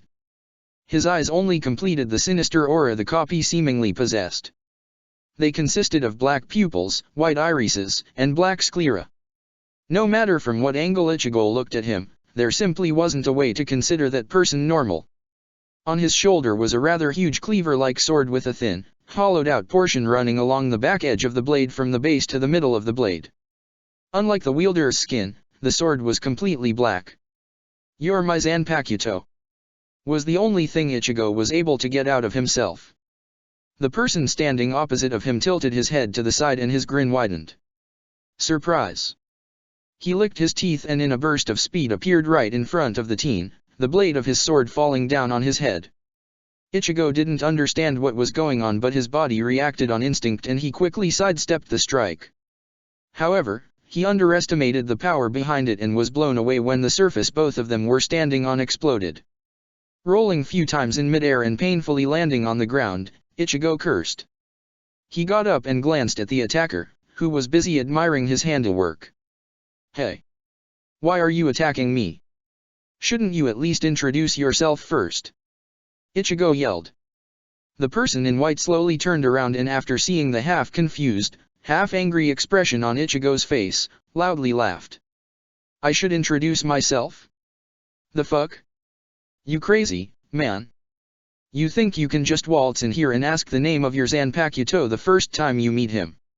Ichigo wiped the bit of blood that was flowing from a cut on his cheek, and as the copy in front of him didn't appear to be hell-bent on slaying him for the time, he took a good look around. With raised eyebrows, he realized that the both of them were standing on the top of one of the many skyscrapers. They were scattered in every way, as long as his eyes could see. Where the hell am I, anyway? Ichigo muttered under his nose. We're in your mindscape. A deep voice stated, scaring the hell out of Ichigo, who hasn't noticed an older-looking man standing next to him. Yo! Old man! Don't fuck with me, I told you to stay away from this. The person in white Shiakusho, Ichigo's Zanpakuto spirit, exclaimed while slowly walking towards them. Don't worry. He's all yours. The old man stated. Ichigo was still trying to calm his breathing from the surprise, but while doing so, he was also able to study the old man. Unlike the Zanpakuto spirit, the old man was covered in a long black overcoat with a burgundy highlight that flared out into ragged ends. He wore a semi-transparent wrap-around sunglasses. He appeared to be middle-aged but also tall and lean-built. The Zanpakuto spirit noticed Ichigo studying the old man, and before the teen could say anything, he spoke first. You don't need to know who he is, for now. He said in a serious tone that changed into a maniacal laughter in a matter of an instant. It served as a warning for Ichigo to dodge another attempt on his life. I think I'm jealous that you're not paying enough attention to me, Ichigo. The Zanpakuto exclaimed, and after Ichigo dodged his strike, he spun around and kicked the teen a good distance away, far from the old man, who closed his eyes and sadly sighed. After a painful landing, Ichigo coughed and spit on the ground, his saliva mixed with a bit of blood. You're a violent bastard. He muttered and slowly got up, holding his stomach with one hand. The strength of his Zanpakuto was a no-laughing matter. He almost felt his innards move around when he had received the kick. And you're not? I've watched you kill all those weaklings, Kingi, and I must say I'm really proud of you. I have wanted to meet you ever since I was able to whisper to you. It took some time to purge the previous host from that sword though. Ichigo's Zanpakuto grimaced as if he was recalling something distasteful. Ichigo remembered the curiosity he felt when his sword that had used to be a bit curved straightened itself a week or so after he had picked it up. So, mindscape, huh? Care to explain to me why is it filled with skyscrapers? The Zanpakuto grinned. Now we're getting somewhere. He lowered his sword and stabbed it into the ground, easily piercing the concrete. Before Ichigo's eyes, an amazing amount of Ryotsu started to leak from his Zanpakuto, making even the teen sweat. The Zanpakuto hid his grin and replaced it with a serious expression. Ichigo, you've asked me for my name, but you don't deserve to know it. Fight me. That's my own way of getting to know somebody. Without that, you'll never find out my name. The Ryotsu emerging from him became visible. It was a torrent of a black and red energy. Can you feel it? This is but a fraction of my power, and with that, your own too. Just like me, you can be tremendously strong. Imagine what we could do together. You don't know it, but this power of yours is being restrained, courtesy of that old man. When he saw Ichigo frown, his stare intensified. Do not be bothered, as it is for your own good. It prevents you from being crushed by your own power, as you need to slowly get used to it. Me and you, our powers are tightly bound together. The more of your power you will be able to unleash, the more of my power you'll receive, and believe me when I say it, my power is not easy to handle. The vicious energy slowly calmed down, and the serious expression on the Zanpakuto's face changed into a grin again. Surprise me, Kingi, and tell me that you understood what I have just said. Ichigo narrowed his eyes and remained quiet for a while. His mind was processing the information, trying to remember everything. I think I do understand. There is no easy way to get to know your name. I have to slowly earn it. The Zanpakuto nodded and threw a simple sword at Ichigo, who hastily caught it. For now, this'll be your Zanpakuto. Now, let the swords talk, Kingi. He yelled, and in a flash, he was next to Ichigo, bringing his cleaver down on the teen. Trying to block the attack, Ichigo's legs almost buckled under his Zanpakuto's power, and so he let the cleaver slide along his sword's blade and he rolled to the side. He glanced at his sword and then at his Zanpakuto's cleaver. This is impossible. I feel like I have a bamboo stick in my hands while he has a perfect weapon. He thought and quickly blocked another attack, but once again, he was blown back. He made a few somersaults to let the energy of the attack disappear and landed a good distance away from his Zanpakuto. I'm happy, Kingy. You're not the scared pansy I had thought you'd be at first. The Zanpakuto said and used a Shunpo to appear in front of the teen again. After a series of exchanges, the Zanpakuto stopped his attacks and watched Ichigo trying to keep his composure. We are all killers on the inside, Kingy. Every human wants to kill something. Those who feel bloodlust want to kill other humans. Those who are hungry want to kill to feed themselves. Those who are thirsty want to kill that thirst. Those who are bored want to kill the boredom. Those who wait for something want to kill time. There is only one thing that prevents humans from killing everything and embracing the animal within them. It's a thing called a reason. He stated and lowered his cleaver, allowing Ichigo to do the same with his sword. I want you to throw this reason away when you fight. Even you want to kill, don't try to deny it. You want to clean the Soul Society, to kill the trash. Do it. Don't think about it. Kill the freaking trash. Use your instinct and fucking do it. It seemed that the Zanpakuto was trying to highlight some words, but Ichigo had no idea for what reason. I've been watching you for a long time, but ever since you've come to the Soul Society, I had become satisfied with you.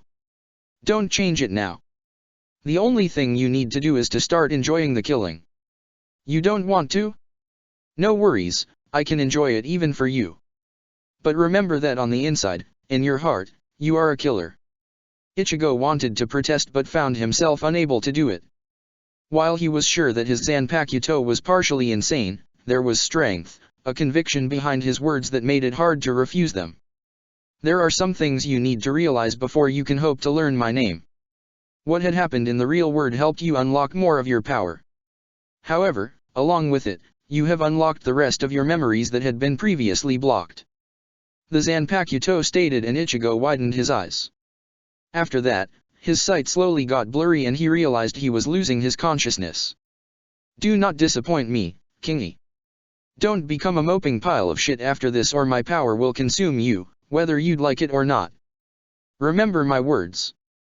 That was the last thing Ichigo heard before he blacked out. The next time he awoke, the air around him wasn't peaceful, fresh, it wasn't even quiet. And he was feeling completely uncomfortable. His back hurt, his head hurt. He was sticky all over his body, the dried blood irritating his skin. He was momentarily unable to even think. His mind and his heart were hollow. His emotions were all over the place. One moment he felt numb, one moment he felt elated, one moment he felt depressed, and one moment he felt murderous. It was a bittersweet symphony of the reality that coldly welcomed him back from his unconsciousness. Ah, Ichigo, you're awake. Rukia's voice entered his ears from somewhere behind him. The teen blinked a few times in an attempt to clear his eyes from the unpleasant stuff in the corners of them before his muscles tensed and he slowly raised himself to a sitting position. He cracked his neck joints and glanced around him. It seemed they were still somewhere near the brothel, as he could see a pile of dead bodies on his far right. Not to mention the stench of the blood that violently attacked his sense of smell almost instantly after he had woken up. Where is she? He asked. While his voice surprised Rukia, it surprised him even more. It was really calm and even. She pointed forward and his eyes traced the direction to see something in a distance. It was Kazumi's dead body covered with a thick blanket. I was sure that you'd want to be the one to bury her, so we left her like that. Rukia started but was stopped when Ichigo raised his hand and then quickly lowered it. He turned to her and nodded, his face radiating gratitude. Yeah, I do. Thanks. He stated, and supporting himself with one hand, he got up and headed towards the place where Kazumi lied. Standing above her covered corpse, Ichigo hesitated for a moment before crouching down and pulling the blanket away. He felt his calm demeanor breaking. The harsh reality was showing him the proof of its absoluteness. Kazumi was dead. However, even after all the time he was unconscious, even after death, she was still smiling. He swallowed all the emotions building up on the tip of his tongue, and with a clenched jaw, he put the blanket away. It took him less than an hour to make a solid grave for her. his swallowed emotions prompting him to work harder and faster. He finished it with a small gravestone that said only 2 sentences. "Here lies Kazumi. Even the death couldn't erase her smile. And even the death will fear her legacy." Ichigo let his gaze linger on it for a bit longer before turning around to face Rukia with a steel stare. "Take me to the academy and to the Godai 13. I'm going to create a heaven, whether they'll like it or not." Chapter 4, Academy of Villains, Enter Siratii. Gradually opening his eyes, Ichigo took a few deep breaths to calm himself down and shifted his legs. The meditating pose he had been in for the past 2 hours made his lower body slightly numb. Cracking his neck joints, he winced at the pain coming from his muscles. So the damage shows itself on the outside too. He thought and rubbed his shoulder. The pose he had been in was called Jinzen. Rukia had taught him to it the evening Kazumi had died. As the raven-haired woman had informed him, it was the best method to enter one's mindscape and communicate with his Zanpakuto. It had been 3 days since Kazumi had died, and whenever he had the chance, Ichigo was spending his free time in his mindscape, sparring with his Zanpakuto spirit. He was still wary of the manifestation. The fact that it was a part of his soul didn't comfort him. His Zanpakuto was a slightly irrational, bizarre, maybe even a deranged person. However, he was also a master in handling its own blade. That was the reason Ichigo had managed to swallow the hard pill of the insane person being a part of his soul and had been repeatedly entering his mindscape to meet him. Although, this was not the only reason Ichigo had been spending his free time away from the outside reality. He wasn't conscious of it, but the empty space where Kazumi had been, his side, was now filled with Rukia and Yuriyuki, and he was not comfortable with it. Kazumi had been somebody who could understand him and support him without words. She was somebody Ichigo could lie next to without feeling anxious. Most importantly, she was a woman that could touch his skin without him feeling sick. Ichigo sighed, and with a start, he realized the night was already here, surrounding him with its darkness. He could identify 2 silhouettes lying a bit further away from him, bound together and knocked unconscious. They were those 2 Shinigami Rukia had spared and was taking to the Siratii as witnesses for the horrors many had committed. Just looking at their faint outlines made Ichigo's blood boil. They belonged to the group of Shinigami, responsible for Kazumi's death, the group he had begun to call trash. Recalling Kazumi's dying face, he slowly stood up and walked towards the duo. With narrowed eyes, he stared at their motionless bodies. He gritted his teeth and clenched his fists. It would be so easy to kill them. All he needed to do was to take out his sword and make 2 quick and simple thrusts. The blade would slide through their skin and muscles, penetrating their hearts, like a knife jabbing into the butter. Carefully, trying not to alarm Rukia or Yuriyuki, he reached for the hilt of his Zanpakuto and slid it out of the sheath. The moonlight reflected itself on the blade, creating an illusion of the Zanpakuto cutting the moon. The sight fascinated the teen, and he gazed at it for a full minute, not aware of the stare coming from Rukia. She had been awake ever since she felt Ichigo's Ryutsu fluctuating. He couldn't control it, so he didn't know his spiritual energy mirrored the state of his emotions. The stronger his energy, the stronger the echo. She had been watching his actions with a set face, waiting for a moment when she would need to act. Ichigo lowered and raised his Zanpakuto, studying the reflection with curious eyes. For a moment, he forgot about the world, about the reality. But as the reflected light from his blade hit the 2 Shinigami, the curious glint in his eyes was extinguished and replaced with anger. He crouched and pressed the tip of the sword against the Shinigami's torso. He did it only lightly, the blade barely cut through the thin clothing. He wanted to put his weight behind the Zanpakuto, to make it slide through the body and let the blood gush from the wound, but he couldn't. For a moment, maybe because of the moonlight, he could see a pair of transparent hands holding the hilt of his Zanpakuto with him and preventing him from doing what he wanted to do so much. The hands looked smooth, and after a moment, they let go of the sword, convinced that the teen wouldn't do it. They caressed his own hands, and he could feel the sensation on his skin. He remembered that feeling. It was the same as Kazumi holding him whenever she was trying to teach him something new. He pushed the sword down. However, there was no blood spraying from the wound. His blade only pierced the ground next to the Shinigami, and Ichigo gripped the hilt and quietly cursed. The moonlight illusion may have been just that, an illusion, but it made an impact on the teen. It hit him hard. He felt as if Kazumi's spirit itself was watching over him and telling him to endure, telling him not to kill unnecessarily. He mentally argued, trying to tell himself that killing them would satisfy him, but in the end, he just couldn't do it. With a sigh, he got up, walked to his original place and lied down with his sword still in his hands. A full hour passed till Rukia was sure she could hear Ichigo's calm breath, indicating that he was finally asleep. She returned her own Zanpakuto back to its sheath and tried to calm herself down. There had been no need for her to keep a watch. In the morning, Ichigo awoke as the first one and decided to make himself a small breakfast until the rest of the group would wake up. He didn't wait for long. Rukia opened her eyes just as he was finishing the apple. Morning. She yawned and started to stretch. Ichigo answered with a grunt, keeping his eyes glued to the two Shinigami on his right. They were still out cold. It had been decided that Rukia would keep them like that every time they stopped to rest. During the day, Ichigo and the group were using their shunpo to directly cross the distance between their current location and the Siratii, stopping only in the evening. The two Shinigami were conscious during that time and forced to keep up, which meant that Ichigo and company were only slowly getting closer to the Siratii. However, after 3 days, they had managed to cover half of the distance and were currently in the 40th southern district of the Rokanga. Hey kid. Ichigo ignored Yoriyuki's voice and continued to watch over the Shinigami, until the cat walked up closer to him and sat in a small distance away from him. I'm calling you kid because I honestly don't know how I should call you. I don't think you'd prefer me using your name, she stated. Ichigo closed his eyes for a moment and sighed.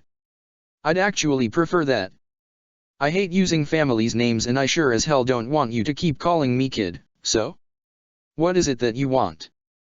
He replied after a moment. The cat tilted its head and licked her paws before answering.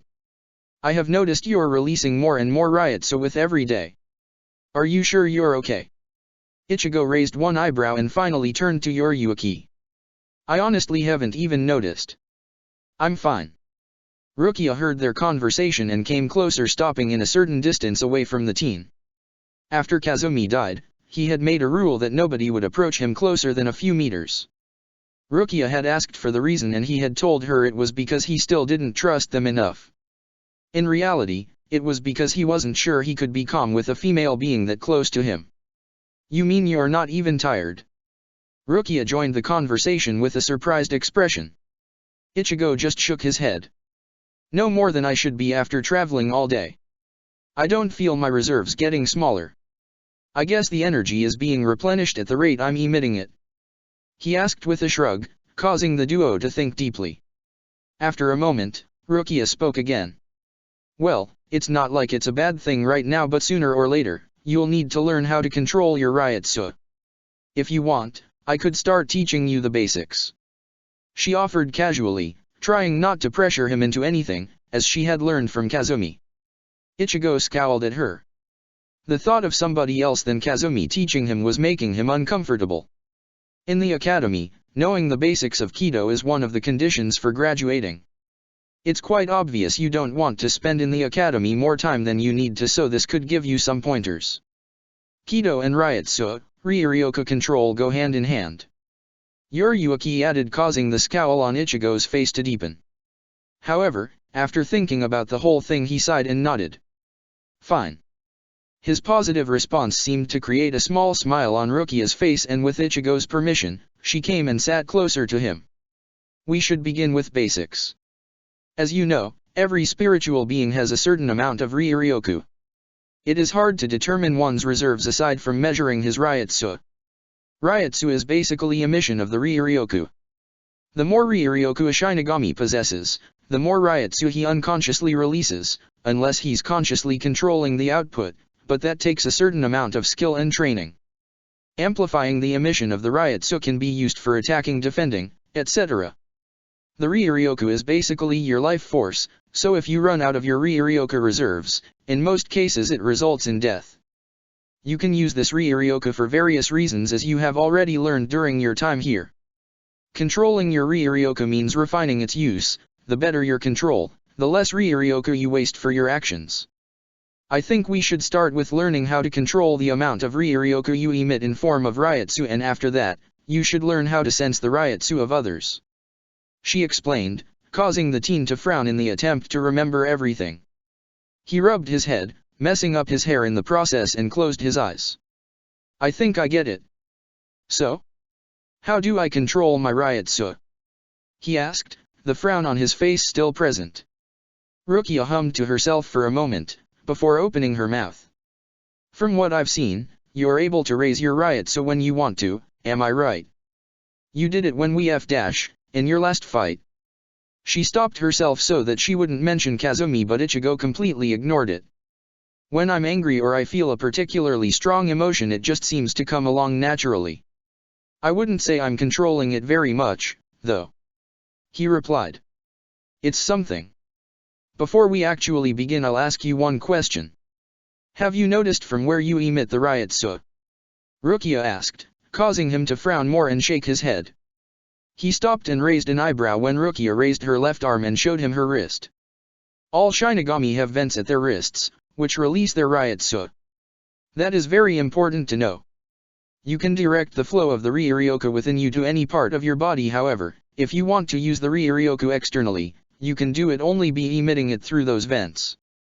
That is why all Kido spells are used with hands. So, if you want to release your Ryotsu, the Ryuryoku flows out of these vents, but we want the exact opposite. But you can't just seal these vents, as you would get incinerated by your own Ryotsu from within. Simply said, there is no way for a Shinigami to completely stop emitting Ryotsu. You can lower the amount, and the true experts can control their energy so well, they are emitting only a minuscule volume, but you can't completely shut it off. She lectured like a teacher. Okay, go on. So, you know where the energy is flowing out from. Now you need to learn how to reduce the amount of that energy. There are many possible ways how to do it. I'll show you mine.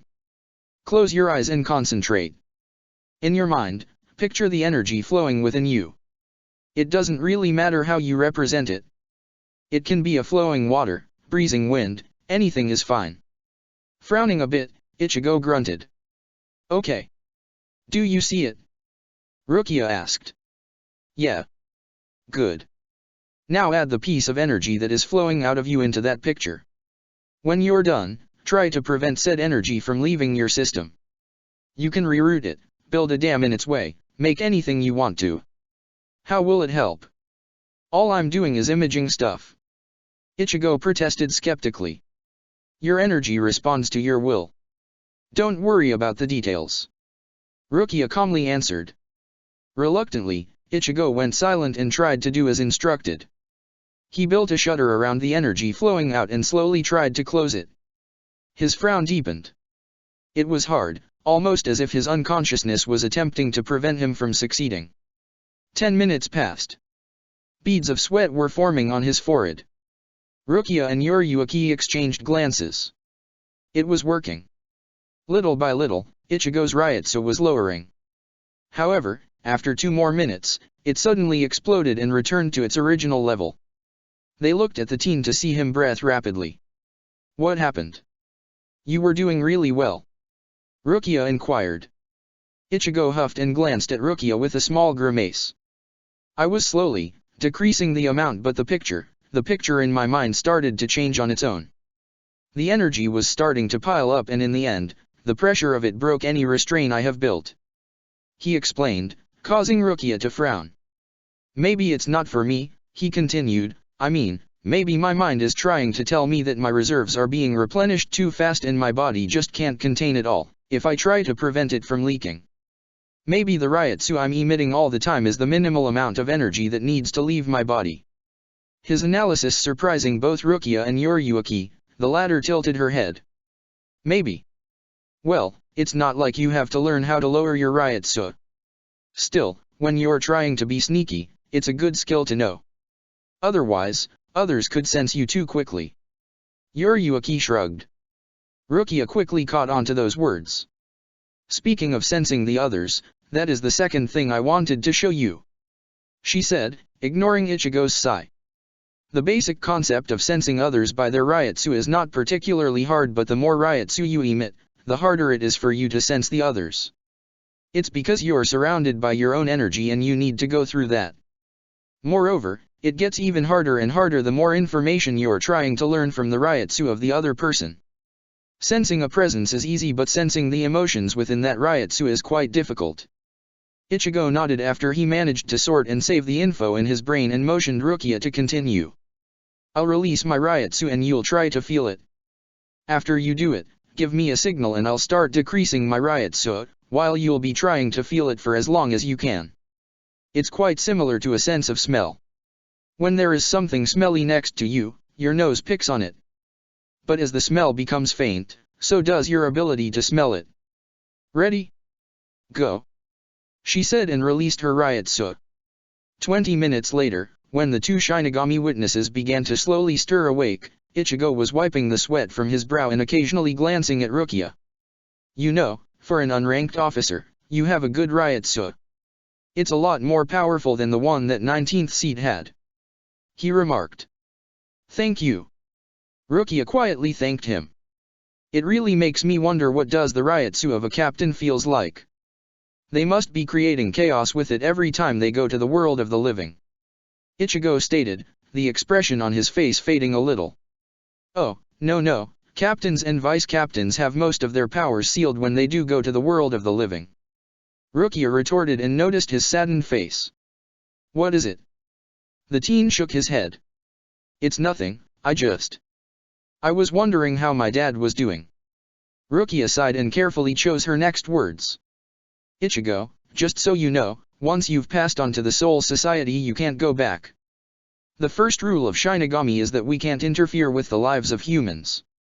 He waved his hand. Yeah. I figured. He muttered. Rukia watched him stare at the ground, feeling the melancholy within his Ryotsu, but she didn't dare to do anything. She was aware of the fact that he wouldn't allow her to get close to him. Not yet. The moment of silence was interrupted by moaning coming from the two Shinigami witnesses. It also woke Ichigo from his thoughts and he got up. Yeah, we should move. From that point onwards, until they stopped in the evening, Ichigo hadn't uttered a single word.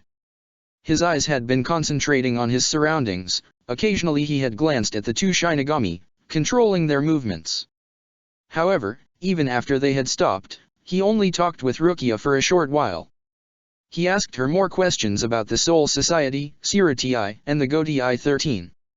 He wanted to know details, any details that could help him in the future. After he received the answers, he went silent and immersed himself in the training.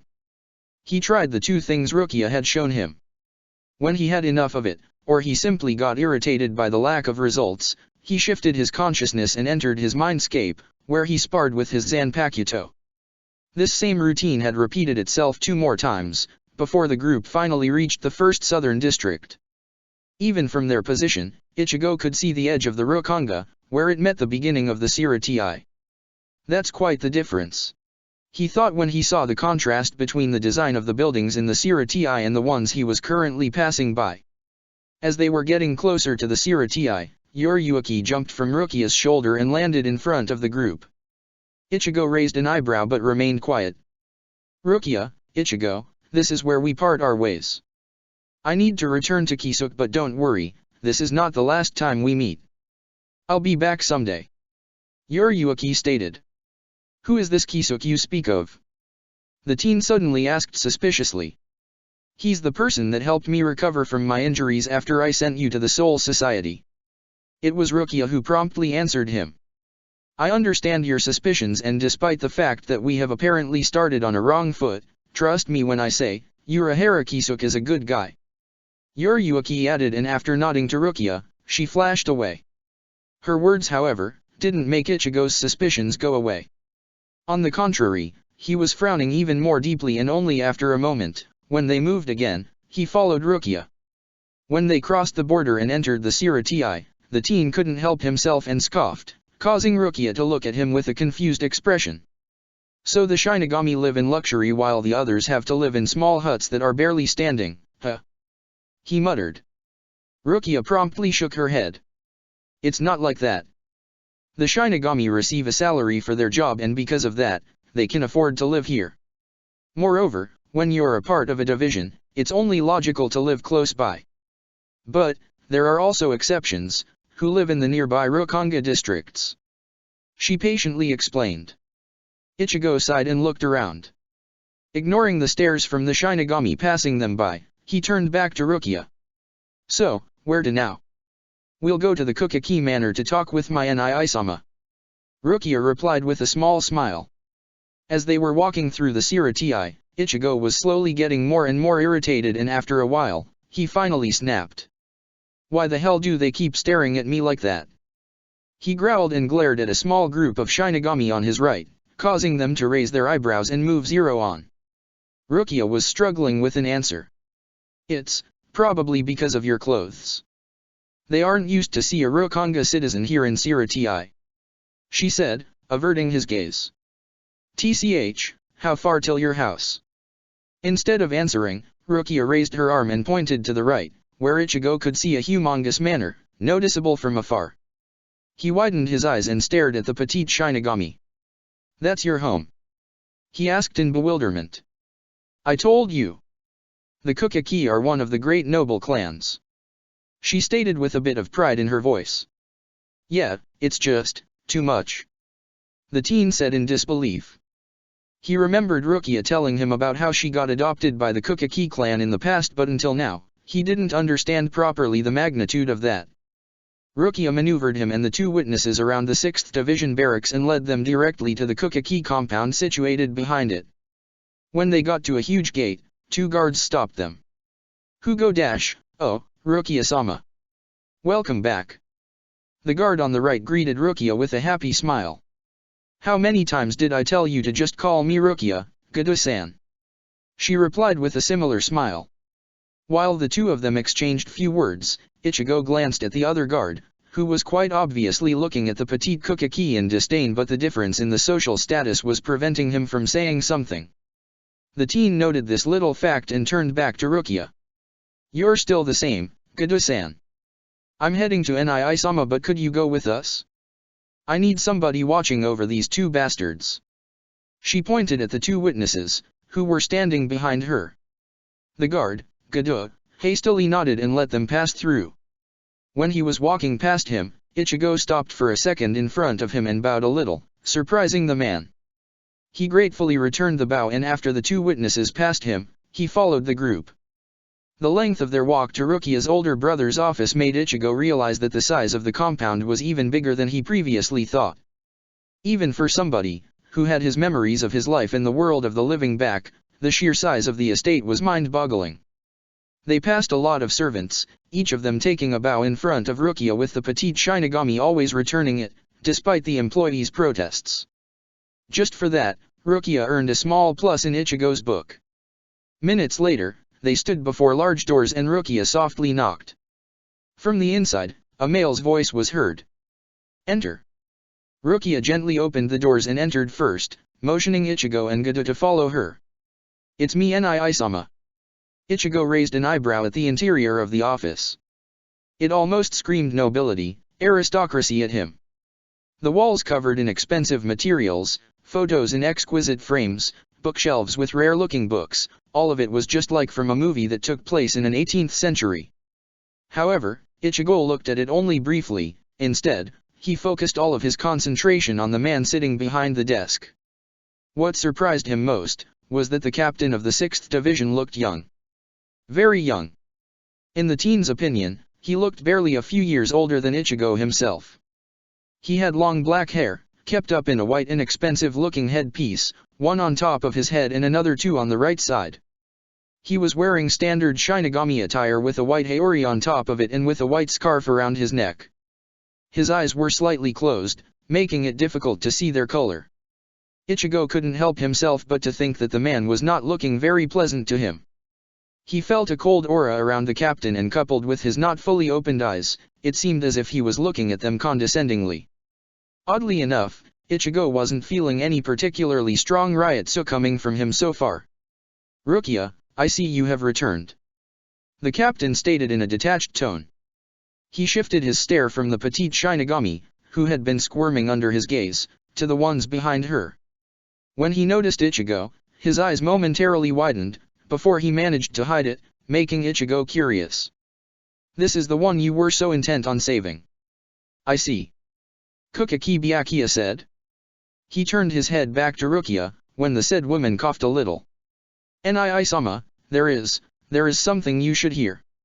She said and glanced at Ichigo, motioning him to come closer. The teen quickly took the few steps and appeared next to her. The head of the Kukaki clan studied Rukia's face. I suppose it's important? He asked. Rukia quickly nodded.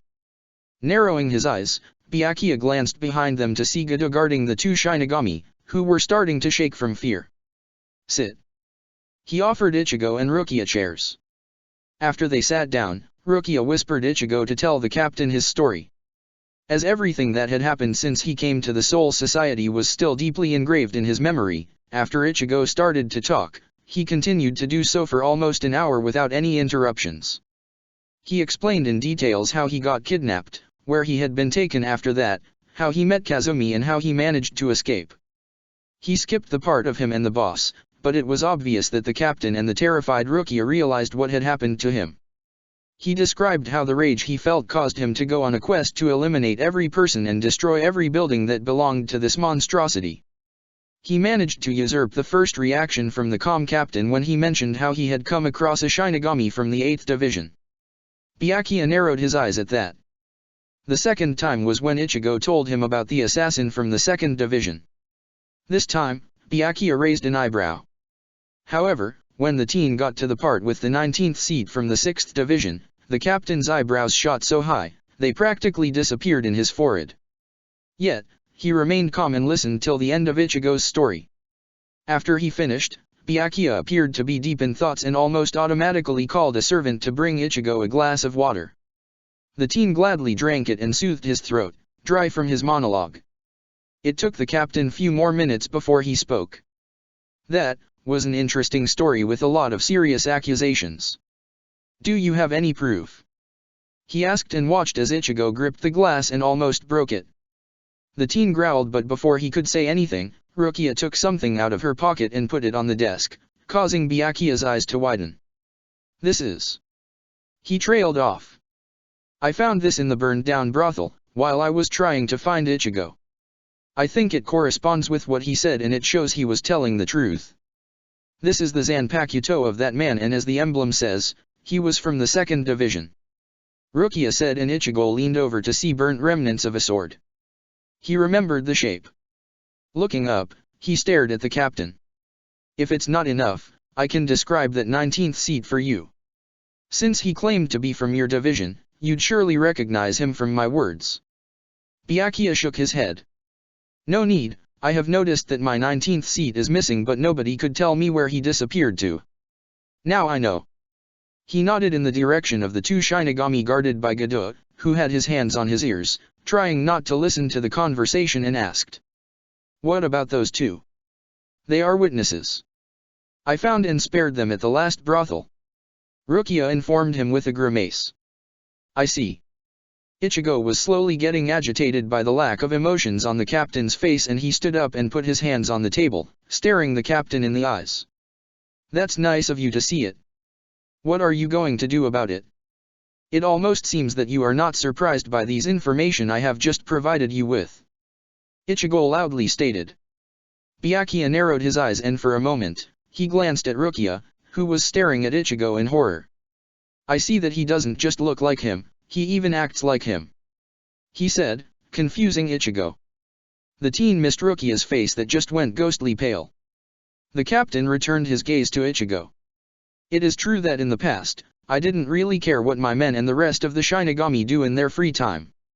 He stated, and Ichigo suddenly felt the air getting heavy. However, I will not tolerate something like this, my own men doing such filthy and disgusting deeds. Inexcusable. One of the laws of Shinigami from the Gotei 13 says, it is against the law to commit a murder. Rape and human trafficking are not a murder, but these actions kill a part of the person. Kurosaki Ichigo, trust me when I say, I will not let this go. Byakuya stated in a hard and cold tone, and for a split second, he unleashed his Ryutsu in the room, showing just how much he was angered. The two Shinigami in the back passed out. Ichigo was lying in a bed, his eyes opened and aimed at the ceiling of the room. After the meeting with the captain of the 6th Division had ended, Rukia had taken him to a dining room, where the two of them had a small dinner. Afterwards, she insisted on him staying the night in the Kukaki mansion so the next day, she could take him to the academy. So there he was, contemplating about the captain he had met and the impression he had left on him. On one hand, Kukaki Byakuya was just like Rukia said, a man with a sense of honor, and Ichigo was sure he had seen an honest anger in his eyes. On the other hand, Ichigo still couldn't bring himself to like the man. He was too cold, too aristocratic, and emotionless. At least that was what Ichigo had seen. Maybe the man was hiding his true emotions and the teen just didn't pick up on them. Moreover, the captain had admitted that until now, he didn't care for the actions of his men during their free time, and that bugged Ichigo. Although, after some thinking, he couldn't really blame him. Having about 300 men under his command, it must have been really difficult to keep track of every single one of them. Ichigo lightly bit his tongue. He wasn't ready to trust Byakuya, but he seemed like the kind of person who would see this to the end. Then there was his Ryotsu. Ichigo grimaced. It was just like Yuriyuki had said when they first met. The Ryotsu of a captain was on a whole other level compared to the Shinigami Ichigo had encountered so far. While the teen withstood the pressure of Byakuya's Ryotsu without ending up on his knees, it still caused him to sweat heavily and feel a shiver running on his spine. The difference between their energy was currently like a night and day. Just recalling the situation made him shudder. However, it also ignited the burning resolve to train even harder within him.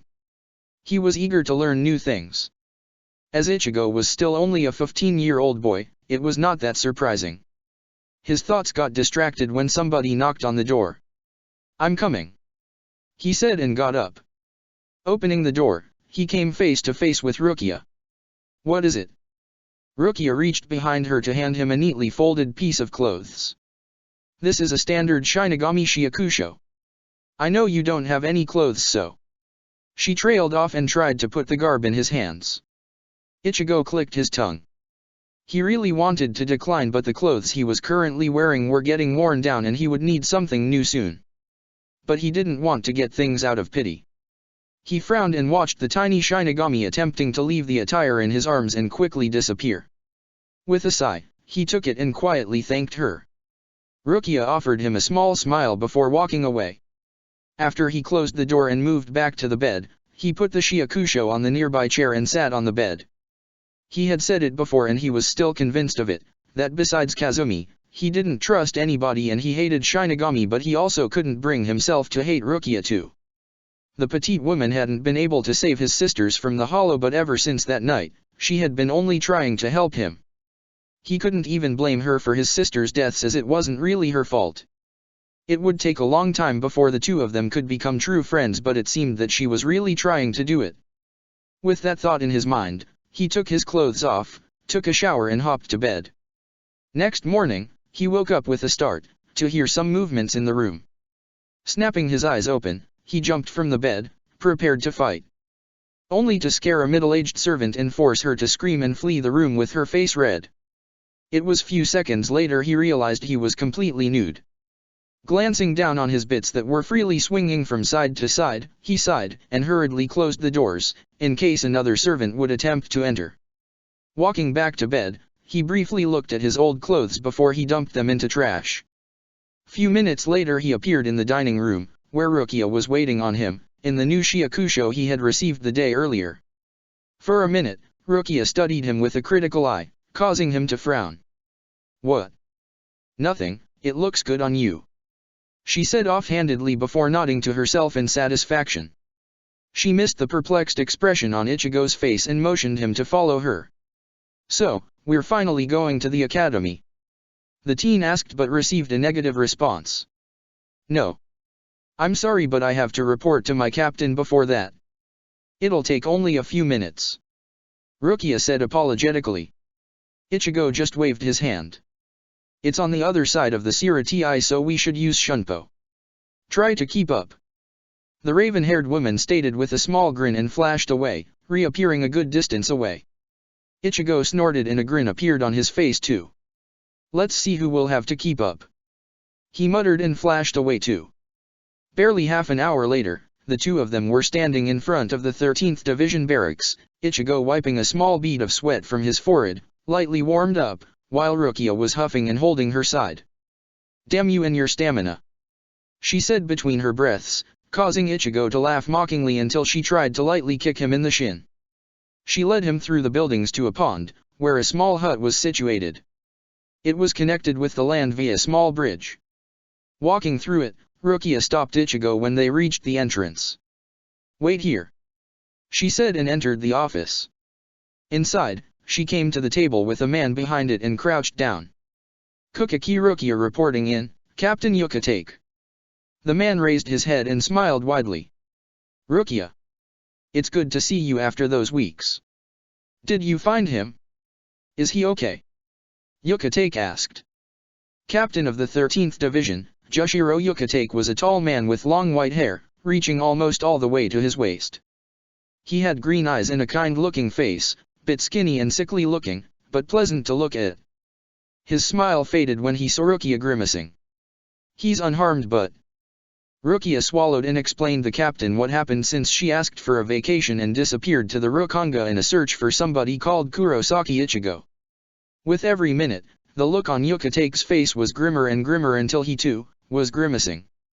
With a disgusted expression, he shook his head. I think even disturbing is a too weak word for this. I'll contact Captain Kiraku and prepare him for the news before Captain Kukaki meets him. Of course, your brother has my full support," he stated resolutely.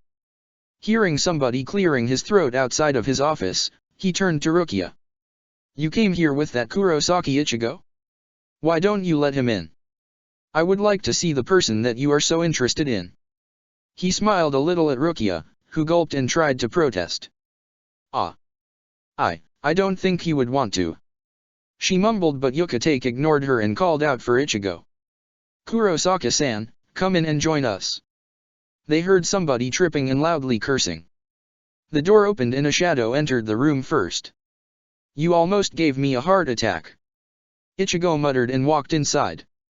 When the light hit him and he showed himself to the captain of the 13th Division, said man's expression froze in shock. "Keikayan," he whispered in disbelief, causing Ichigo to raise an eyebrow. Rukia gulped and quickly motioned Ichigo to sit down. Meanwhile, Yuka-take managed to get over his shock, but his eyes were still wide open. I'm sorry, Kurosaki-san. Your appearance just caught me off guard. You look just like my former lieutenant. By the way, I'm Jushiro Yuka-take, Rukia's captain," he stated in a daze. Ichigo furrowed his brow and glanced at Rukia, who was pale and refusing to look at him. "Yeah, Rukia told me about you," Ichigo replied and took turns to look at Rukia and Yuka-take before he crossed his arms. "Okay, there is something in this room. I don't know what, but it's a bit uncomfortable." Small amount of pain flashed across Yuka-take's face and the man peeked at Rukia, who was intently staring at the ground, her hands clutching the edge of her clothes. He apologetically shook his head. "I'm sorry, Kurosaki-san, this is something Rukia will tell you when she's ready." Hearing that, Ichigo stared at the man, not saying anything.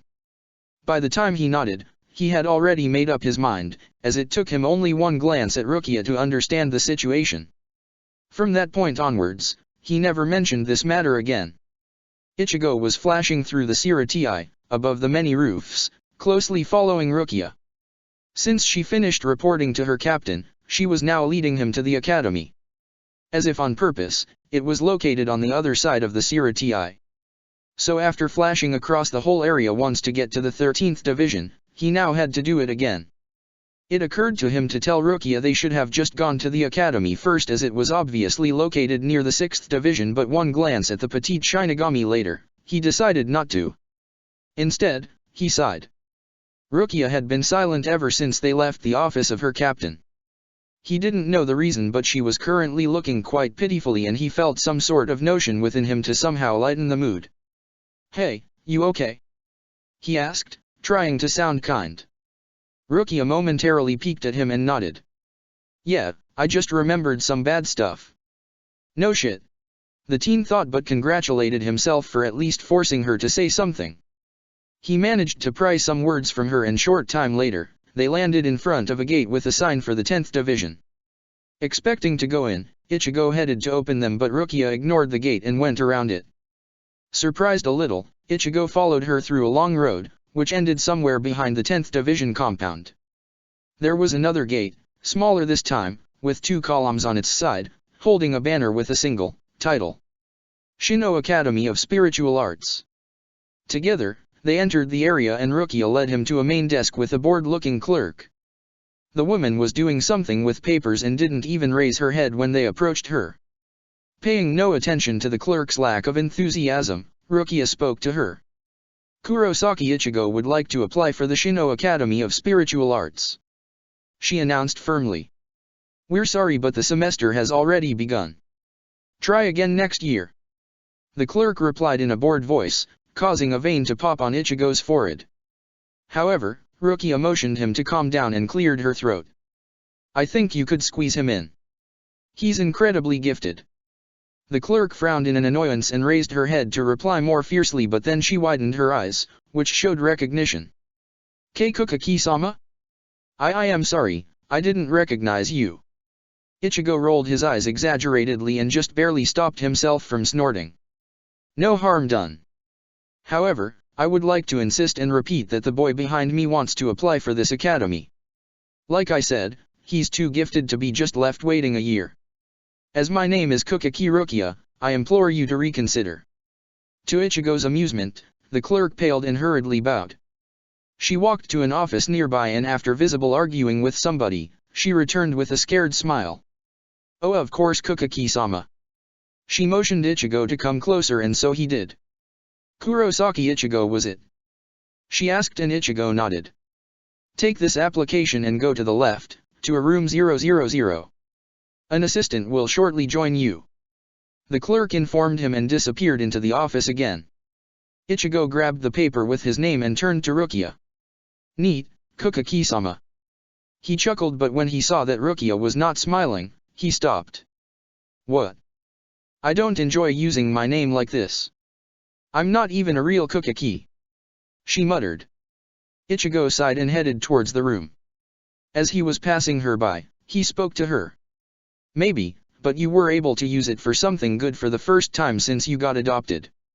You should be happy. Without looking back, he disappeared into the room, leaving a stunned Rukia, who just stared at the place where he had been standing. After a minute, a small grateful smile crept on her face. Inside the room 000, Ichigo found multiple rows of tables and an uncomfortable-looking assistant that was waiting for him next to a table in the front. When Ichigo came close and sat down, he handed the teen a few papers. This is the first part of the entrance exam, a written test. You have 45 minutes to finish it. Begin, now.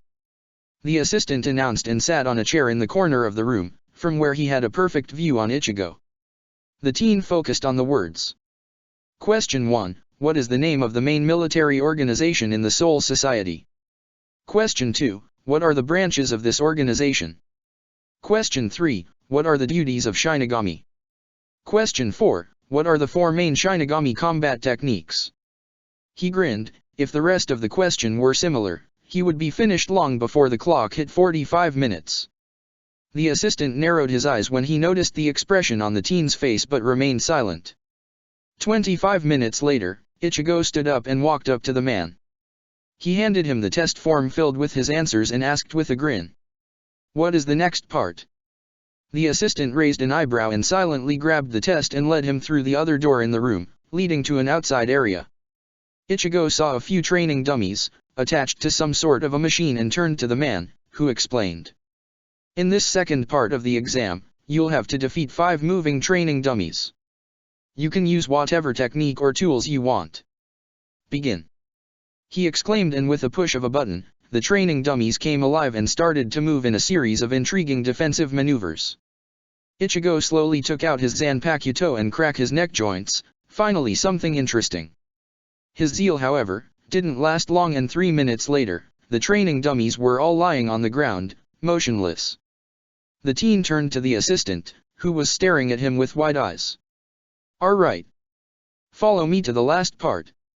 He led Ichigo through a corridor, which ended with a platform. On the platform was lying a small, translucent, and quite innocently looking orb. The man hurried with an explanation, his behavior towards Ichigo quickly changing. This is a spiritual orb, which responds to Ryuryoku. Your sole task is to hold it and try to release as much Ryotsu as you can muster. Just for a split second so that the orb can record and measure it. Ichigo nodded in acknowledgement and moved closer. He grabbed the orb, being careful not to drop it, and closed his eyes for a moment. As he had informed Rukia, he was able to unleash more of his Ryotsu the stronger emotion he felt.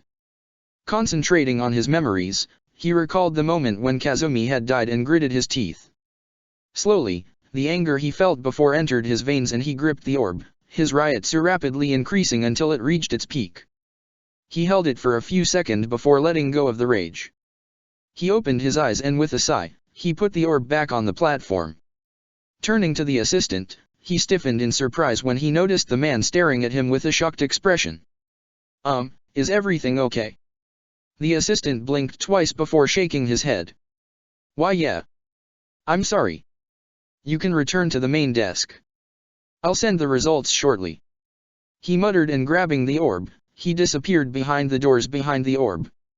Ichigo shrugged and walked back to the desk with the clerk, where Rukia was surprisingly still waiting. I thought you'd be gone by now. He stated, perplexed.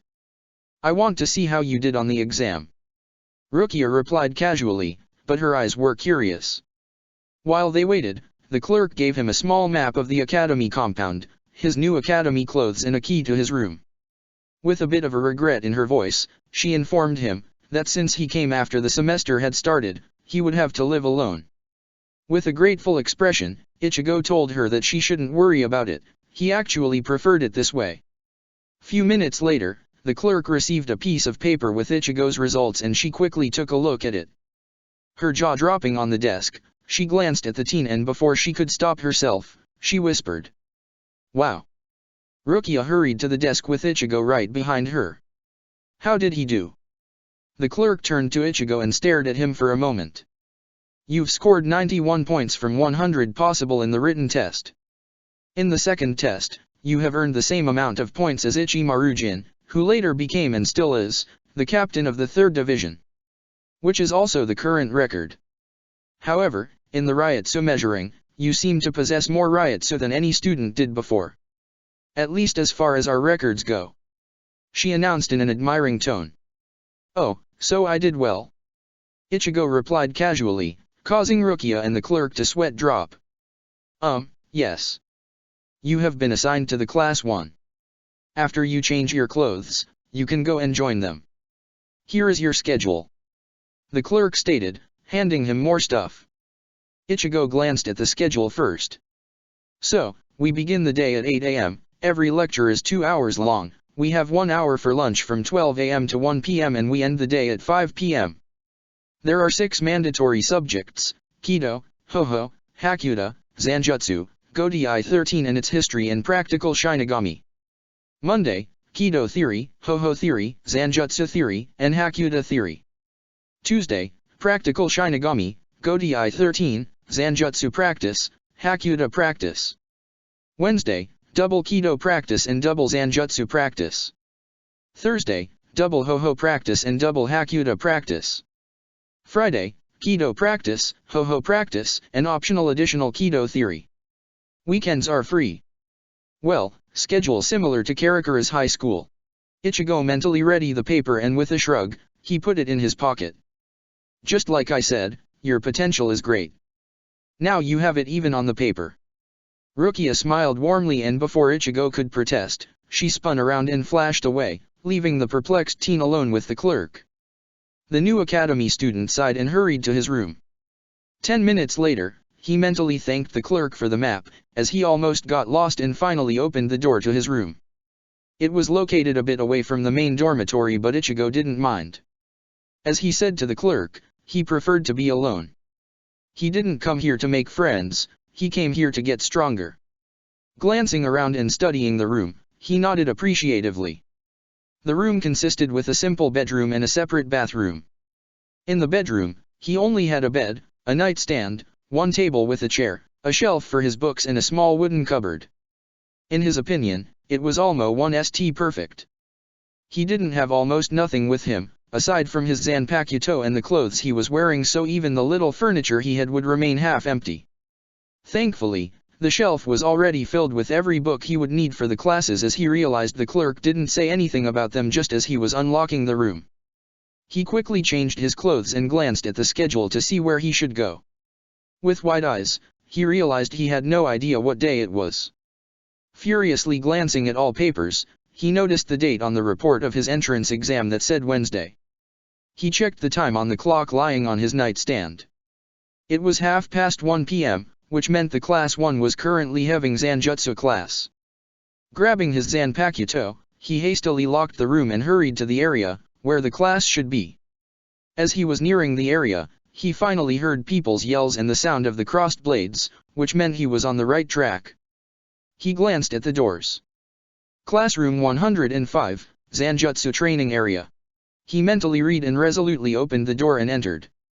He came face to face with a group of students in the process of wildly swinging bamboo swords and an instructor with glasses yelling instructions at them.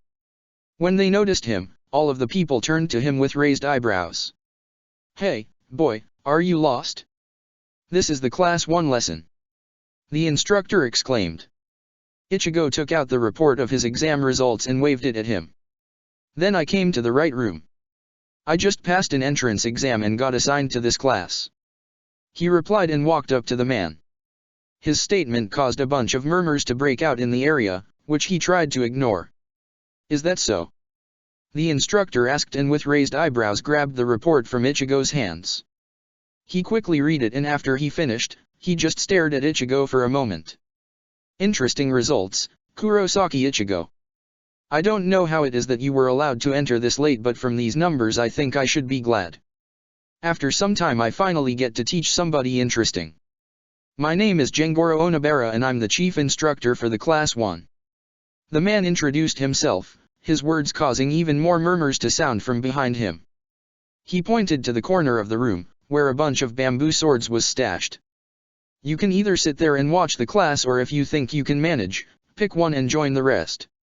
I see you already have a Zanpakuto, but leave it next to the stash. We're still not training with real swords," Gengoro stated, and watched as Ichigo silently moved to the stash and without looking picked the first bamboo sword, leaving his Zanpakuto on the ground. "Good.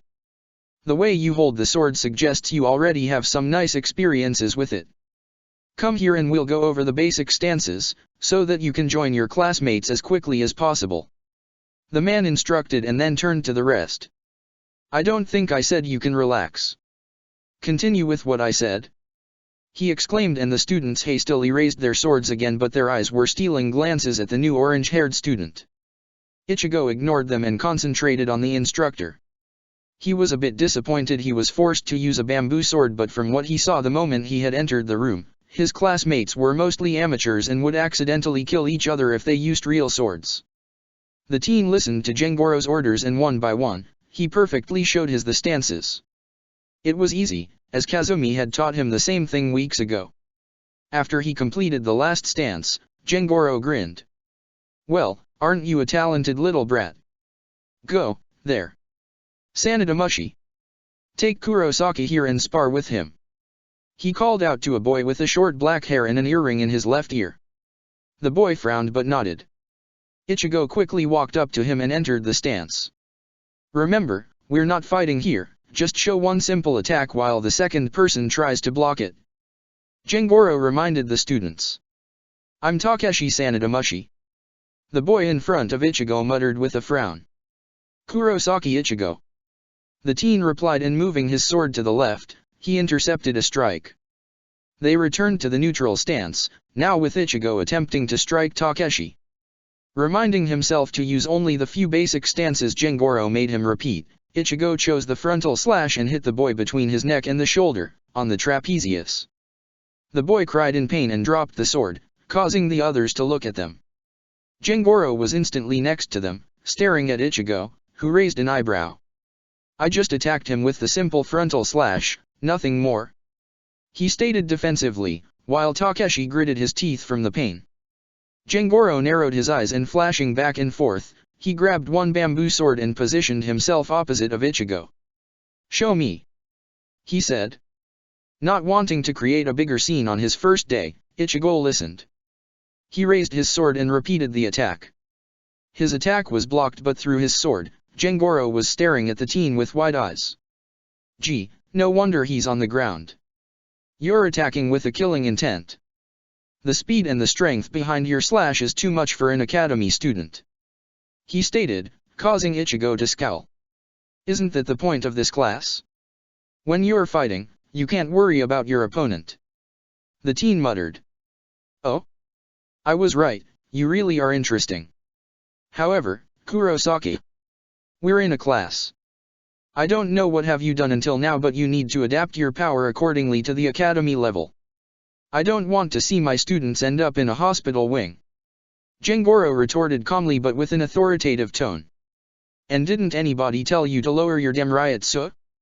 Or are you trying to impress me?" he added. "I can't. This is how I always am," Ichigo replied with a shrug. "Oh my god, he's that Tora. He matches the description perfectly," one of the students whispered in excitement, causing the others to widen their eyes. Ichigo grimaced and tried to suppress his annoyance. He narrowed his eyes when he glanced back at Jangoro to see an unsettling grin on his face. "Oh ho, so we have a celebrity here. Good for you, Kurosaki. Until you adapt to the academy level, you'll be sparring with me," the instructor stated. This only further increased the amount of murmurs between students, and Ichigo groaned. This was not how he wanted to start his stay in the academy. Check the description for the links to the author.